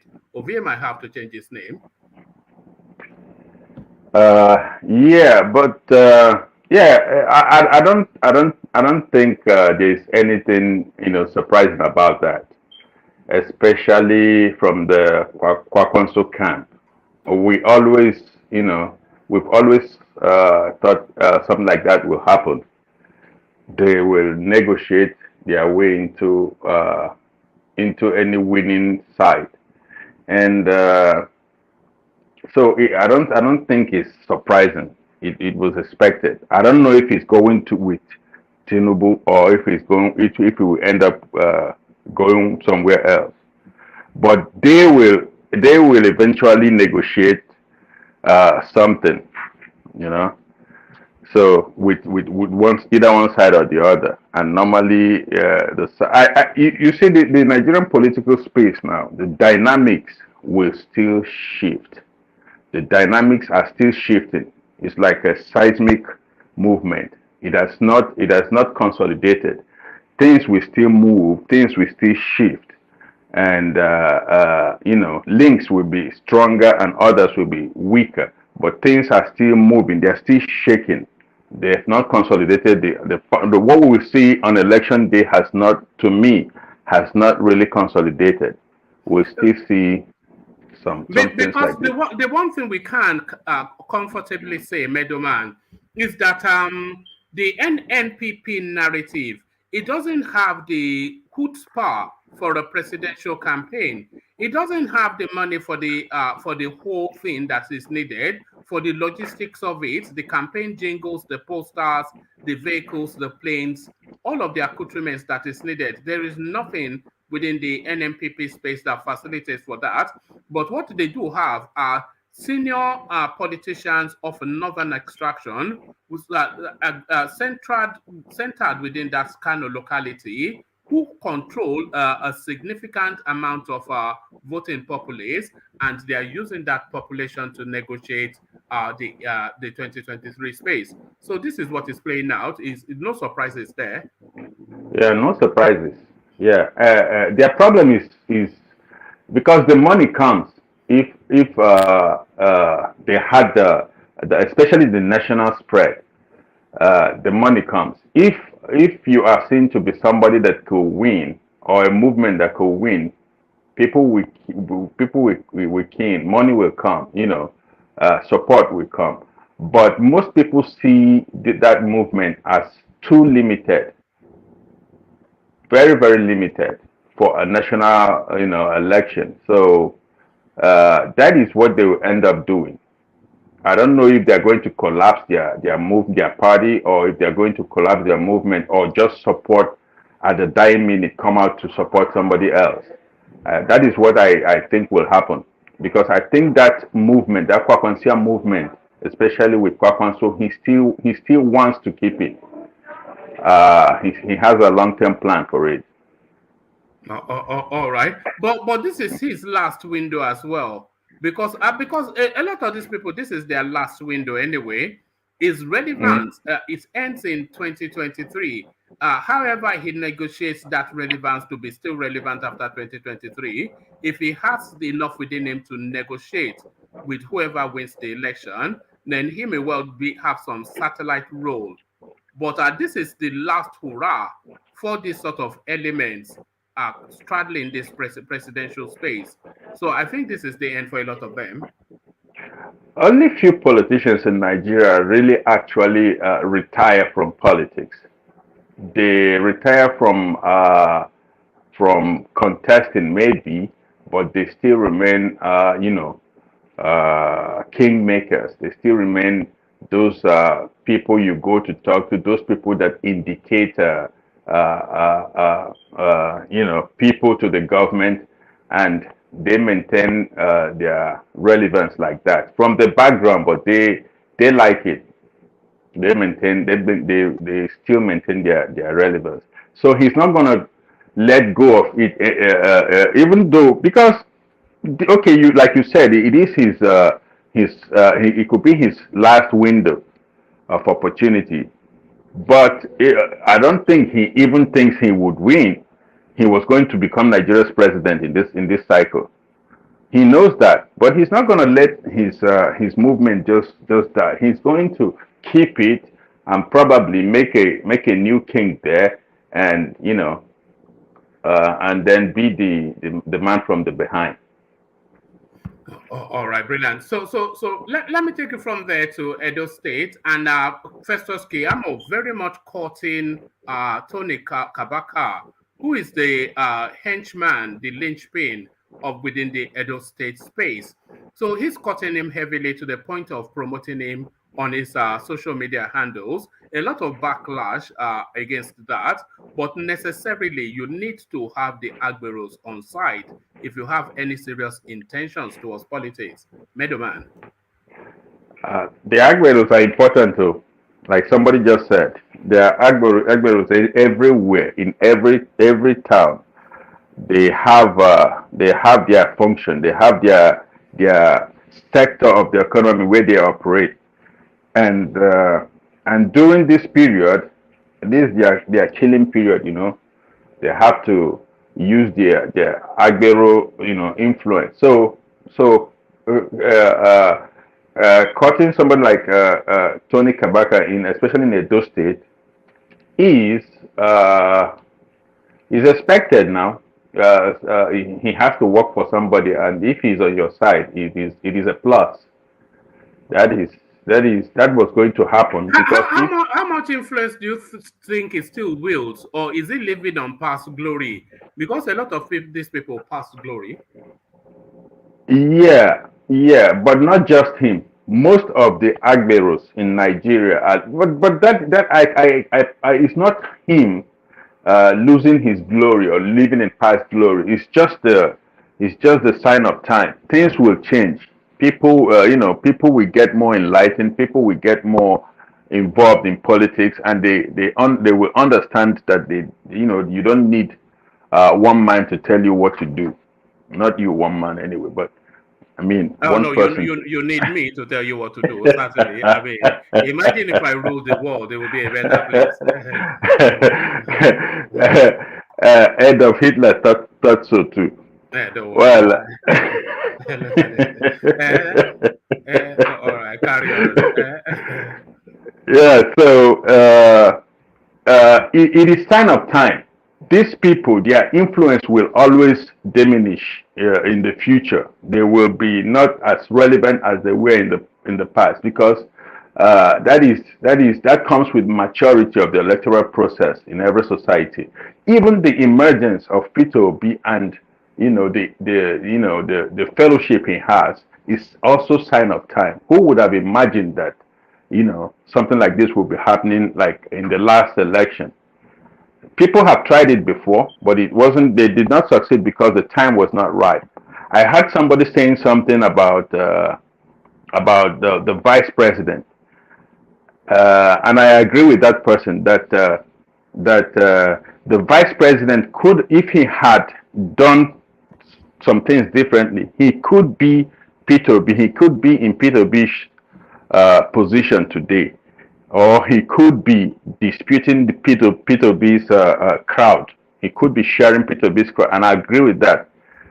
But many people, many politicians, even we, the amateur analysts, we still think we are still thinking the time is not right, but it is. It is part of the democratic, how do I put it, evolution. It will always come to this, and that includes these Agberus in every part of Nigeria. Their time will not that it will pass, but their the size of their influence, the importance of their influence will begin to diminish somewhat. So if you think if you have the impression that he's living in a past glory, yeah, it's not a wrong impression, but it is a normal thing. All right, brilliant. So, Middleman, is interesting data coming out of Lagos State. Lagos considers total ban of Okada across the state as crime rate drops by 86% in 6 local government areas. So they banned Okada in 6 local government areas off the back of an incident that happened about a month or thereabout ago. And off the back of that banning, they've seen reports coming back of astronomical falls. I'm saying astronomic. 86% is more than that if you find the language used to qualify it. But certainly the data, 86% drop in crime rate off the back of banning Okada in those spaces, and also crucially, 60-something% drop in accidents off the ban of Okada. So now they are now looking off the back of that data to make the ban statewide, which you will say the data leads to an easy decision. But how does that impact on the populace that largely rely on it as a means of transportation? And also a means of survival. Yeah, those, well, I always thought that Okada should be phased out as a means of commercial transportation. I always thought it is a dangerous way to move, but I think it has to. They could do that in phases, right? Some parts of the city Okada cannot go, and they start to expand the reach of the ban until they phase it out. The shock of doing it at once will cause a lot of headache, both for the users and those who depend on it for their daily bread. And about the drop in crime rate and an accident, that is sure now. Even not just petty crimes in cities like snatching cell phones and women handbags, but also even the terrorists. That's what they use. They use motorcycles to move around. So because we don't have good roads and we don't have enough roads, sometimes wide enough, sometimes enough stretch of roads, so motorcycles become an option and makes it easier for people to move around. It is faster. So I think the data, even though I don't know who carried out the research, but I think the data is should be accurate. Yeah, it should be accurate. I think the thought of banning it at once will cause a shock that will be very, very that will be heavily affect citizens, both those who depend on Okada for transportation and those who depend on it as their source of income. Because in other countries like here, when they want to do things like this, they start by providing an alternative, and then in a regular but a very organized and timetable, they change whatever. Yeah. Yes, they change whatever they want to change, so that you don't have you avoid the shock of doing it just at once. But in Africa now, Yes, we I are shock. understand. We are shock absorbers. All right. But the Nigerian capacity to adjust is one of the marvels of the world, because they adjust and adapt to anything. Nigerians, it's just, Fela Kuti said it, suffering and smiling. That's true. That's true. But we don't need to put our populace through that. It's not necessary. All right, brilliant. So to this space, Meadowman, when Tinubu speaks, it's very easy to latch on to the poor wordings and the stuttering manner that he expresses himself, and then point and mock at him. But if you pause for a moment to reflect on what he's saying, you might well see that there is, or maybe in some instances, not sense in it. But certainly, people don't pause for a moment. But Festus Kiamo now asking you to pause and reflect. Tinubu more forward-thinking with Agbado Cassava comment is what Festus Kiamo is saying. So his interpretation of the cassava Agbado comment that people use to mock Tinubu is saying it's an euphemism for food security. So do you buy that narrative, or is Festus Kiamo just being a spin doctor? He's trying to spin it, but I wouldn't take away I wouldn't just dismiss everything he said. You see, I've always thought that among the three leading candidates, because I'm somebody, I would consider myself a pragmatic person. I like simple solutions to simple, issues. Those you can solve easily with simple solutions. Do it. The big ones, yeah, you can go and start doing what they do in Nigeria. You do meeting and build commissions and this and that and all those things. And that is one thing I always liked about Peter Obi. Simple solutions to simple problems. Sometimes it's not in something profound, or sometimes it could be something that should be temporary, but provide that solution at that moment. And Tinubu has some of that too. So if I fell down from if I was born today and I was presented with the resume of, let's say, Obi, Tinubu, and Atiku, I think Atiku will be the last person I'll choose. Never mind the manifest, never mind what he said he would do, because these people have done it and have been in a situation where they had to make decisions on practical issues, and they made practical progress with practical solutions. So what Tinubu said, I think KEYAMO is trying to spin it a little, but I understand what he's trying to say. It is something that, because if you do that, if well, I don't know if he wanted to say 15 million though, but let's say he was going to say 5 million, because we have done that in the country in the past. When you remember when Goodluck Jonathan did, I think they altered the quantity of cassava in they added cassava to wheat flour, so that they can favor the cassava producers. The quantity of cassava in wheat with which you produce bread. So those are simple solutions that can go a long way to solve problems, practical problems. And I see somebody like Tinubu having that.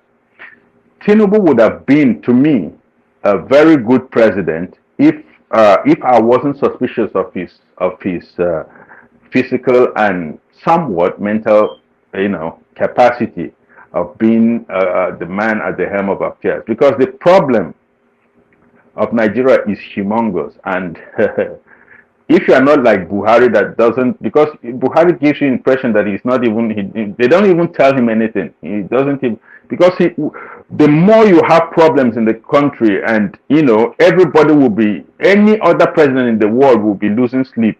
Buhari is looking fresh and fresh every day. So it's like he doesn't care, or he doesn't even know what is going on. So, but somebody like Tinubu that want to make decisions to solve these problems, that is where I'm suspicious about uh, his capacity as a person to make those decisions, because we don't want somebody there that other people will be making decisions for them, like what we have today.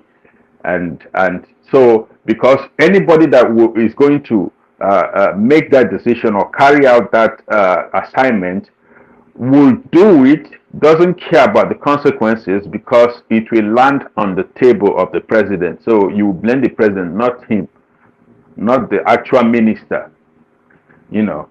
So yeah, I understand what KEYAMO is saying, and I agree with him. It is one of those things. Maybe it is me. Like I said, I like practical solutions to real problems, and this is a good example of it, because you would help the producers of those crops, and it helps the food security in the country. Yeah. All right, brilliant.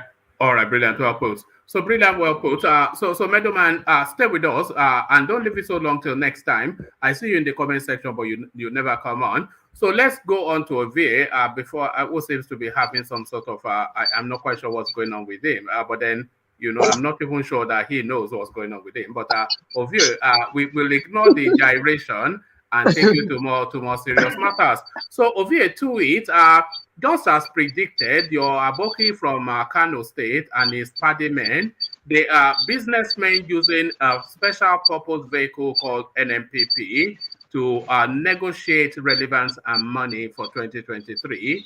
And the first move now to secure the bag being made by Ibrahim Shekarau. So it's falling apart quicker than we anticipated. I thought maybe they'll get to run about November time before they start to cut their deals.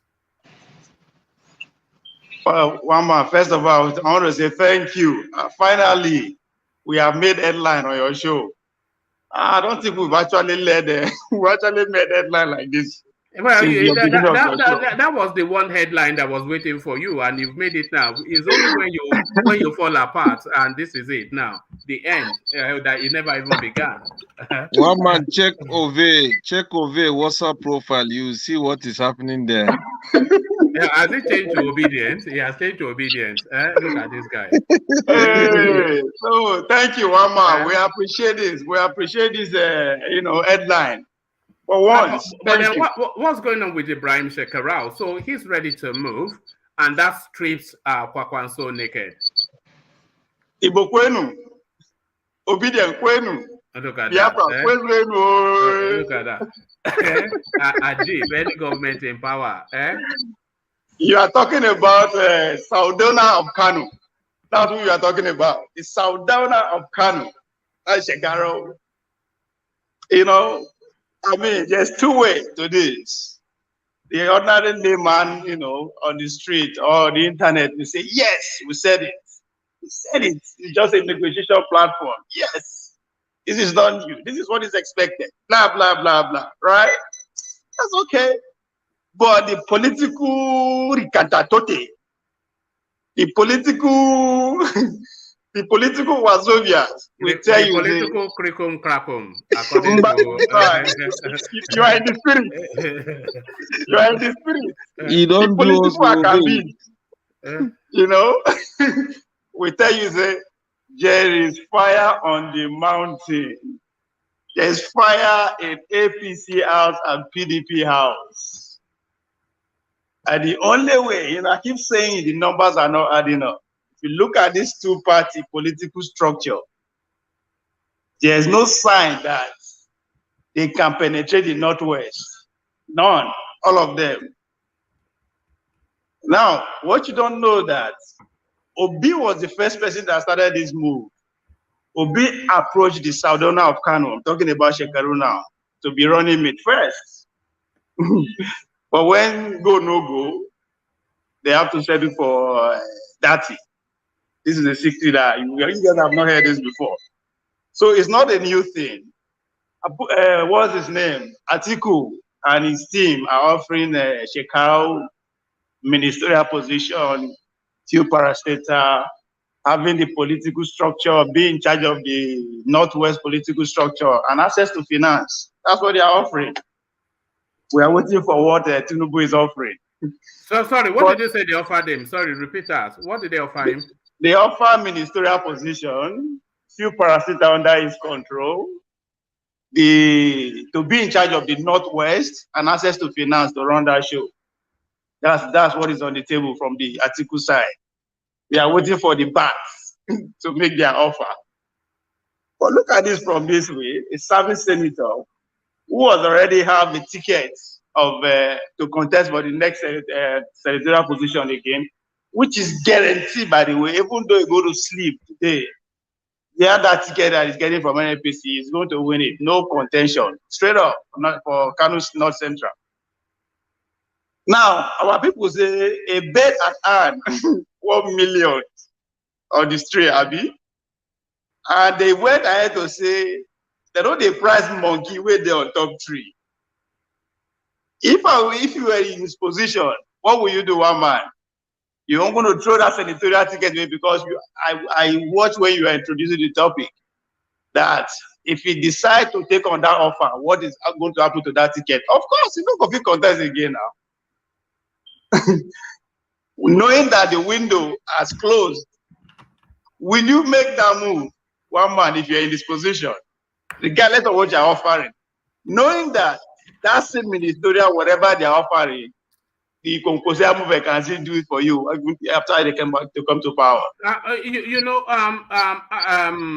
We spoke about pragmatism being the politics of the North as well. And Shekarau, of course, knows that Kwankwaso is never going to be president of Nigeria. He knows that. And when we are getting, but you see, what I think, and what a lot of people do think, but especially what I think is that these are coming together is to put themselves in play for the 2023 elections. This is Kwankwaso and Shekarau. So I don't think anybody thinks that Kwankwaso is going to be the president of Nigeria. I don't think Kwankwaso thinks he's going to be the president of Nigeria. Anybody. But he's in play. That's the main thing. And he presents a potent threat to the status quo. That's another thing. And the threat that he presents is that he has a good slice of one of the top 2 biggest voting spaces within Nigeria. So he has that Kano base. So he's going to, this is what, but then if Shekarau leaves him and Ganduje already, because you have to know that Kano State does not predominantly belong to Kwankwaso. Shekarau has a very strong movement, very strong movement within Kano State. A 2-term governor, by the way, and Kwankwaso also has a decent movement. So if Shekarau leaves, Kwankwaso already with the APC, then it really dulls the potency of Kwankwaso as anything. He may marginally still have somewhat a Kano state, but it does not overwhelmingly have it as it would if Shekarau was with him. So if Shekarau leaves, it strips him naked, and that's the end of that story. One man, if you spend this much time and energy trying to analyze APC camp and PDP camp, you understand what is at play. I keep telling you, numbers are not adding up for these two men. They cannot be their chance that they will be victorious. So the second round is becoming glaring by the day. That is the desperate move that you are seeing. It's not going to happen. I just ask you, if you have a senatorial ticket on your hand, will you accept this offer? It's a question that you are not answering. Will you throw it away? I'm hoping, be hoping that if these people win, this is what I'm going to get. Look, a senatorial ticket is not a big deal to somebody like Shekarau. He's already a senator. He's been a two-term governor. But okay, if he feels that he will get a better deal with an incoming administration, maybe they will cede some portfolios to him. Who is the incoming administration? Well, that is the determination that he has to make. Exactly. That is why he's canvassing both parties to see just how they are positioned. He's not canvassing. They are approaching him in order to penetrate the Northwest because they've all lost it. Nobody. The Kwankwaso movement is strongly hold of the Northwest entirely. And by extension, the whole North. Remember when I make a bold statement that nobody will beat Kwankwaso in the whole North, everybody go, There are 19 states. If you win 15 or 40 states, that is a slide of winning. And that will push them to the second round, one man. These people are approaching in order to penetrate. It is not going to work. Forget all that one. If Kwankwaso, if Shekarau leaves Kwankwaso, if he leaves, I like that word. Oh no, when he leaves, because I mean, look, they are already telling us that they are in discussions. The discussions are in open glare. They've met with Atiku and your chair, and they've also met with Shetima, and a meeting scheduled with Tinubu. So there's all the indications, and he's displeased, of course. If he leaves, that is the end of the noise making from Kwankwaso. I like the way you put it, one man. You cannot tell me that Kwankwaso will take Katsina, which belongs to Buhari. He's not going to take it. You cannot tell me we take Sokoto that belongs to Tambuwal. I mean, so let's just let's now. One man, that's why I say at times it's a single story, it's a single narrative politician, and that narrative is Kano State. Let me finish my analysis now. I like the way you are putting it. If he now talking about is Kwankwaso going to take Katsina because of Buhari, the question you should ask yourself that this 11 and 12 million people that are always under Buhari, who are they? They are the Talakawas. They are not the elites. You understand? And as we speak, who is in charge of the Talakawas? They were to be two people after the exit of when Aminu Kanu actually laid the foundation. Then what is his name? This man in Kanu that went black before he died. Sorry. Somebody should help me here. The man that went black. Abakari. No. Maitama Sule. Maitama Sule nurtured it. Then he left it to Kwankwaso and Sule Lamido. Of course, Sule Lamido is the senior who was in charge. But after he tested power, by virtue of being a governor, he abandoned the Talakawas and focused on the elites. Sule Lamido was never with the Talakawas. Who? Sule Lamido. Sule Lamido was one of the biggest politicians. In fact, I can categorically tell you that it was the main reason they actually threw Jigawa out of Kanu, just because of him. That's how strong and powerful that man was. Until he tested power as a governor, he now focused on the elite. And he took a step further. Now he's actually bringing in kids. He does not want anything anymore. One of his sons is running for governor, and one is going for House of Bread. And that is where the Talakawa abandoned him totally. And Kwankwaso not just nurtured the Talakawas, he gave them the same opportunity that the elite kids are enjoying by sending them to various schools that those same elites are actually attending. When I say keep paying attention to the local news, you understand the grievances between the Talakawas and the children of the elite. Recently, what's his name? Rufai was saying that that Obedient will not get 200, not up to 200 people when it comes there to campaign. You know how he started? It was because of his son who went on Twitter and started ranting. You understand? So if you analyze the Talaka, those 12 million, they are strongly behind the man himself. Now, let's go back to the Saudona that we are talking about, Saudona of Kano, which is the Shekarau.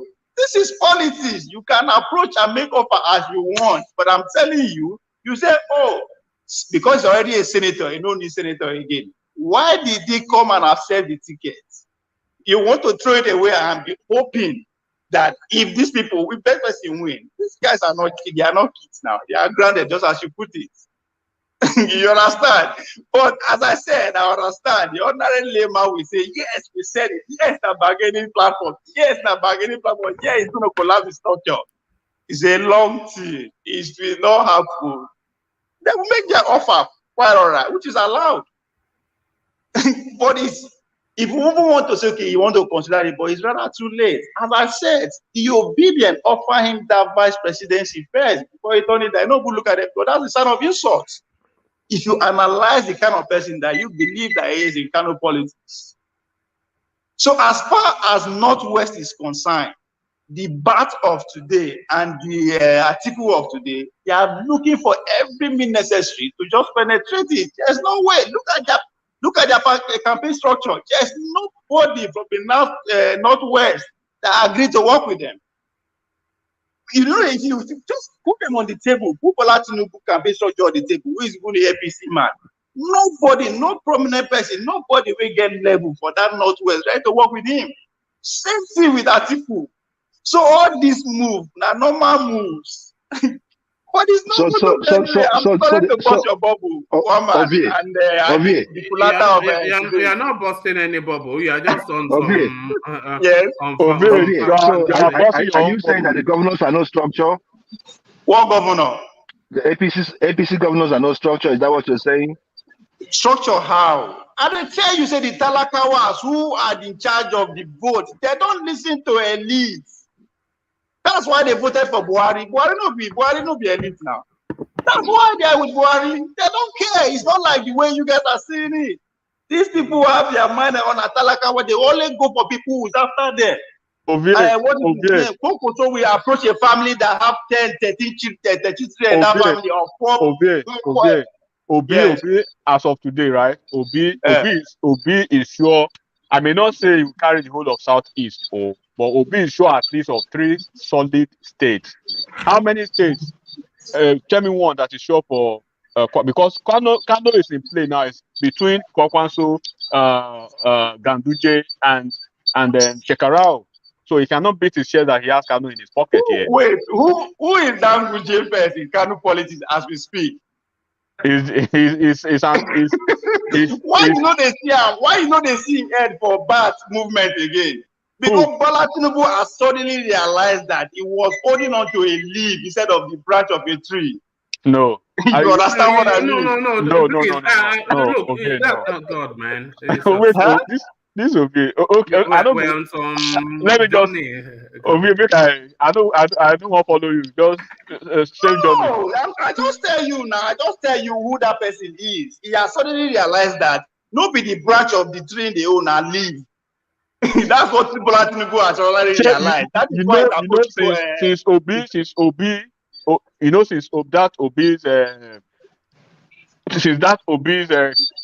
Obi's carriage of Kwankwaso, where is everybody is asking where is Kwankwaso? What is Kwankwaso doing? At least we see what Obi is still doing. Obi is sure of making some states in Southeast. How many states are sure for Kwankwaso in North? Tell me one. it would be very rookish for you to see the Kwankwaso they make not just like the obedience they do. No be small politician, no be today in start. Campaign. These guys are on ground putting structures. That's how politics work. I'm telling you, you are preparing for second round election. Don't need time to make noise never reach. And when you asking me how many states you won't win, and I always going by saying that for the whole North, nobody will beat Kwankwaso. I keep saying it. I've never Are you serious? Are you serious for real? It's just wild. This is not my first time I'm saying it now. This is not the first time I'm saying it. I've been saying it from day one. That is almost collecting check. Very soon. That's why I'm laughing now. How for you, brother? I don't know the way you think, eh? Only God knows.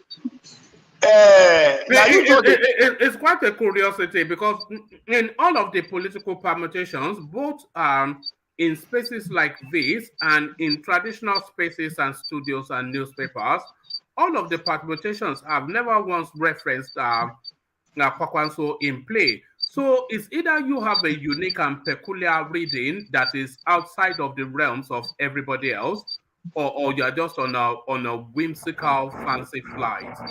Can I come in? I started by saying that the layman on the street and on internet will say yes. No. That's what I said. No. In all of the you follow. No. What's that? No. That's too much. Sorry. In all of the political permutations, in all of the spaces that Nigerian politics is being referenced, nobody is really permutating Kwankwaso. So it's either you have a unique understanding of the Nigerian politics that all of the experts that it is their job to follow Nigerian politics, they don't have. Because I follow the space like a hawk. And I don't really hear people mentioning Kwankwaso except in some satellite tone. So unless you have some unique understanding that all of the experts and all of the permutations don't have, then you are just on a flight of fancy. It's just some whimsical. You just want to be contrarian. I agree with you that nobody is mentioning it. That's why I say thank you for actually making it. No, but why is that? Is the question. Why is that? Allow me to talk now. I'm heading there. Politics is local, one man. Well, we all know that, but exactly. Yeah. So it's not by just saying it, but you have to actually go with action. Did you see when Kwankwaso went to Ilorin to open their office? Did you watch that? Did you see when he opened office? Did you see the crowd when he opened office in Gombe? Did you see the crowd when he went to open office in Don't worry, we heard all of that from Galadima. Exactly. Don't worry. It is not one man. 2023 election, it is not about who make the loudest noise, but who actually do the underground work. And again, I'm basing my permutation that we are preparing for the second round election. There's a reason I'm saying that. Since Bats cannot come out and say, yes, it is mine for the taking, Atiku cannot say that. What does that tell you? That is mine for the taking. Who will say it's mine for the taking when the elections are in through? Nobody can lay that claim at this point. That's a ludicrous. What are you talking about? Who has ever said it's mine for the taking? So it is political. It's a four-way election. It is not a four-way election. Be a second round, one man. It's a two-way election with Peter Obi keeping them honest. It's nothing to do with Kwankwaso now. One man, and as I said, the bigger picture here is that these two men, these two front runners, as we always say, the Tinubu and the Atiku, they are finding it hard to penetrate the whole Northwest. Who told you that? Nobody of significance in their campaign train that is from that angle. Why? What sort of ludicrous? What are you talking about? The whole of the party. One man. I don't know where you are going over. It's just God, man. One man, let me help you a little. One man, I'm still a move. When I don't put full stop, okay, it's over there. That's the difference between our permutation now. And I'm telling you, be patient. The game is still on. The game is up. It was never even in the game. And all of this narrative that why you just sorry, I don't want to be, but you say all this spurious things. One man, listen. Obi is in another realm. I don't But know let, in the world of his own. but I am somewhat a northerner too, right? And I still I am have not a my, northerner. I am. I am not. So I still have my strong contacts in the north, and to my surprise, I have ordered, my own private polls in the north, and Ovie is right. Kwankwaso is not, he's the strongest, but he's alive. Oh, don't just count him out. He's alive. In the north, in the north or in Kano State? No, not in Kano State. Not in Kano State. Actually, in two different states in the north, and not the north central. North. Did you see the crowd in Lagos when Kwankwaso visited Lagos? No, don't be silly. No, I'm asking you. This is a genuine question. Did you see the crowd? No, don't worry about that, because look, I saw Galadima on Arise TV on Arise TV with Charles This morning, making all this just baseless noise. But we know he's not the full ticket, Galadima. So it's like a funky little, he's never been the full ticket. So if you are basing your permutations on that, Ovie, he's not going to win in the north. So he's not that nobody will beat him in the north. But he's not dead. He's not dead. That I can tell you for free. He is far from being dead. He's going to win. He's going to win Lagos. Is what Galadima is telling. One man. This campaign will start on the 28th of next month. Did you see it with your own eye? Did you see those crowd you're talking about? Did you see them with your own eye? Have you seen any video clip? Besides Galadima talking about it, have you seen it with your own eyes? The crowd, the so-called crowd you're talking about.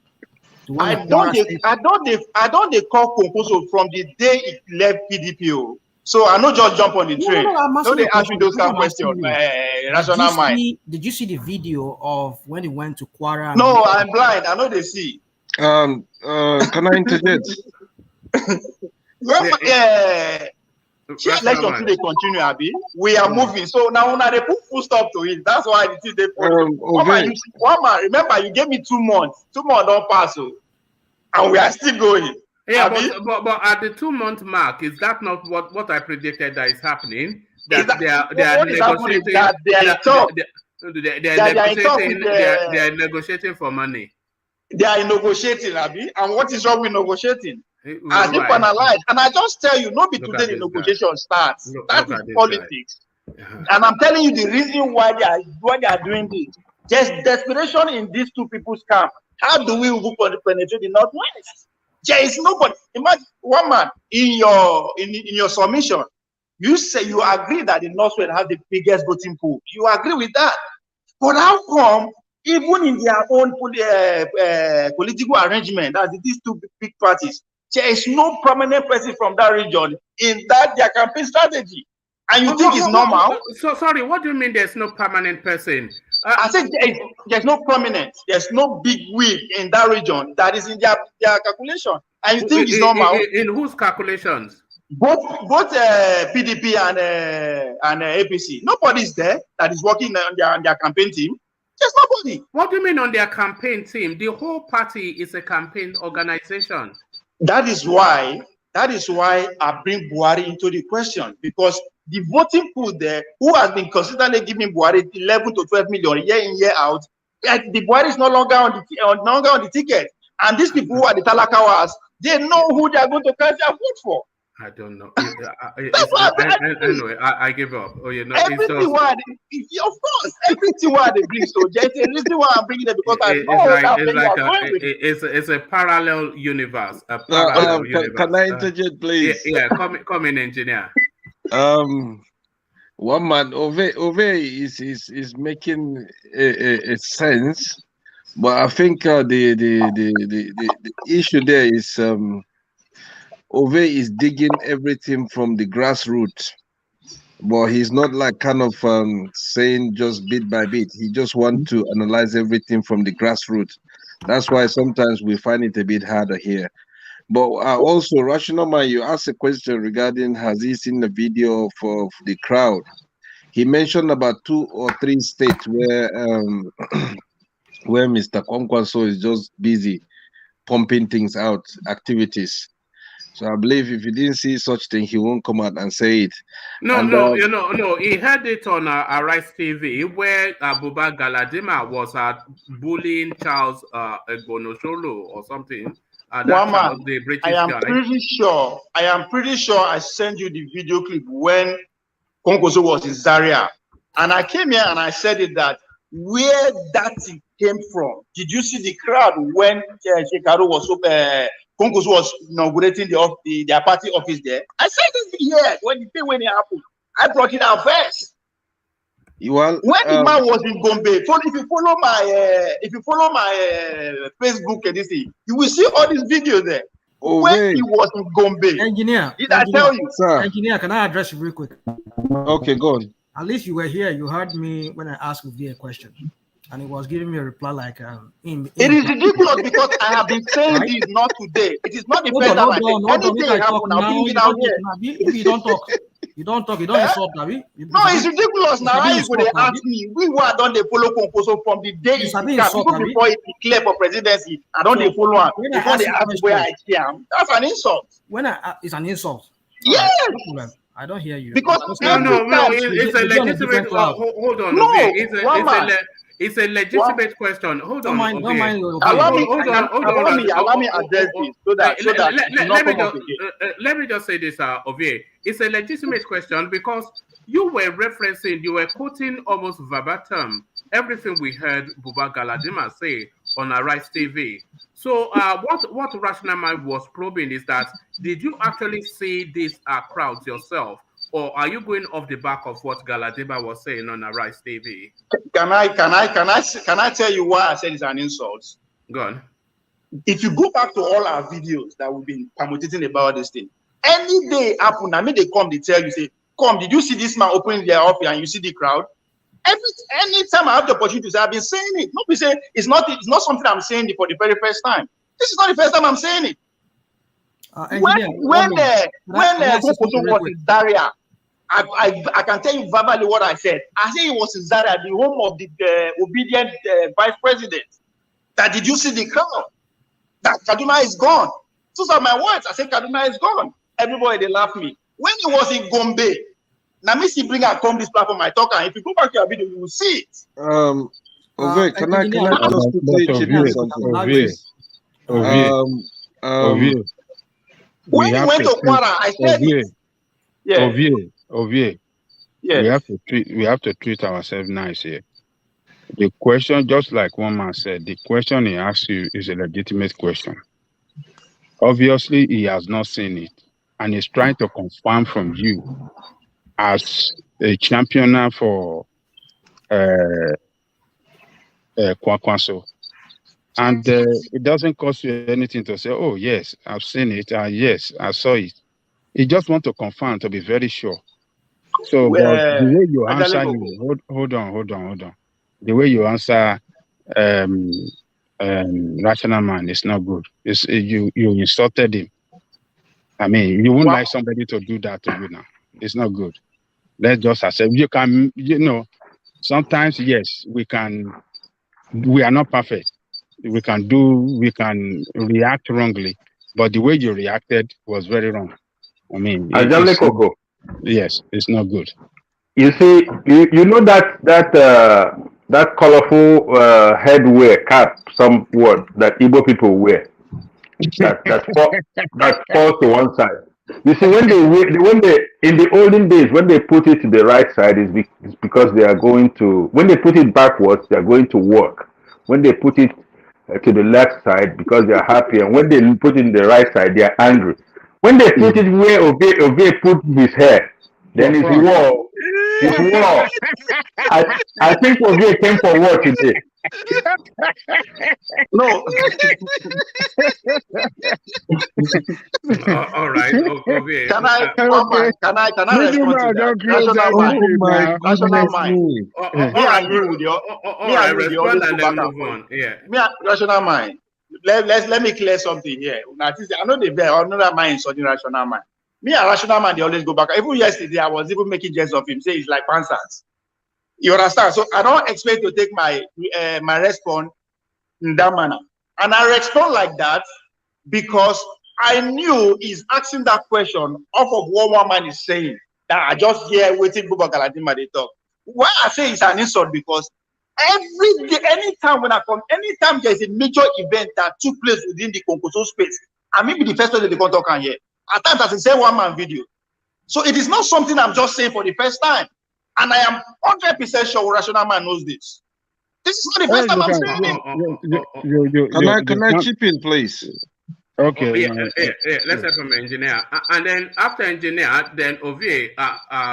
If you want to withdraw it, But then I want to move you on from. No, Rational Man, are you offended with what I said? If you are offended, Emma Binu, if you are offended, but I think we have come past that stage because even yesterday, people saw my chat. I just the Yab Rational Man. They call her pastor. They call her say you don't know book and all that. Because I believe we are past that stage. You don't mean you don't do this platform for almost 3 years.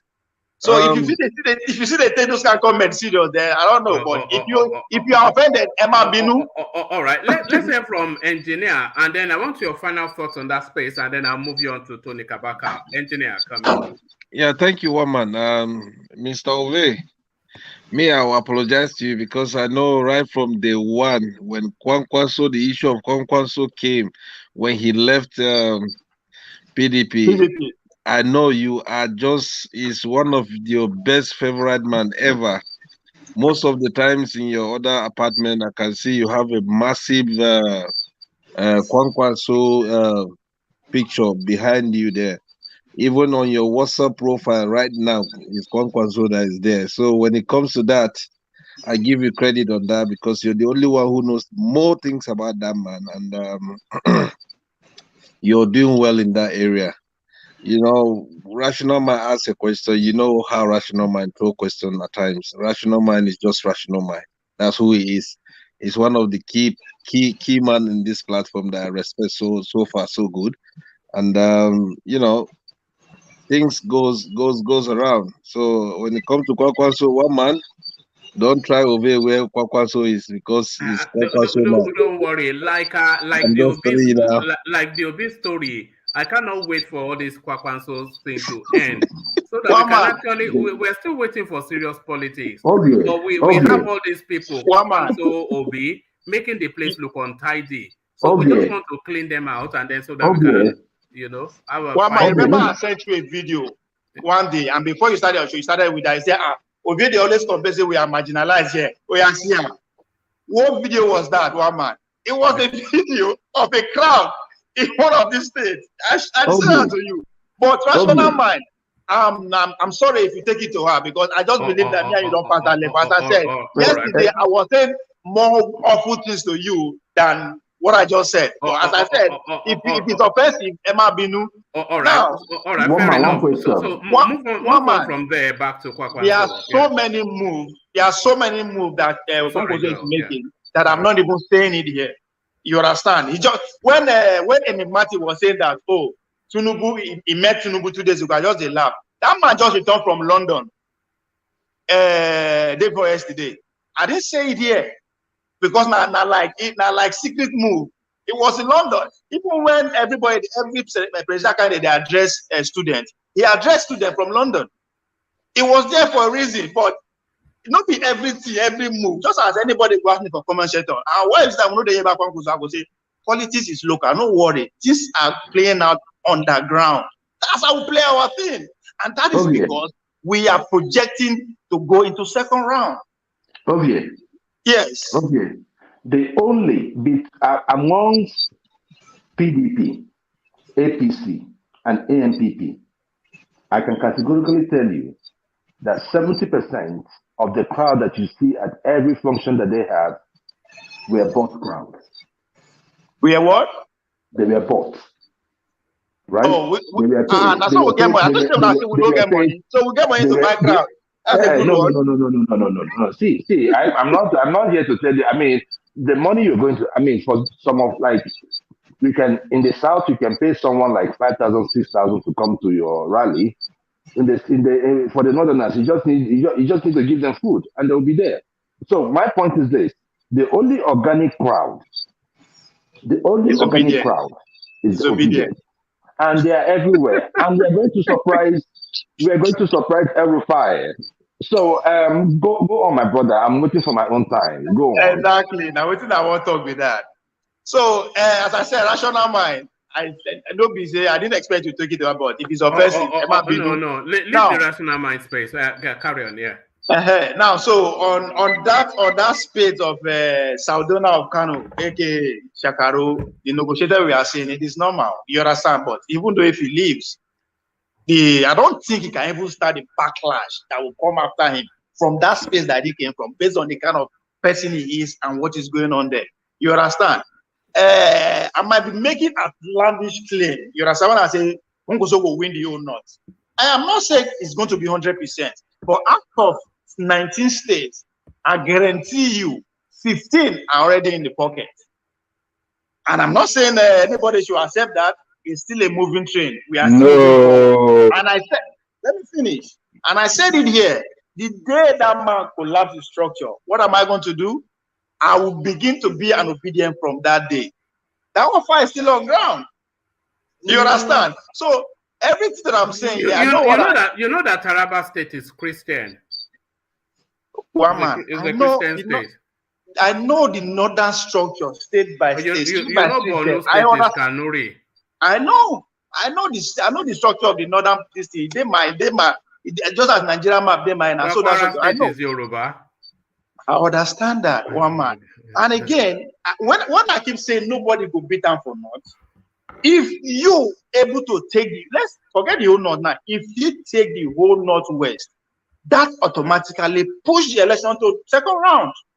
Automatically, based on the voting power. How is it going to take the whole Northwest? It's not going to. No, I'm just saying the Northwest. I'm just saying the Northwest. Let's forget about the Northeast and North Central. No. How is it going to take the Northwest?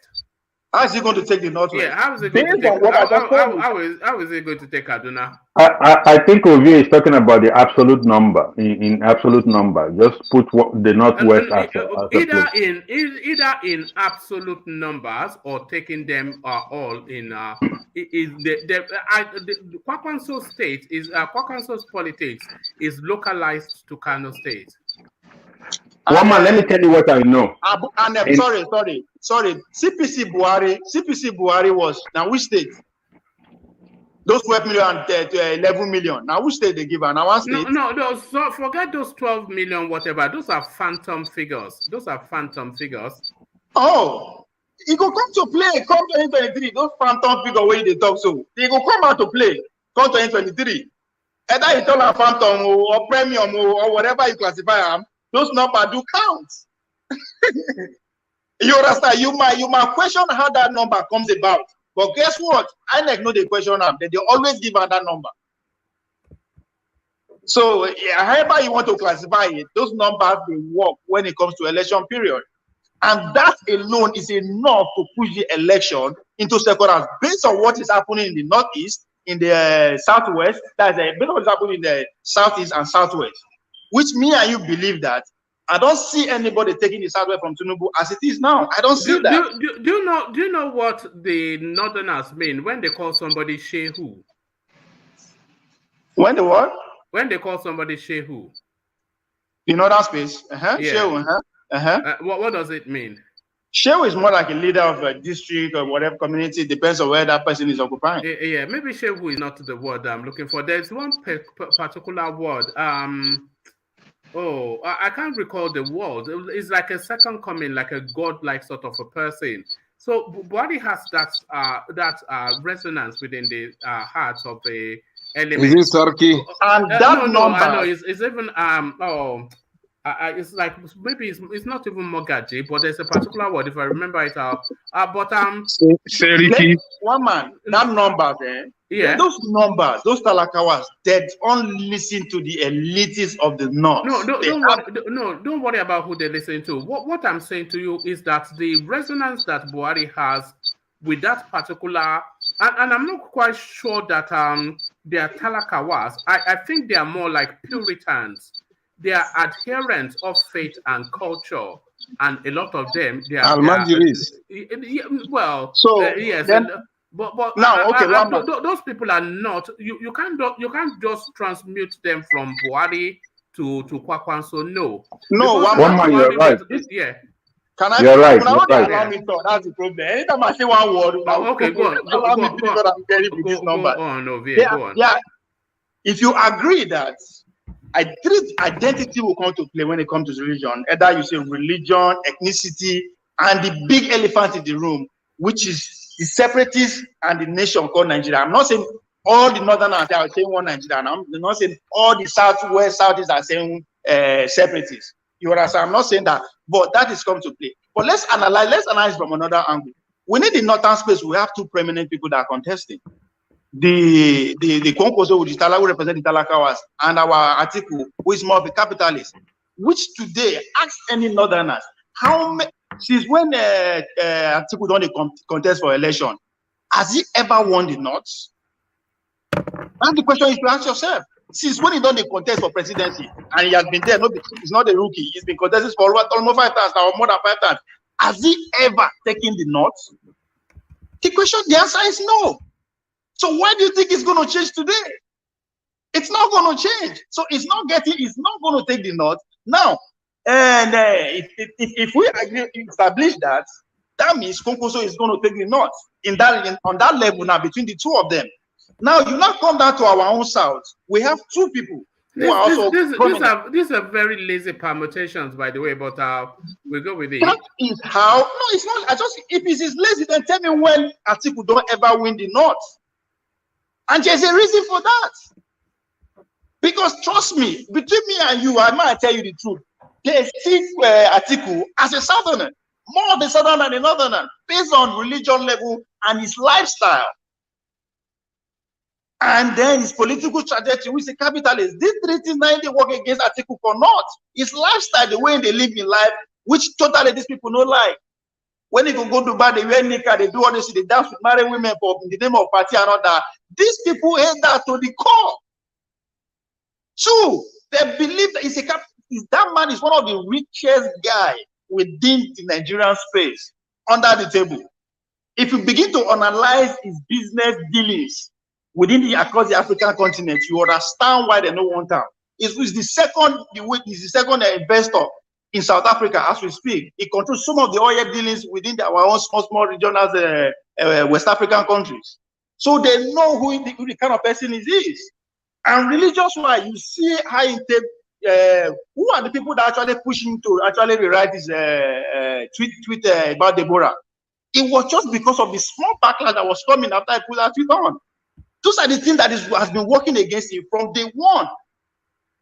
So that's why when I say nobody will beat them Kwankwaso for not, these are the things I am putting into consideration. I'm not just saying it. I'm not saying he's going to win every state, but the majority of that state is in their pockets. And this may not come clear, but let's see how it goes. So again, even within the southern space, Tinubu, yes, is bound to take the southwest. That's a given. Nobody go people and contest that one. Forget what one does say. If you win Lagos, will be there. That's crap.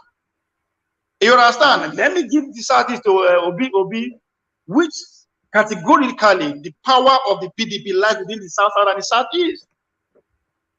You understand? So if there's anyone that is going to hold on to the PDP the most, is the obedient movement. So automatically, that is why that man know they sleep. Atiku is not sleeping. Every permutation is on ground. So this move towards the Shekarau that you are saying, it was because that they are trying to penetrate that side of the country, politically speaking. And if you wait PDP structure for them to have, almost all the Southwest states now APC now. But for you not to have any prominent politician running this race with Tinubu, should tell you something. Sorry, what was that last statement you just made? What did you just say? About the Tinubu space? No, you said you said to something that is not running with Tinubu. Yes, for the fact that there's no prominent politician, when I mean prominent, people will get weight that is riding with Tinubu at this point, should tell you something. That's the big question mark. Why? Okay, so answer that question. What does that mean? One, because nobody wants to work with me. Two, because Kwankwaso is there. You must be a joker. Okay. El Rufai, Ganduje, all of the big names within the APC space, they fought very hard for that vice presidential slot that went to Kashima, You're right. to Shetima. So I'm not quite sure.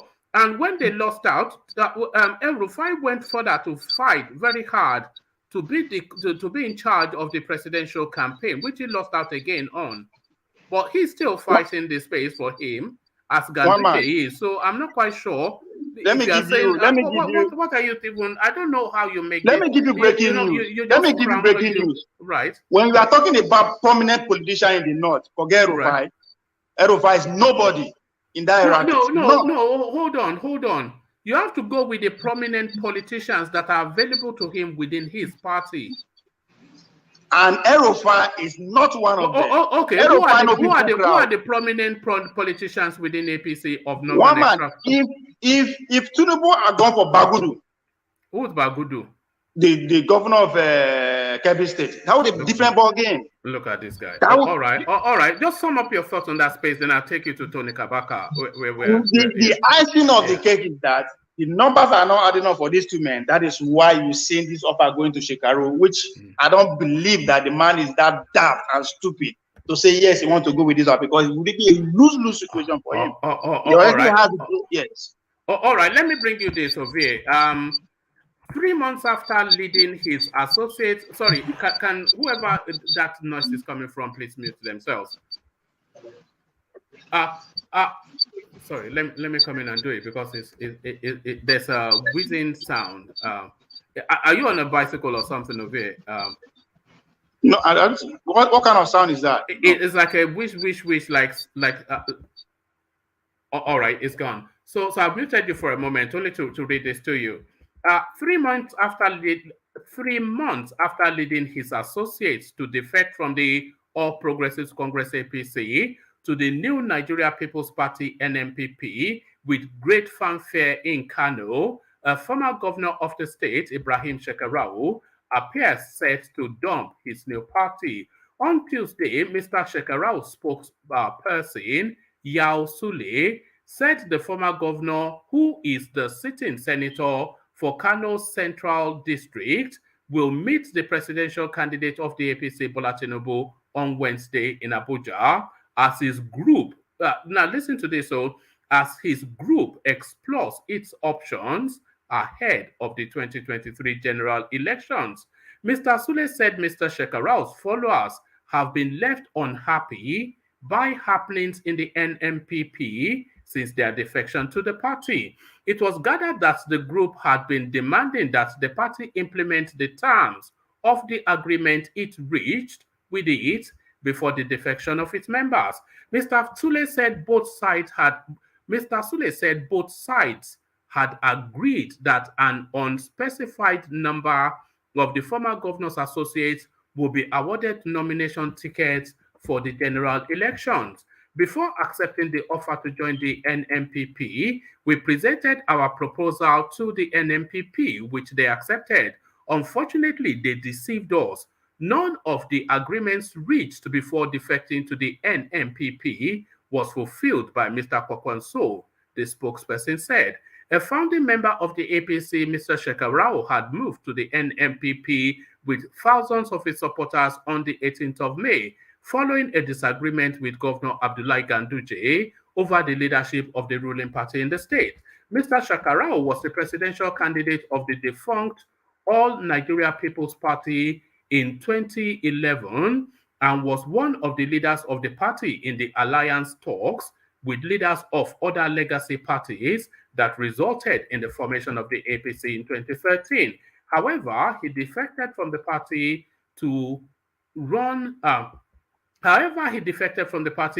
the then ruling party PDP in 2014 in protest against the new party handing over its structures in Kano to the then governor Kwankwaso. So it goes on and on. But the point that the point that I'm making to you over here is that Rabiu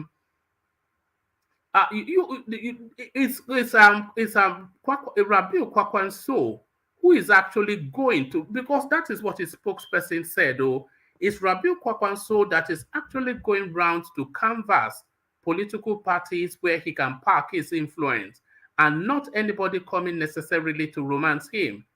So I'm not quite sure where you are saying that they are chasing him when a spokesperson is saying they are dissatisfied with the lack of integrity of Kwankwaso, and they are looking to park their politics somewhere else. I mean, come on. You see, this is why I scramble my head sometimes. So I muted you. Let me unmute you. Unmute yourself. Yeah. No, unmute. So let's even give credence to their grievances. What are they saying? They're saying the agreement has not been met. And what is this agreement? That they deserve some electoral position, to which he was given automatic ticket to contest for Senate. Right? No, that wasn't the agreement. What are you doing now? We just heard from the spokesperson. The spokesperson has told us that they're the ones looking to move somewhere else, and it's not other places cutting them. They told us that they had an agreement with Kwankwaso, but he's a dishonorable man. So he said they were specific in the agreement that certain slots will go to associates of Kwankwaso, which to associates of Shekarau, which Kwankwaso did not honor, and they then found that there was no room for negotiations and they have to move on. Emma, we are saying the same thing. I'm just giving you the detail of the agreement. All right. Yeah. I'm giving you the detail of the agreement. The agreement is that they have the member of Shekarau deserve, King Shekarau himself and other members deserve some electoral position. So you want is it the governorship ticket you want to give the Shekarau member, knowing that the last election, the Kwankwaso section of the PDP actually present a formidable candidate. We actually won before they actually go to court, and the power that they gave it to Dangote. You are familiar with that story. So you but that's not the narrative, though. You are obfuscating. They had an agreement. Whatever the details of that agreement are, I am giving you the detail now, one man. No, you don't know the details. You don't know the details. Detail. You don't know the details now. You are not. But carry on. Sorry. Yeah, carry on. One man. Now let me be focused here for a year, and I've been stunned. And I'm a not very only you. Jafar is a Kwankwaso as well. But carry on. Yeah? So and they give you what transpire. What is actually what. If you want to actually give credence to the story, because they said he's going to meet with Tinubu Abi, and eventually the man himself is going to say, okay, this is their stand, this is where they are going to be. Who will wait now, where it will happen or it not go happen? But this is their demands. Now, a man who have been given automatic Senate tickets to return back to his Senate, so you won't make it just leave him and go to chase shadow. He's not a rookie. This man no be saying he was a two-time governor, a former minister of education, and now a current senator. So definitely no be small picking him be that you can just be promising heaven ahead and you send him to jeopardy. Of course, the followers being an NNPP senator under a PDP government or an APC government is a different narrative from being a senior member of an APC government or a senior member of a PDP government. One man, at this point, there's nothing like now going forward. There's nothing like PDP government or APC government or Labour government or NNPP government. That's my shadow. Now, wish. It's not certain that Tinubu is going to win. It's not certain that Tinubu is going to win. So now, wish anything you are doing is a promise. You are promising, other than what you have. It's a matter of probability, isn't it? It's more probable that Tinubu and Atiku. It's more probable that Tinubu or Atiku will win, but it is possible that Kwankwaso, Obi, Showore, etc. will win because they are in the race. It is possible, but not probable. The probabilities is to those two spaces. Okay, but what is certain is that with that NNPP senatorial ticket, he is coming back. Not as in there's no any atom of that and that is going to win. No, it's coming back to where he was. Exactly, but is it not better when you know that he's sure for you? Yeah, but it is certain that he's going to win the senatorial seat. I don't know, man. Okay, well,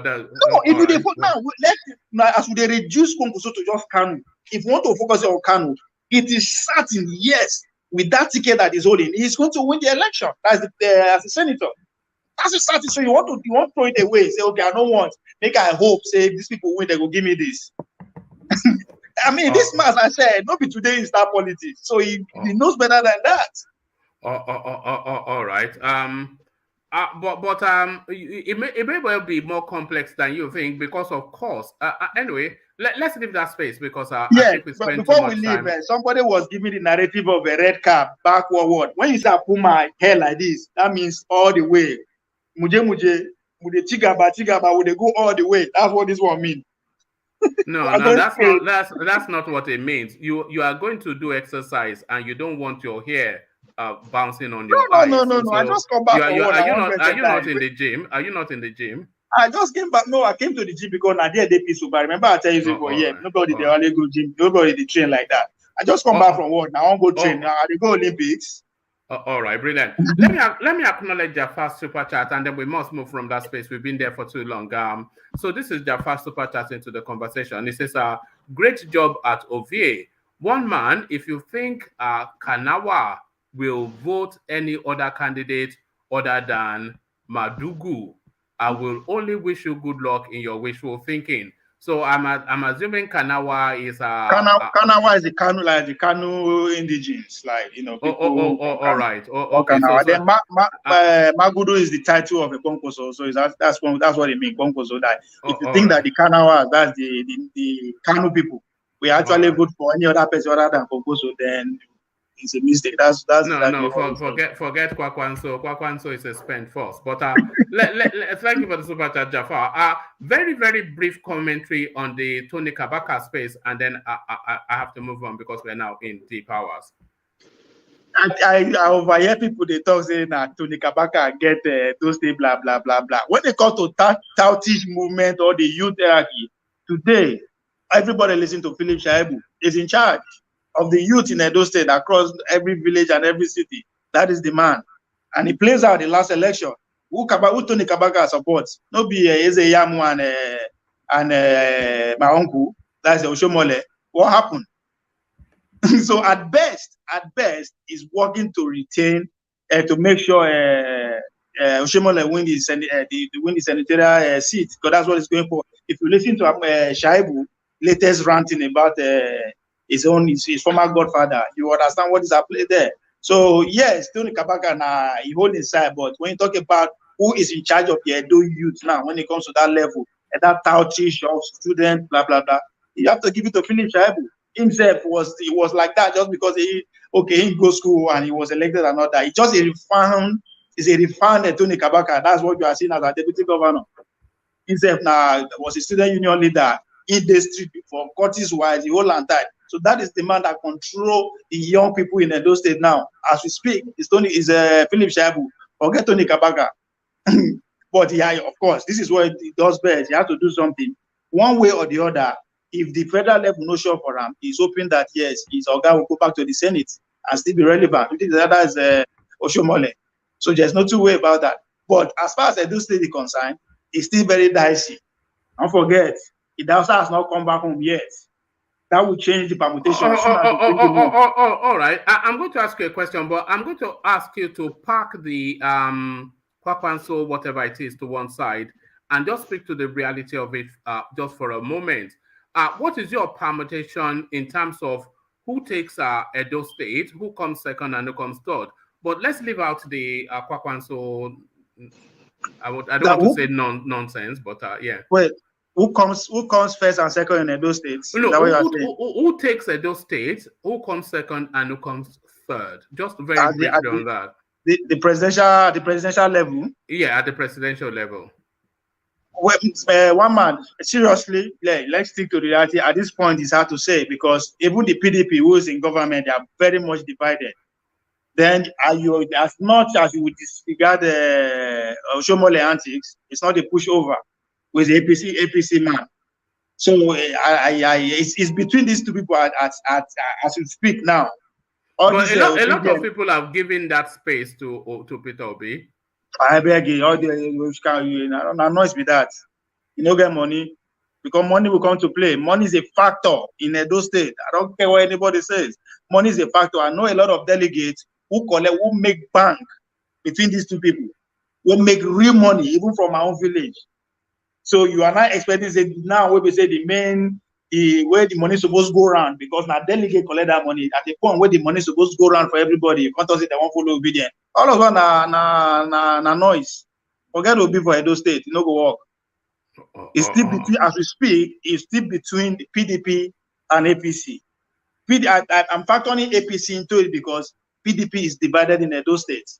Some are loyal to the governor, which we don't know where even the allegiance lie at this point.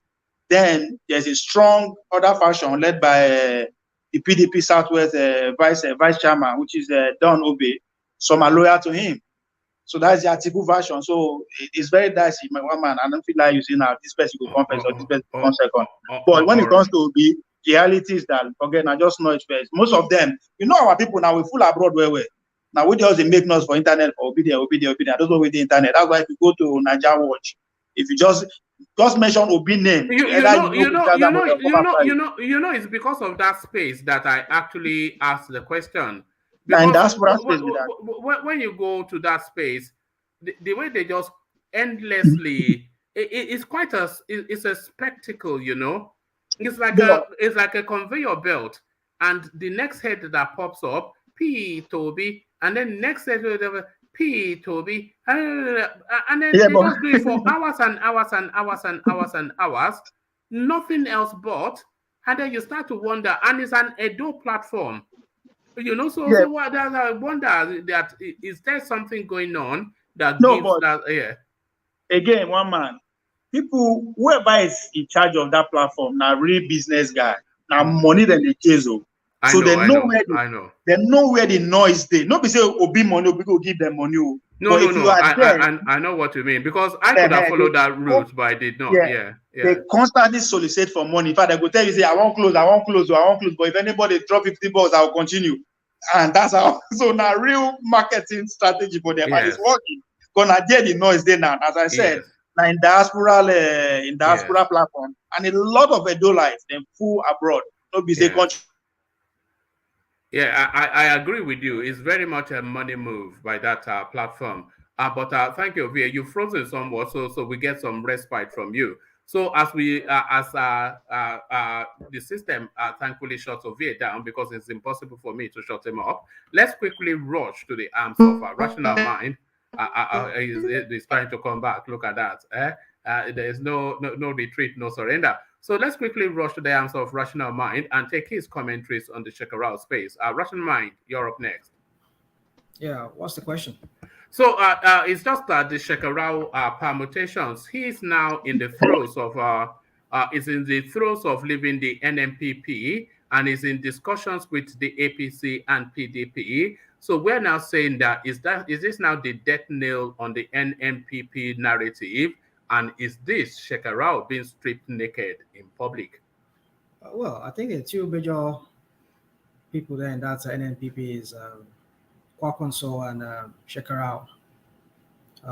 If Shekarau knew that Kwankwaso knew that Shekarau was not that important, he wouldn't have asked him to join NNPP or draft him or kind of ask him to come join them. So with Shekarau making these moves now, we all know that these people, they just don't matter in this politics that is coming. They might say they are relevant, like I had Olivia talk about how relevant they are in maybe Kano State. Yeah, it can be relevant in Kano State, but the question is, do they have the national appeal? I don't think they do. They don't have that national appeal. They're only known in the Northwest. So with Shekarau moving now, I mean, seemingly it's like the move is making.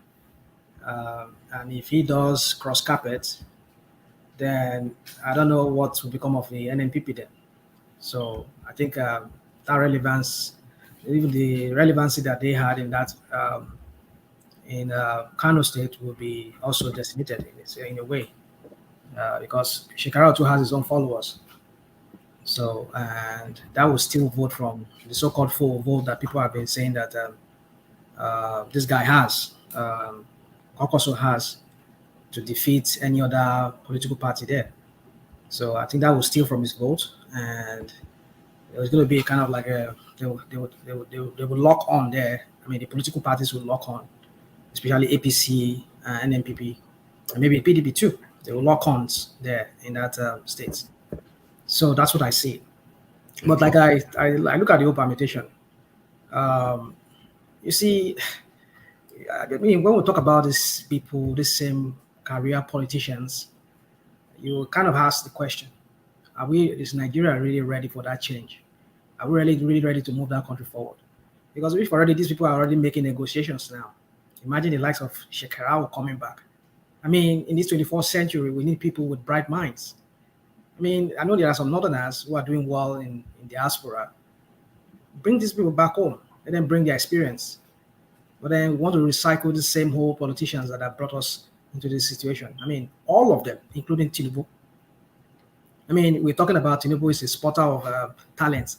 Yeah, we were talking about Shekarau. Please, I know. You always pivot anything. Why do I always have to? When it's my own turn of saying certain things, people say here they digress. They went different ways. But when I go my own ways, you want to like. All right, go on. But you always find a way to pivot to attack Tinubu. But go on, yeah. I'm using Atiku. Yeah. All of them, by extension to all of them. We say all of them are good supporters of. I mean, including all of them. I mean, Atiku is going to bring in the same team that has always been in politics. These are the same people that will be recycled. Now, the same idiot, I mean, the same guy that is the spokesperson for him, this guy that once was a champion of good governance in Nigeria. This is, Ogun State Delta-born lawyer, KEYAMO. You know, look at how he started and look at now he joined by reason of his association. Look at how he has gone bad. And these are the same people would expect maybe he will become spokesperson, maybe you have ministerial position, or maybe you will become the Attorney General of the Federation in the next dispensation if Tinubu wins. I mean, are these the same people we're going to be dealing with again?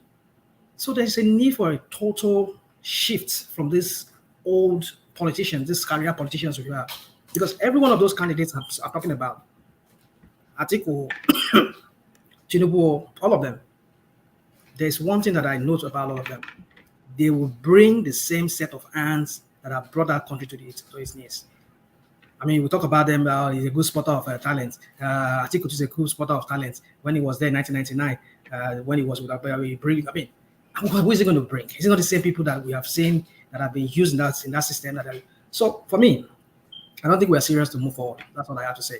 And Shekarau, I don't think is moving. I just see that to be a problem. No, you can't say it's going to bring the same set of fans because when they were in government, Atiku, he is shopped worldwide for Nigerian technocrats. What bad?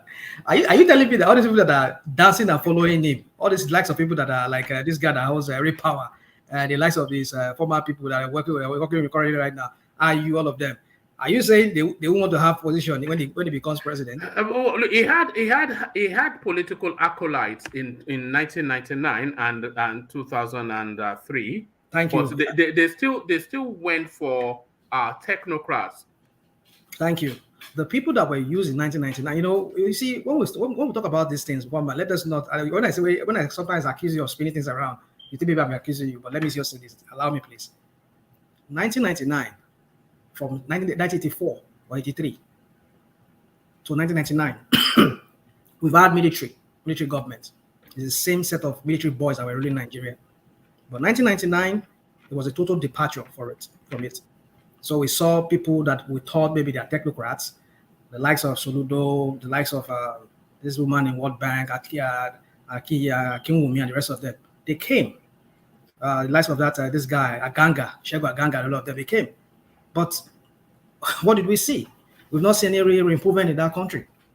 Now, look at the people. Yeah, because there's not been a follow through. Exactly. So what are they going to bring? And the reversal came under Buhari, by the way. Yeah, we see.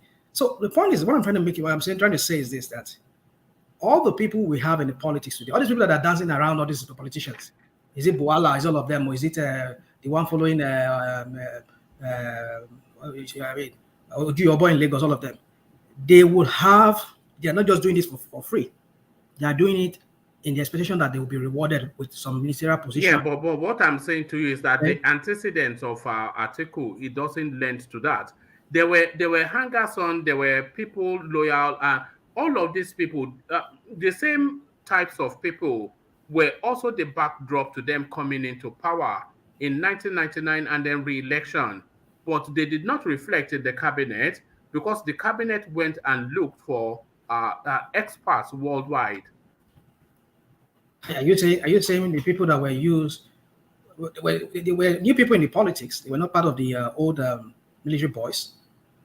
No. Forget the military boys now. We've always had politicians, and it was the politicians that ran the space to elect these people. And they've always had loyalists. These people are long-standing in politics. Atiku goes as far back as Abiola days. So he had political acolytes. But then when it came to forming the cabinet, they jettisoned those political acolytes to look for experts in specific fields. So who are the experts? Give me, apart from Soludo. But you've already given us the just a flavor of the name. I just gave you those three people. Those are basically, those four people. Aganga. Well, that's sufficient enough. Those are key portfolios. These people we're talking about, they're no longer in politics as such, because this guy is already in. Is it the World Bank? Because there was no follow through with subsequent administrations. One man. Let me not say you're spinning these things around. Let us not spin things around. Let's stay with where you are saying. You are saying that if Atiku becomes the president, he's going to use this body of people that surrounds him at the moment to form the government. Okay. And what I am saying to you is that his antecedents does not lend to that narrative, because when he formed the government in 1999, it wasn't the hangers around that he necessarily used for his cabinet. Key portfolios where they sought the best Nigerian hands worldwide for those key portfolios. Well, man, I think we're in a way we're saying the same thing, but no, we're not. Maybe we're not. But what I'm putting to you is that with the exception of few hands that were brought in, even when Obasanjo was there, the majority of people that constituted the governance were people who have been there in governance even during the military era too. That's what I'm trying to put to you. Are you talking about this man that died, former Justice Minister, the Yoruba guy that died? What are you going to talk about among them? Apart from this, what's his name? This woman from World Trade Center, World Trade organization, Aganga, Olusegun Aganga, and then maybe Soludo. Maybe we don't know much about Soludo. These are the people who have been in the system. They were brought back. People that, apart from these other people I mentioned, other people that worked with Obasanjo were people who have been in the system for a long time. Maybe not really active during the military era. Maybe they were part of the Nadeco or whatever. They were part of it. So what I'm trying to tell you is this, one man. You cannot tell me that Atiku coming back or winning the ticket or Tinubu winning that ticket, it will not use any of those men, these men that we see, the likes of KEYAMO, the likes of whoever is championing his cause right now. They won't be part of his cabinet. And the question is this, are we really ready to move forward with this same set of old cargos forming more than half of the cabinet? So that is what we need to think about. I understand you, but the thing is that I've seen that in that country, virtually every hands that we need to see, so-called technocrats, they're already in the system already. They're already in the political scene in Nigeria already. So if these people who are part of the system, who are part of the problem, are also brought back again, because you can't be telling me all the people that are working with him right now, they're not open to be rewarded. You can't tell me that. Like the likes of this Ray Power guy, Dokwesi.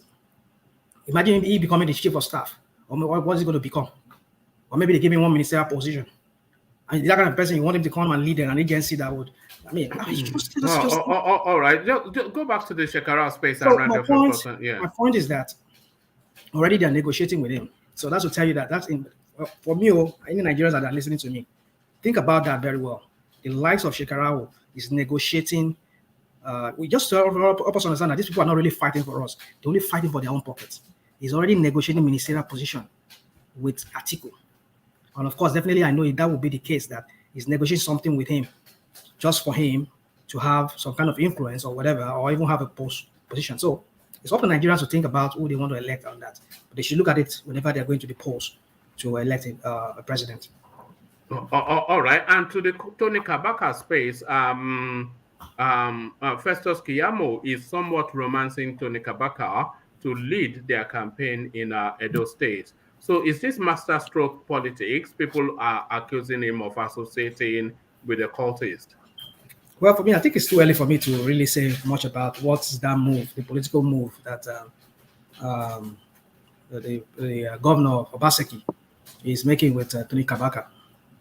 Well, I know definitely it has to do with the coming election, because, of course, KABAKA has his own realm of influence in Edo State. But like some people said here, I think it's only that realm of influence on the Agbero people, and we know most times in the southwest, which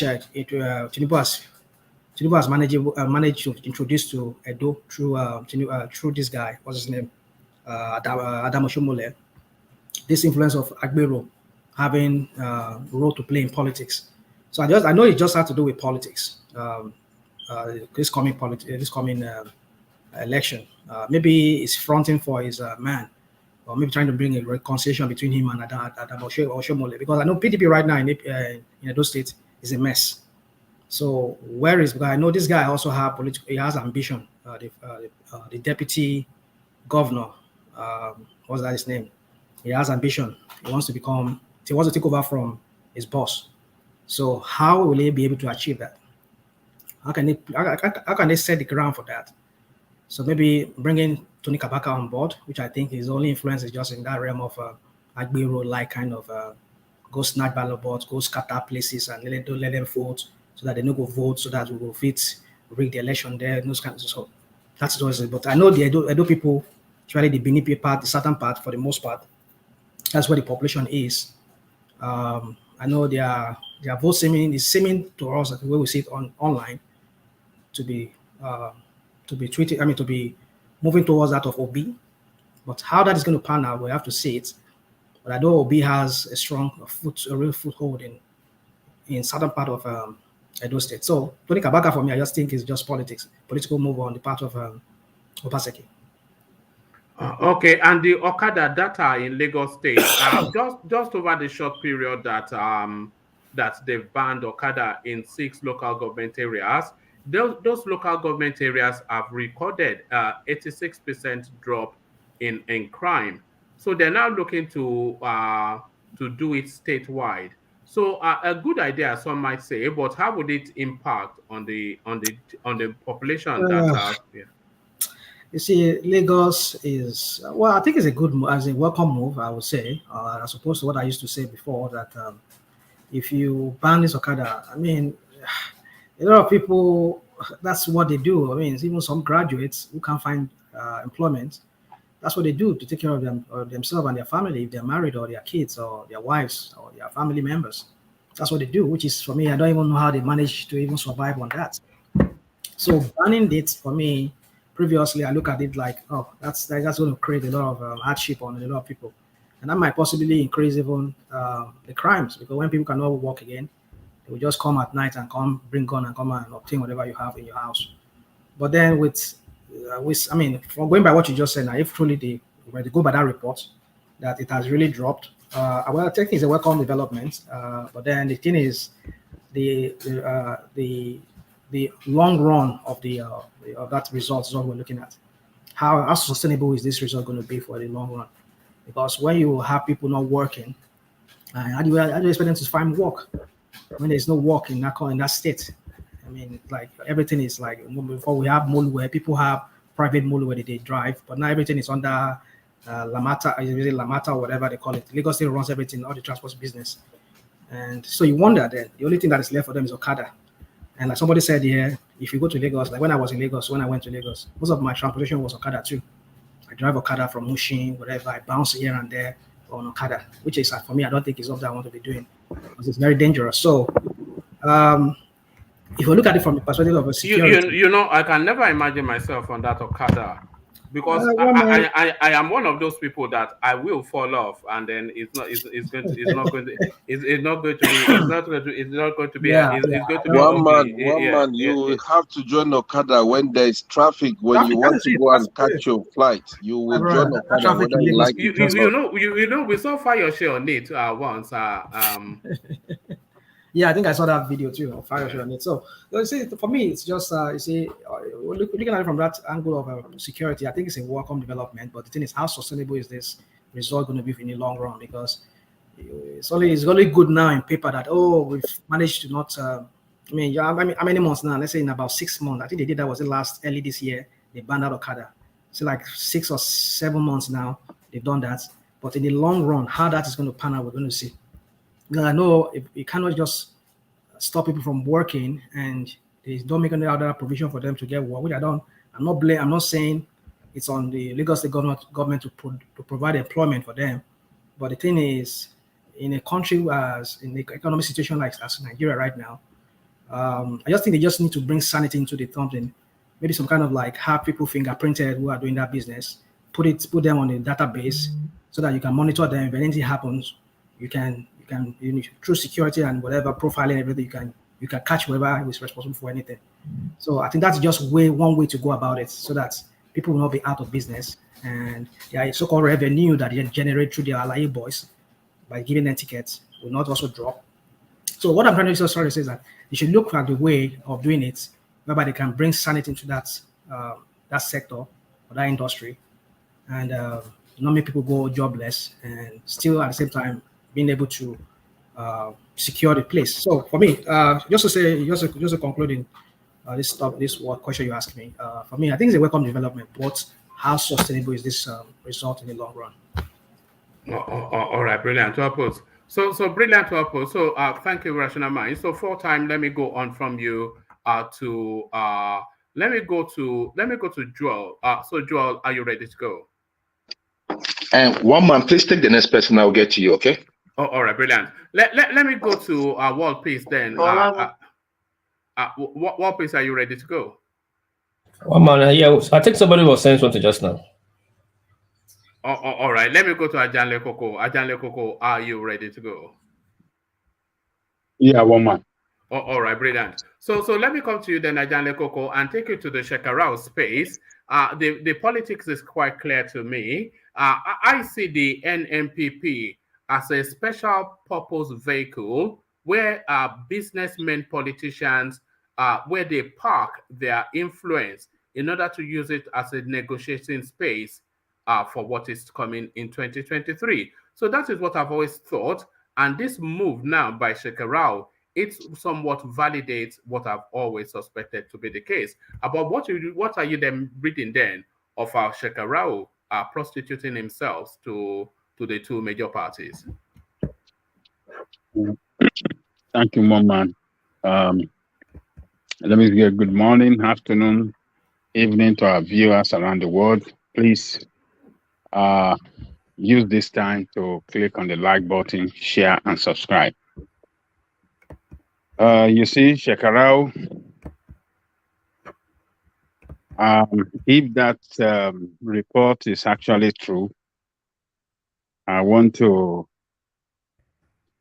be wondering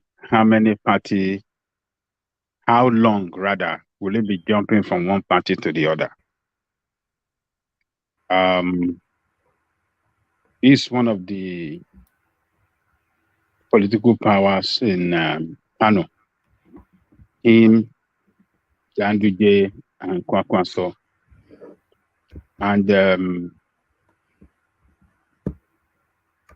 it was because of Ganduje's strangulation of him, marginalization of him and his group, and power tussle between both of them, and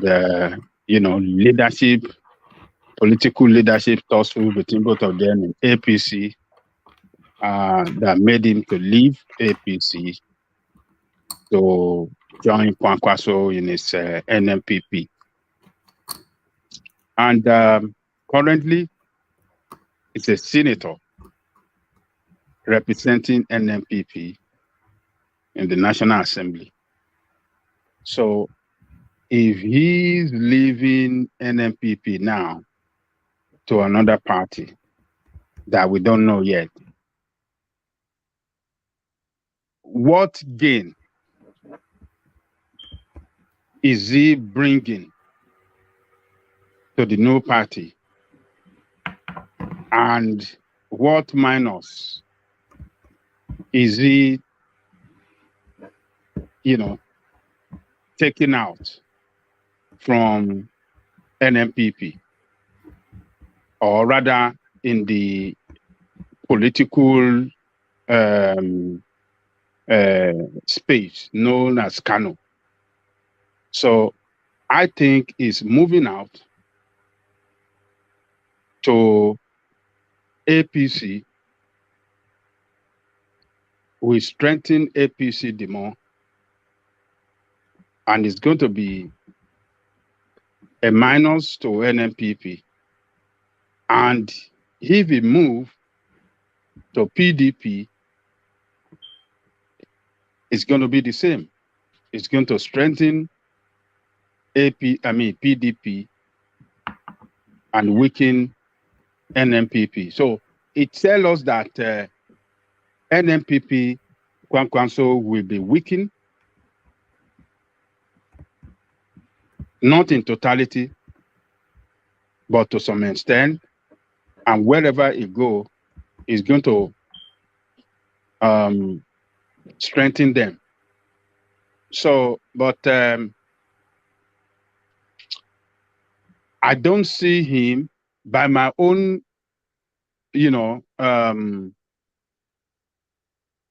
speculation, or can I say permutation, I don't see him going back to APC because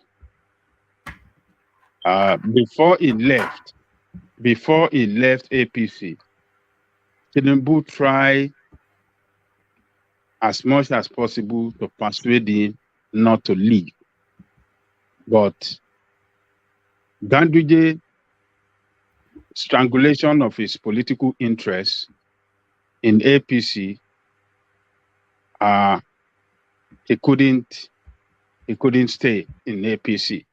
And Ganduje was number one, is the most powerful person in the party by the virtue of his position as the governor of the state, and in line with the way that APC structured their party.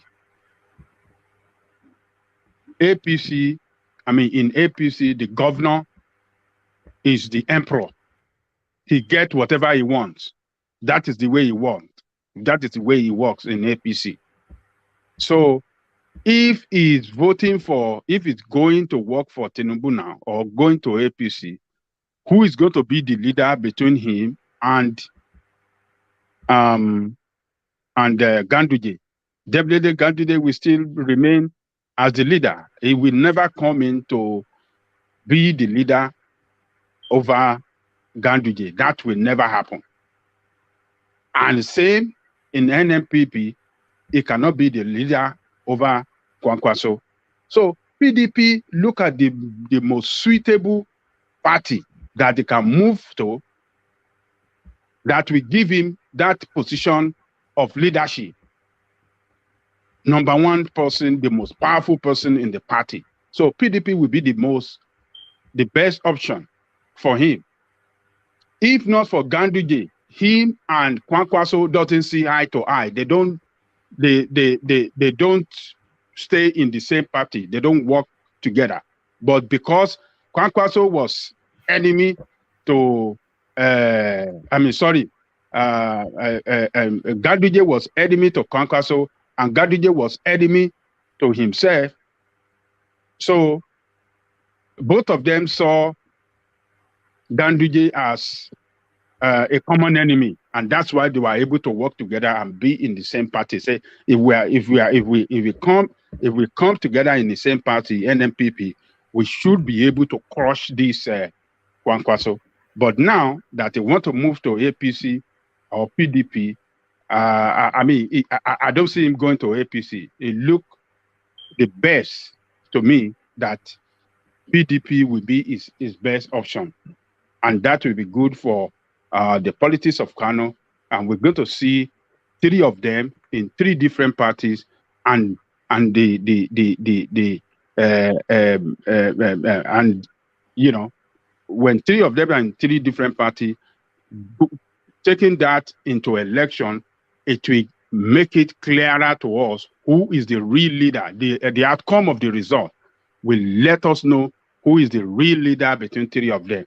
But on presidential race, I don't see anybody winning Kwankwaso in Kano. I believe Kwankwaso will win Kano overwhelmingly, no matter what the case. He will win Kano overwhelmingly because he's the soil of the soil.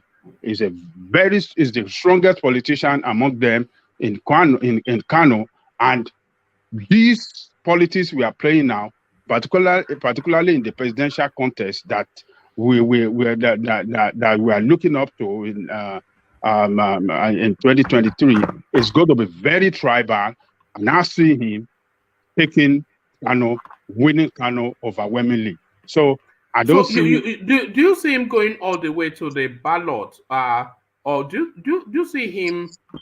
Because I'm of the thought that before the elections he would have negotiated a position for himself with either Atiku or Tinubu.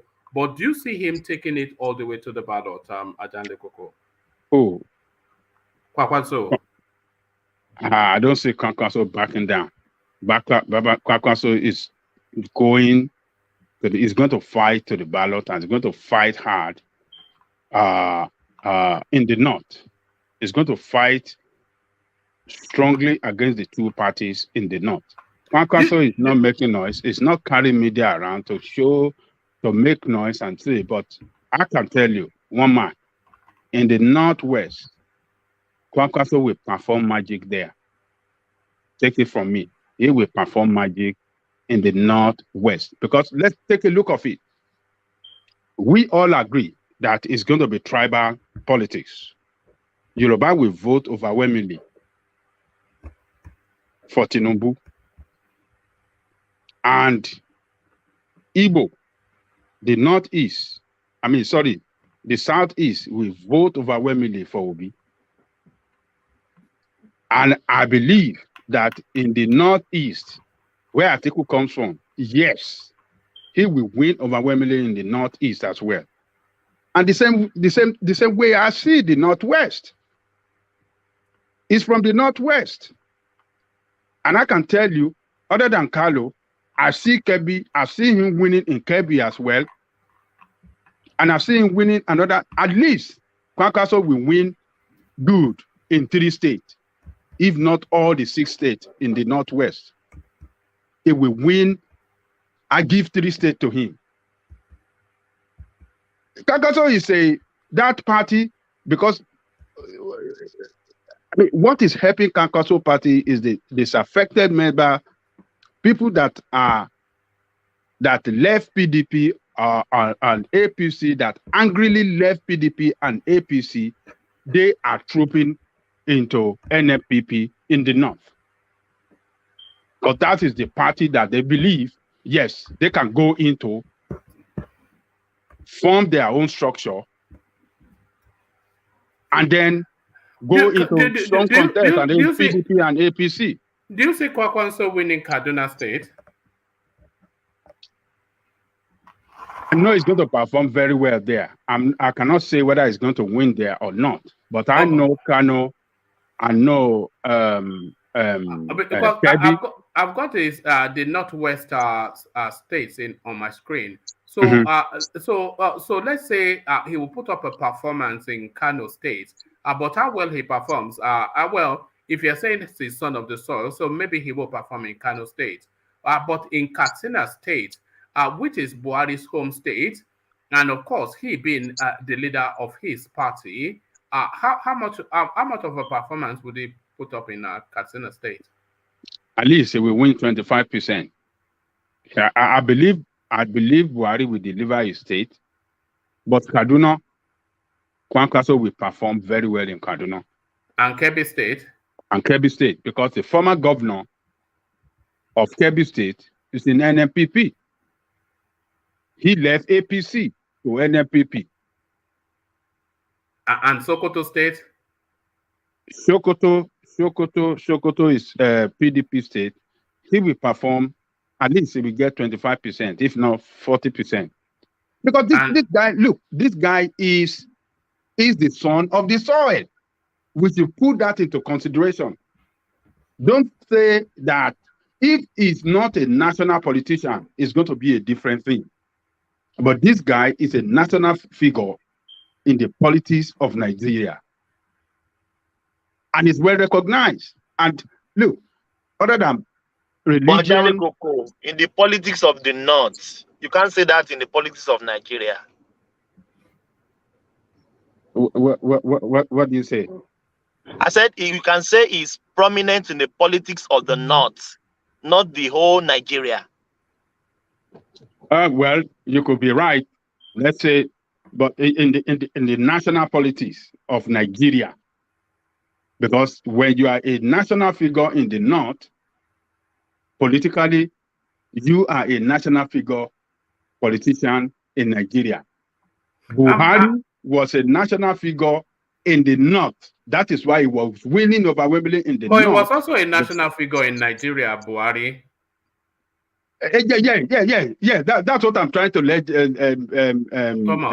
Thomas know. That if you are a national figure in the North, you are a national figure in Nigeria. So you can't separate the two. So as Tinubu was a national figure from the West. It wasn't in the North then, but in the West. But it's recognized all over Nigeria. And everybody give it to him that, yes. Is Kwankwaso recognized all over Nigeria? Oh, yes. Kwankwaso is recognized. Kwankwaso is recognized. Politician, there is nobody that is a practical politician in Nigeria or people that follow politics well in Nigeria that wouldn't know Kwankwaso. Ajale Koko, is it recognized among the masses, not among the political elites? In the North, it is recognized in the North. In Nigeria. In Nigeria, among the masses generally in Nigeria. Well, yes, I can say overwhelmingly in the North, in the East, in the South. I mean, we all know him, and we're not Nigerian, but the masses, the masses, the low people, yes, they might not know him so much in the South, but when you talk of the registered politician, registered party members across the South, they all know him. Because it's one thing to be registered party member and voter. Voters are people that just go out, they don't register, they are not identified with, they are not a registered member of anybody, they just go out and vote. But those that are registered party member that really participated in the politics in Nigeria, I don't see anybody that will not know Kwankwaso. All right, still in that space that Thomas opened up, do you think Kwankwaso is running to be president of Nigeria? Is that what he's running to be? Oh, yes. I think he's really serious about it. And I'm telling you, this guy is really building. He has really organized the party very well. I saw when they did the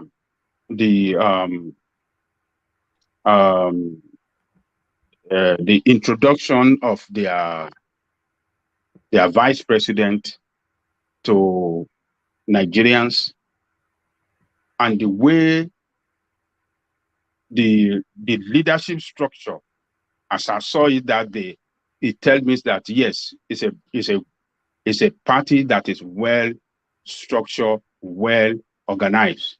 They don't make too much noise, but I see all the leadership cut across Nigeria and tell me that yes, within this short period to have got this, it tells me that this guy has been doing that job.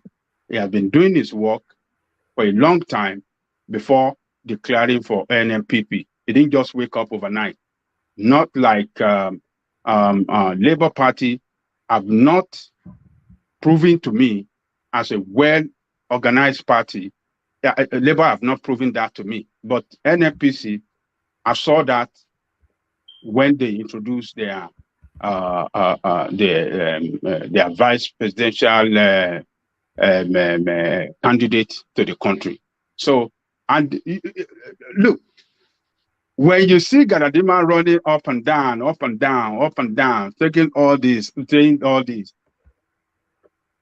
the same thing he was doing for Buhari then, even when they are in CPC. That was Galadima. He was member of CPC. He was the founding member of CPC. This is the same way that Galadima was promoting Buhari seriously. And he's doing the same thing for this guy now. They know what they are doing. They have done a lot of work, and I've watched several videos from several states of NNPP members or some candidate for Senate, and it's telling me that, yeah, they are up for fight in the north.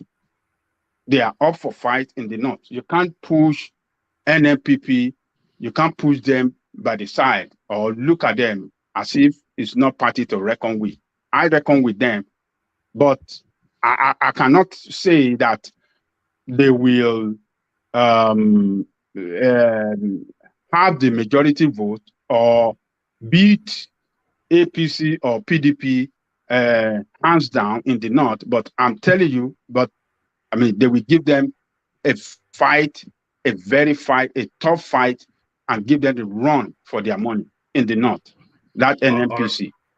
All right, brilliant, well put. So brilliant, well put. So can I invite the people that have not yet clicked on the like button to please do so? We're trying to push the figures up. So if you don't have a reason not to click on the like button, that means you have every reason to click on it. So if it doesn't offend you, especially to click on it, then you have all reasons to click on it because it propels the platform of the YouTube algorithm.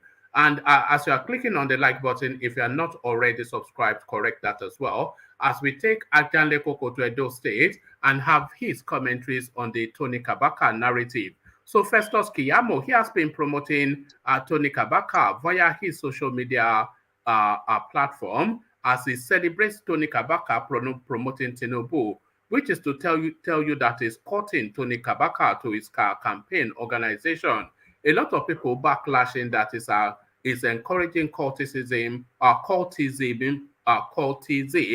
and is pandering to criminal elements. They are accusing him of Agbero politics, but Agbero necessarily a strong and important component within the Nigerian political paradigm. Ajanle Koko, Tony KABAKA. Tony KABAKA, as we know, is the head of the Agberos in Edo State. And politician cannot do without Agbero. Politician in Nigeria cannot win election without Agbero. Politician in Nigeria cannot,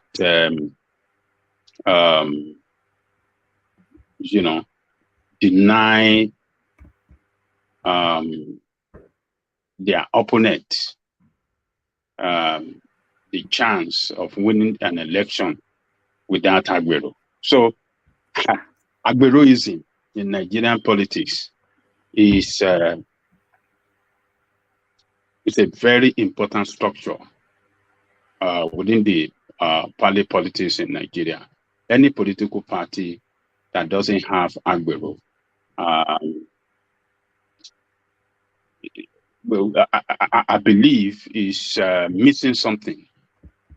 So, and who are the people that created these Agberos? Are the politicians, and they created them for a purpose of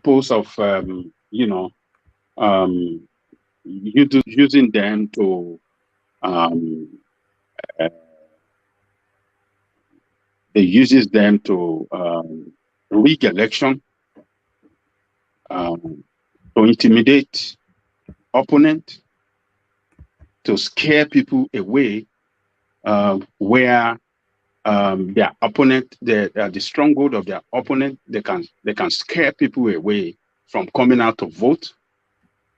And that is what they're meant for.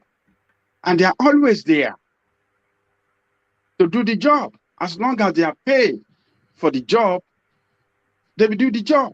And if there is a really serious politician in Nigeria, there is nowhere you want to go. You must have some agbero to walk around with, to go with you as your security all the time. You can't, if you are a politician in Nigeria, you cannot walk around without having some agbero around you for your defense, for your security, and for your protection. So they play an important role for the politician to exist as a human being, to exist and to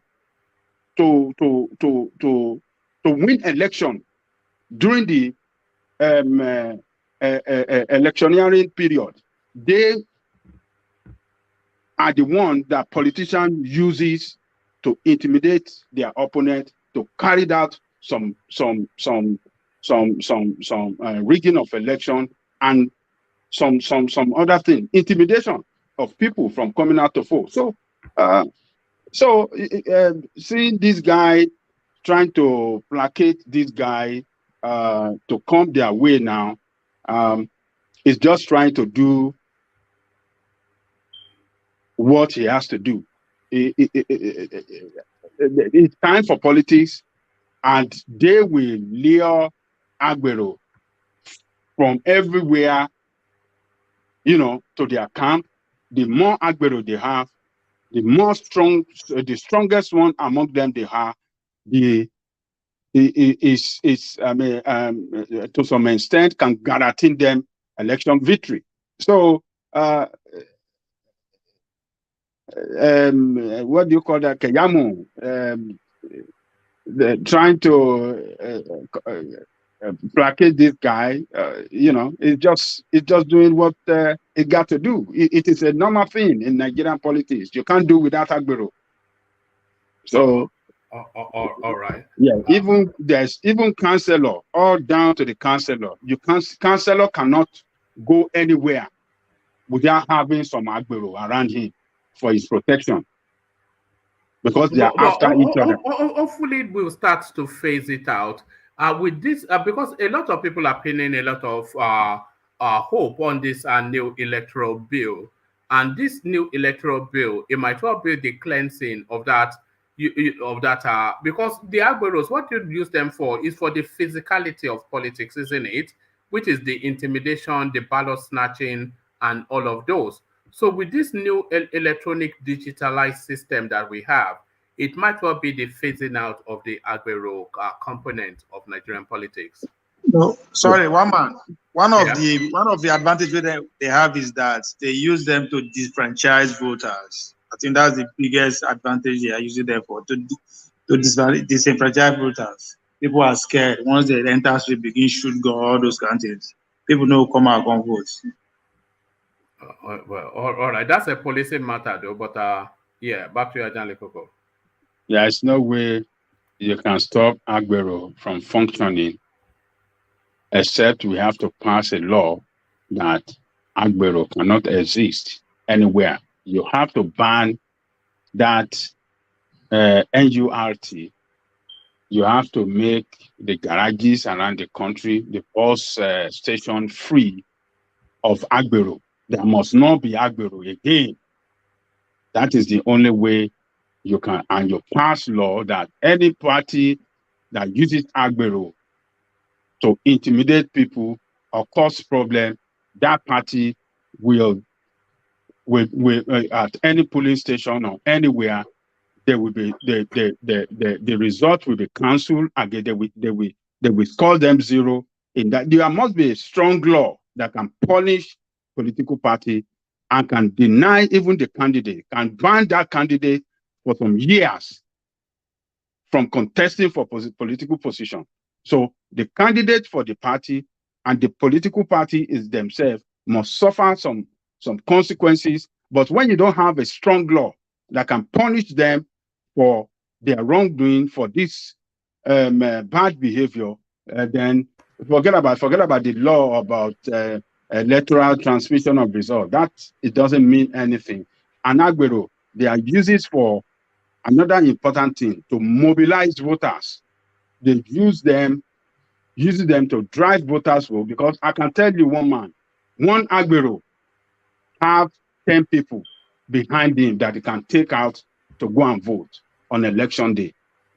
They have, because these guys, they make money, they make a lot of money. They have some other people that serve with them, that they feed, that they take care of at home. Some of them have 2 wives and they have families, and they take care of them because they make money on daily basis. They make a lot of money, and they can shower money around, and they can lure people, they can convince people to go and vote for them. It's not too much convinced. They just tell them, because their people know them, that yes, this is the party they represent, and they are bringing it. If that party is by the goodness of that party that he makes the money that he spent on them to take care of them. So on average, one Agbero have 10 voters. They have 10 voters that they can call out on election day to go and vote for their party. That's another advantage that those Agberos give to the party. So, but KEYAMO, well, he knows the importance. He's a son, but he's in politics now. He's in practical politics. He knows how important Agbero, and that's why he's pandering on. Trying to woo. What's the name of that guy? That Agbero in Edo, Tony KABAKA. Tony KABAKA. So they know he has those soldiers on the ground that are ready to go to war anytime, any day. They have a very strong they have their strong men on the ground that are ready to go to work anytime, day, night, in the sun, in the rain, anytime, any day. They are very, very reliable. What you just need to do, give them the assignment, and they will carry it out. That is the way it's done. All right, thank you, Ajale Koko. So Ajale Koko, to the Lagos State space and the Okada data that is coming through, 86% drop in crime just within the 4 to 6 weeks that they have banned Okada in 6 local government areas. So they are now looking to expand this statewide, which from the crime statistics, it seems a good idea. But from the how it's going to vest on the people in terms of being able to transport themselves.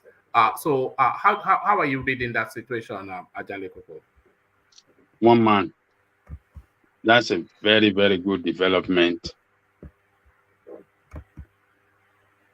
recorded by Lagos State. A very good achievement, rather, recorded by Lagos State. You know, when Sanwo-Olu came out with that law that banned Okada in 6 local governments, a lot of people were crying, a lot of people were shouting, some people were opposed to it on this platform. I can remember this guy, X0, 2 Nigerians, some others. So I stood on that day. That was the best decision. We cannot tolerate this nonsense. A responsible government must not play with security, because all these, prior to that time, there have been several incidents where all these Okadas, particularly some new ones from the north, some people that they don't even know, the Chadian, the Nigerian, riding Okada in Lagos State, and they are so violent. They don't respect the traffic rule. They don't respect the law. And we saw what happened, the way they killed one guy in Lekki and set him ablaze. And they killed another person as well And look, every responsible government must always rise up to the occasion when it's needed to act. And that is what Sanwo-Olu did. I give kudos to him, and we have seen the result. Death, the death rate, it brought down the death rate, and it brought down, accident rate, death rate, and crime rate, everything brought down within how many months? 3 months or how many months? Less than, it's about 6 weeks. About 6 weeks. Yes. About 60. Look at the achievement. Look at what.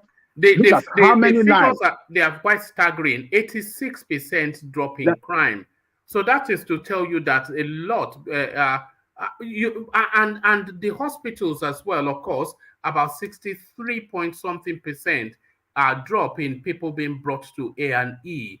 Just off the back of that. So there is really no decision to be made. They just ban it immediately, But then how do you insulate what they facilitate for? Look, do you know how many lives that this action by Lagos State have saved? Hundreds of lives and be saved by this action of Lagos State. Is that what we want? Or do we want to continue with recording death of people on, as a result of accident on Okada every day? I think I will be on the side that it should be banned across Lagos State. That was the way we used. Look, there wasn't Okada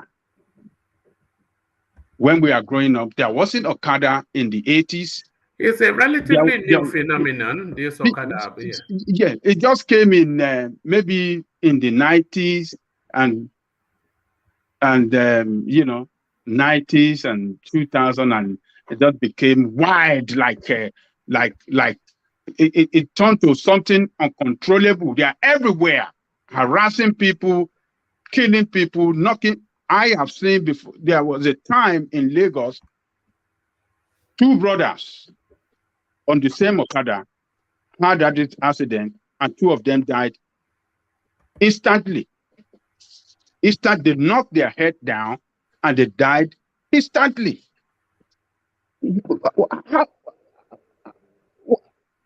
How will their mother, how will their mother take that news that he lost 2 boys on the same day? Would that woman be the same for the rest of her life? 2 brothers on the same day. No. He has to ban it. Let them ban it so that we can have security in Lagos, so that we can save life in Lagos, so that we can have, we can control the crime rate, and we can guarantee security in Lagos. Nigeria is in crisis, and the number 1 crisis that is ravaging that country now is insecurity. We don't want that to come to Lagos State.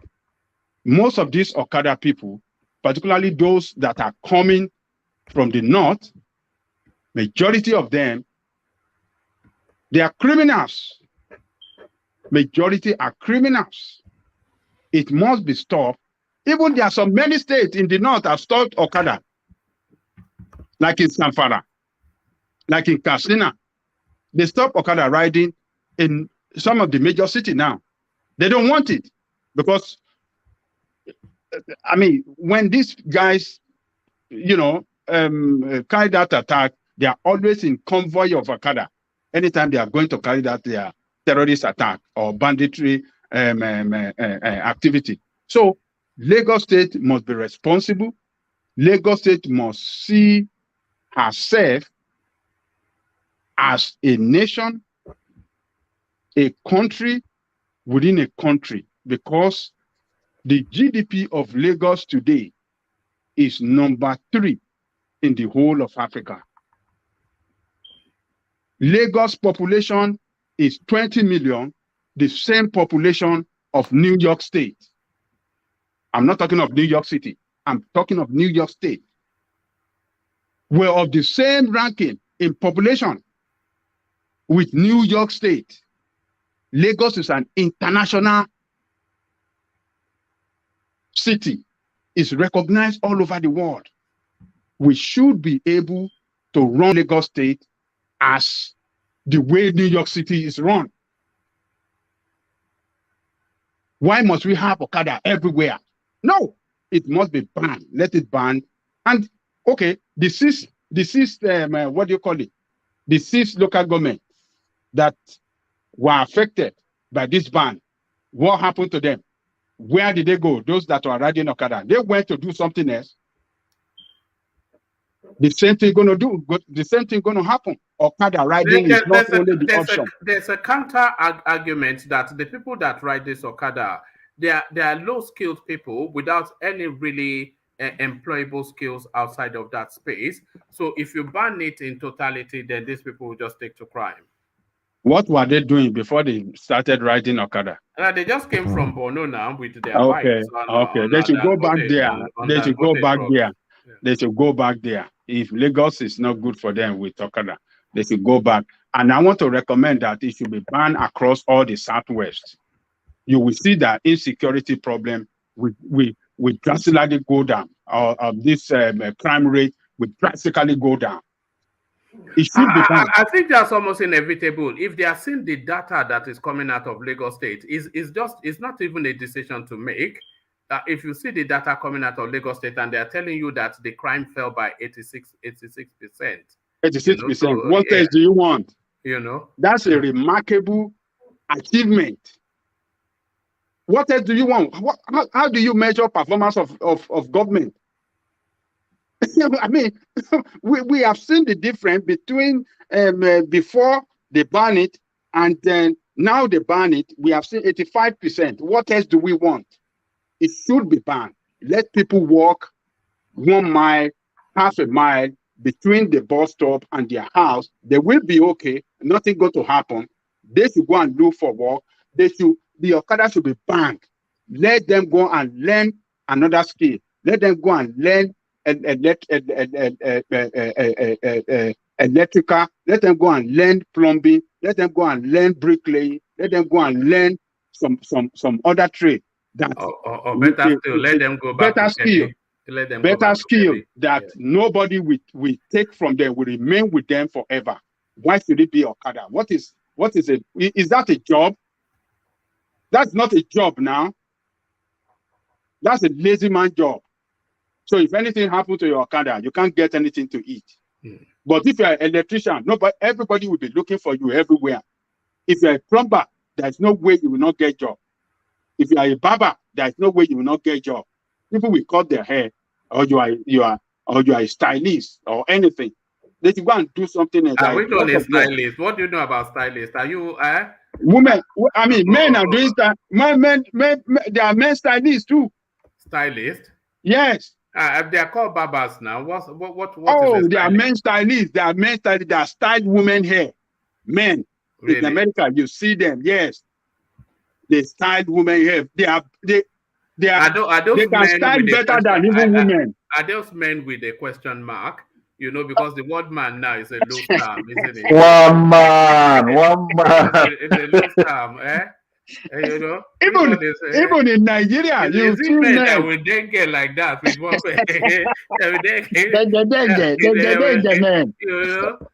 like Bobrisky was once upon a time. Look at that, men stylist.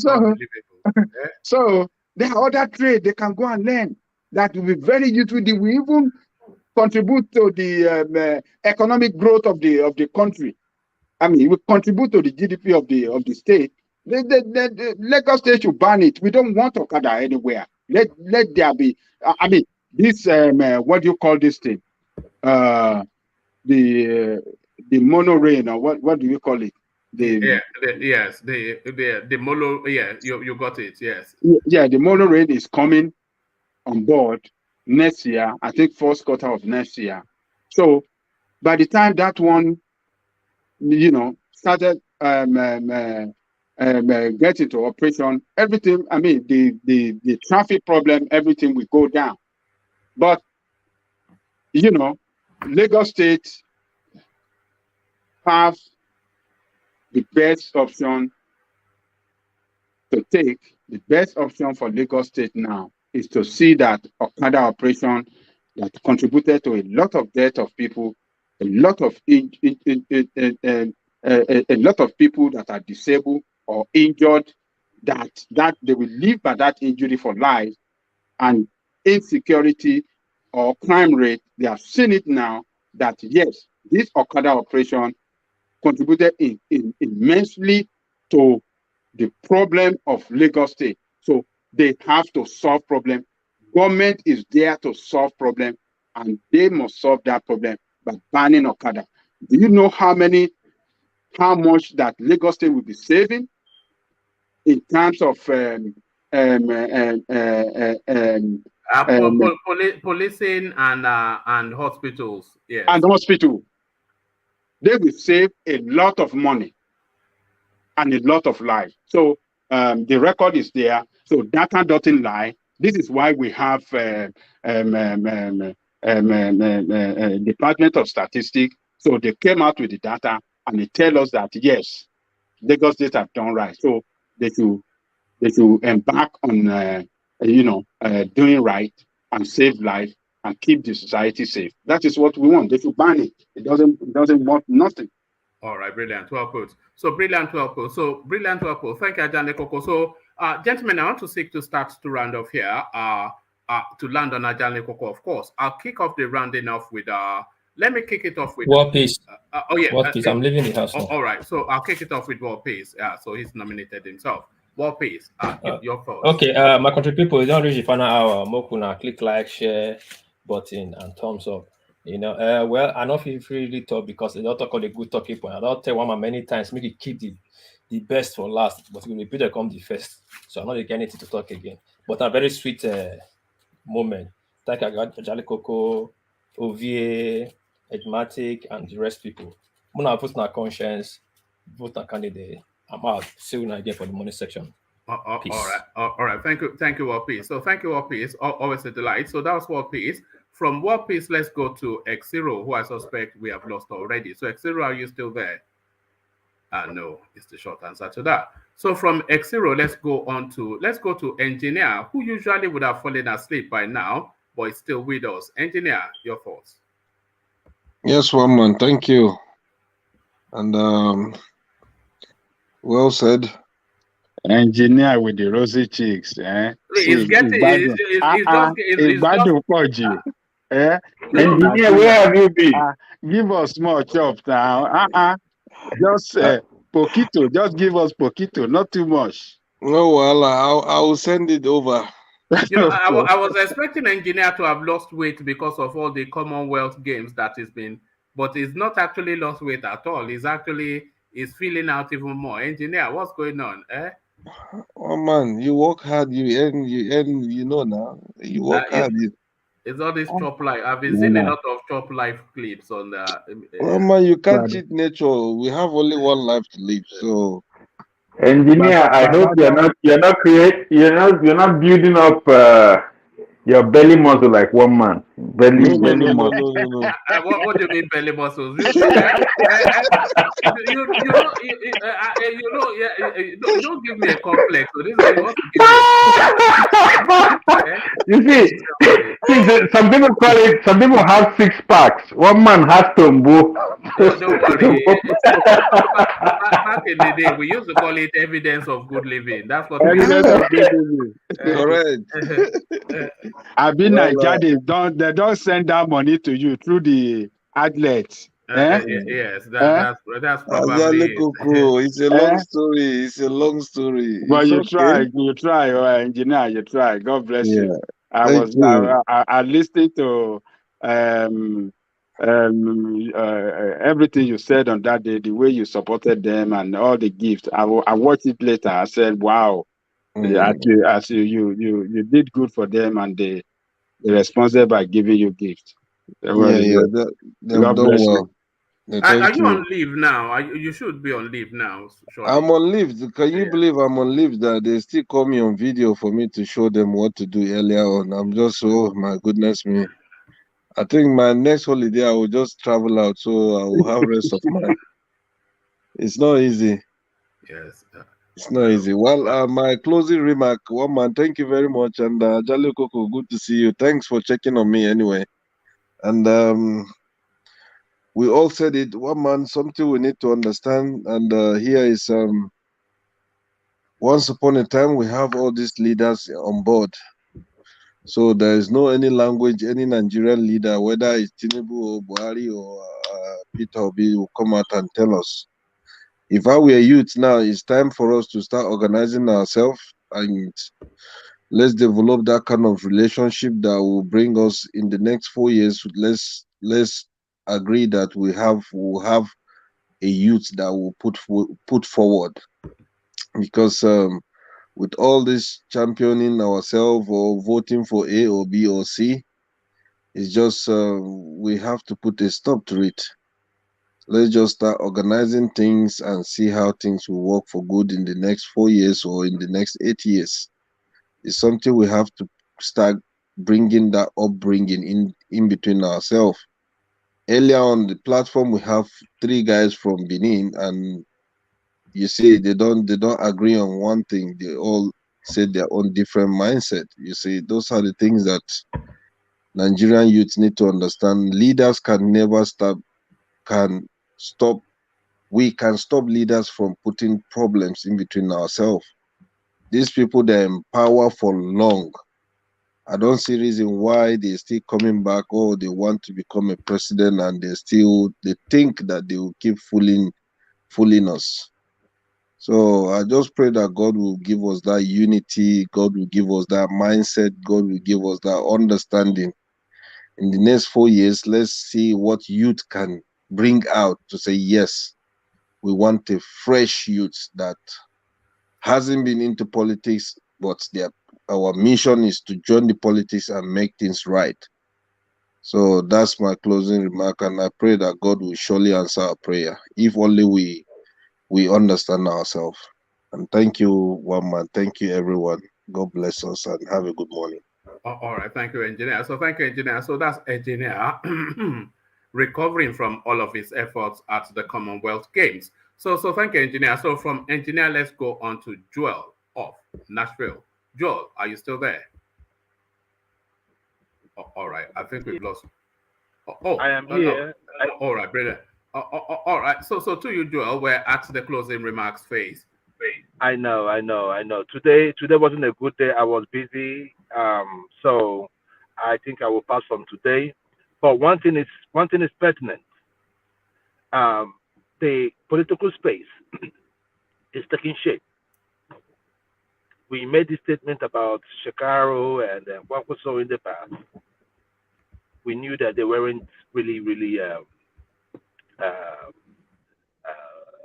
committed. I will say, towards going for that topmost seat. However, I will give it to Kwankwaso. Kwankwaso is popular in the north, so it will be foolhardy for him to drop out of the seat. I mean, no matter what they're offering him now, he can get something better, after or during the election, right? Because I believe that he will command.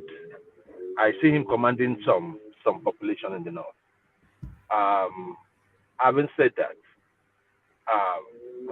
he missed an opportunity, because if he had gone with Obi, it would have been fait accompli. I would have said good night to everyone that was going to contest in that election. However, that day did not go through. So we are faced with having the 4 of them on the ballot.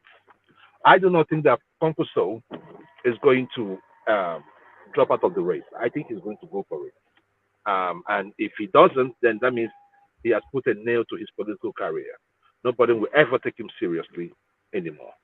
So that's that. For the Okada, the banning of Okada in Lagos State, I would say it's a good one.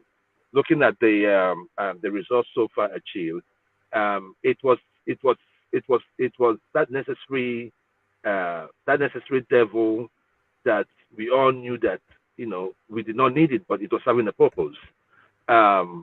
I think that Nigerians should be able to they should adapt to it. If you're going to go somewhere, then maybe you just leave maybe an hour before. That's the society we live in, because we don't really have better transport coming up from the inner streets up to the roadside.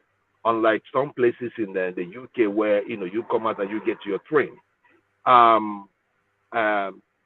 But insecurity is topmost at the heart of every government, and I think that the Okada situation has been long overdue. They have been causing havoc everywhere. Go to Ibobi. If you go to Ibobi, Yaba, you will cry.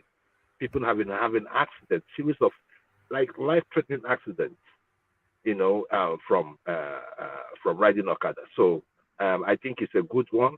I look forward to a day where we're going to ban it all and where people will be able to afford cars and we have better transport system so that the people will not suffer that much, because I'm talking about the people suffering the brunt of it all.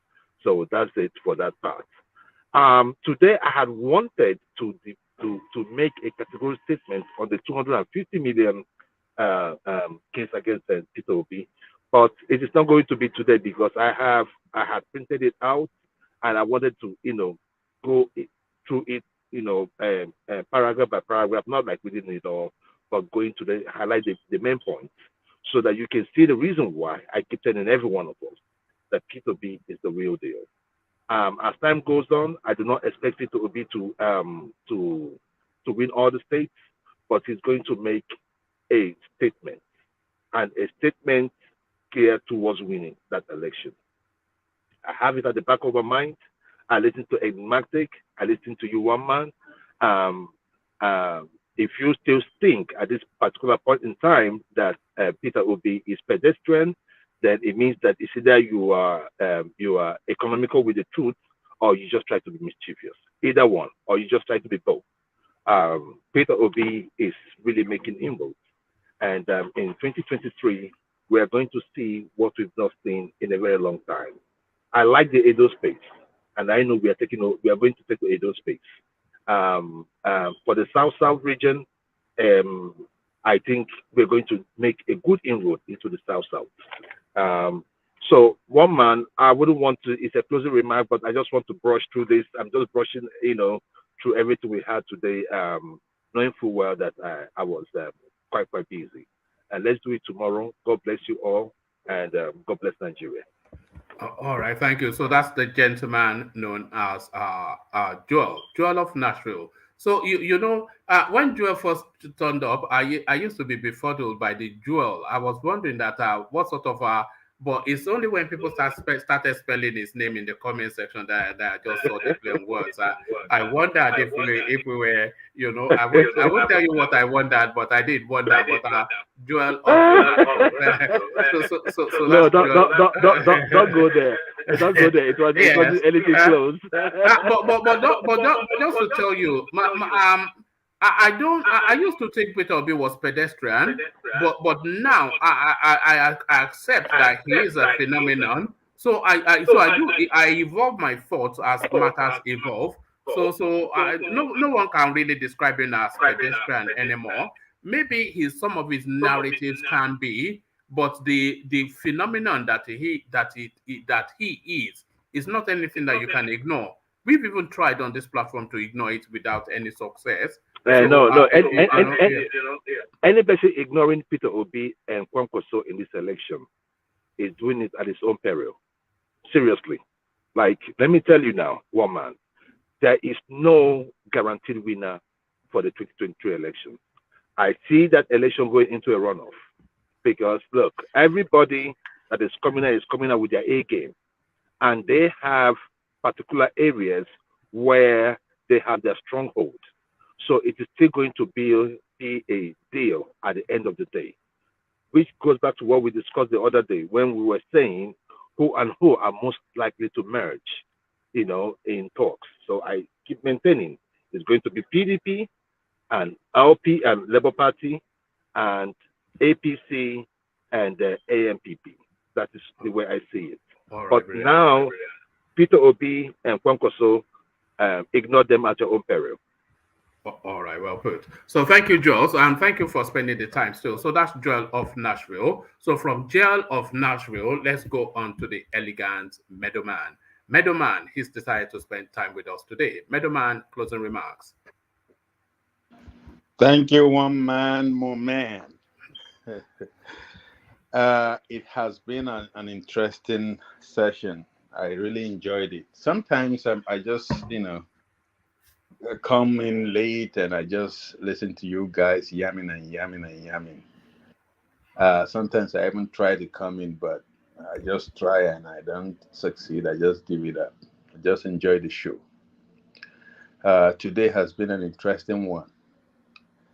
This program is getting interesting by the day, and I have noticed that the caliber of contributors has been maturing over time, and that is a good thing.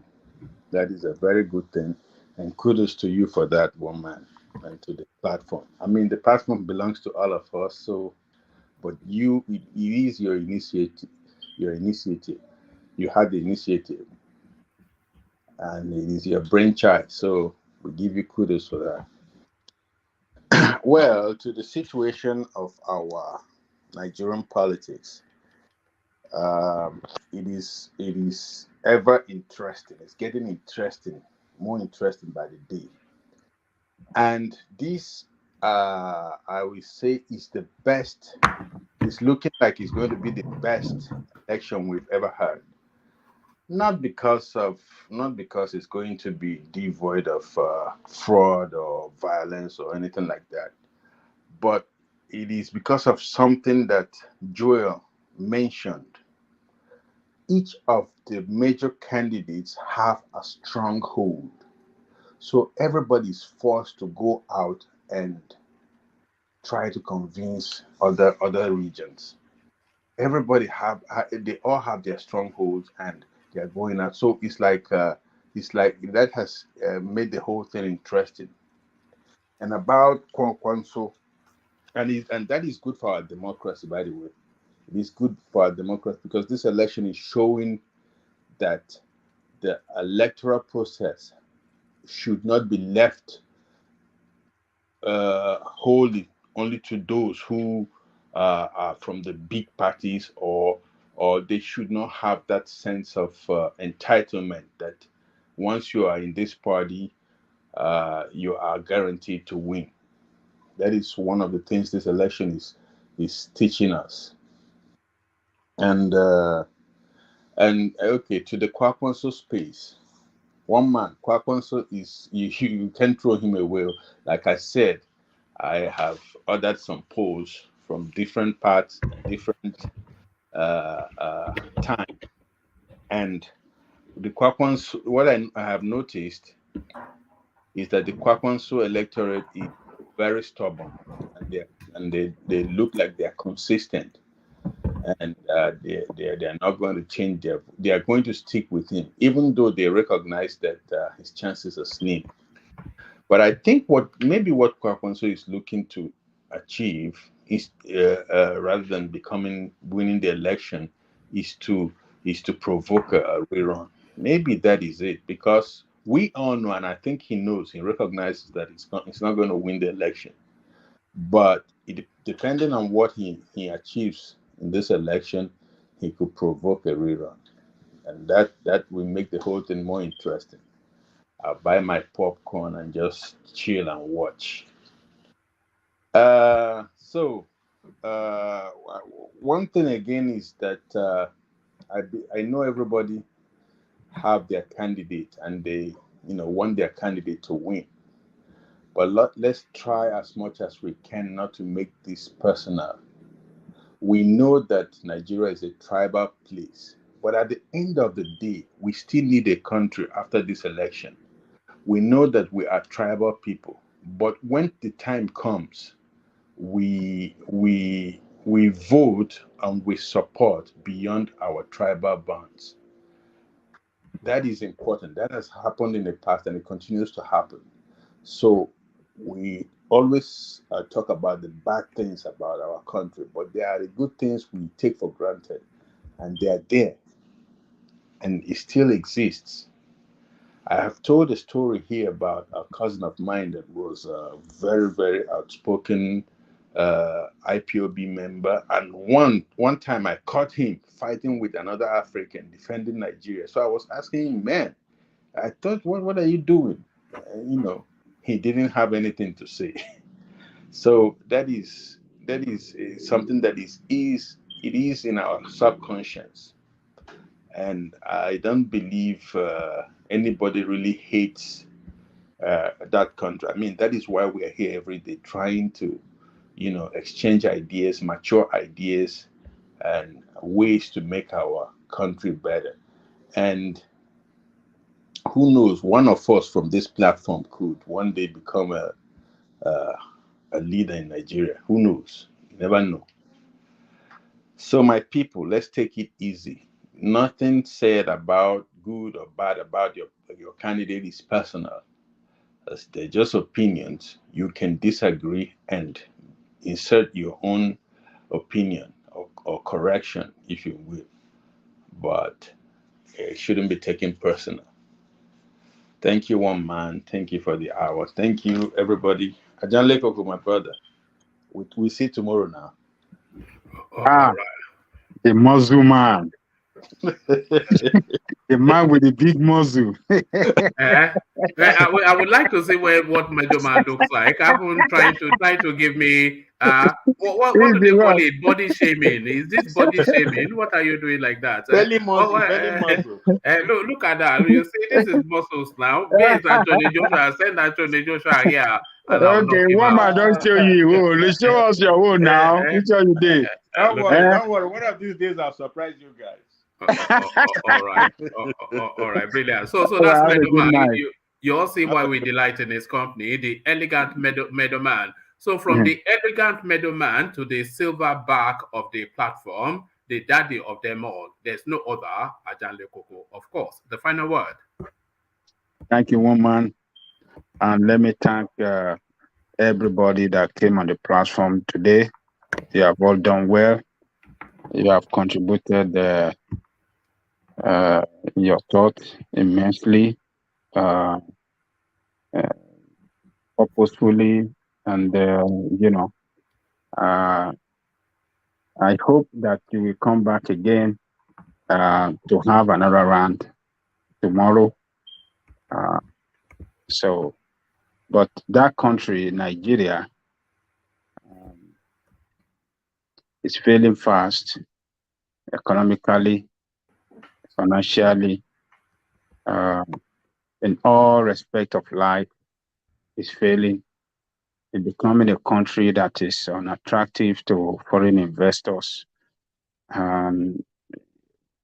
We just have to look at all those candidates that are promising us heaven and hell now. Look at the right one and vote for the right one that can take that country out of this present predicament. Who among them can save this country? I don't see any one of them that can save this country. I don't see Atiku. I don't see Tinubu as the one. I don't see Kwankwaso as the one. I don't see Obi as the one, because all these guys are intertwined. They have been coming a long way. They are the same people. They've been doing the same business together, and that is why you will see them loving each other, win each other, trying to, in order to win the election or consolidate on their strength. But if we are serious people, people that really need a new direction, new leadership, because it's only new leadership that can change, that country for the good of the country, for the good of we the people, for the good of that country. And when that country gets it right, the whole of Africa will get it right, and the whole of Black men around the world will get it right. So, but not them, not them. They created this problem. They cannot solve the problem. They are always, all they are doing is to get to the position of power and see how they can benefit themselves, their political associate, and consolidate their hold on power. That and build their political empire. That is what they are after, not to build the country. So new leadership is the only way out. And I'll be recommending this guy, Amoyele Sowore, to you all. But it seems that we are people that doesn't like to do the right thing. We like to give excuse, oh, this one doesn't do this, or this one I've not had any election, any electoral, any elective office before. And then those that have held elective office before, what have they given to you? Failure.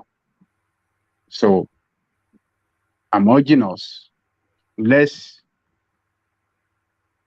abandon our tribal politics, abandon our religious politics, abandon our ethnic politics, and let's, for once, do it right so that we can get it right and get the nation on the right track for the betterment of us today and the future generation.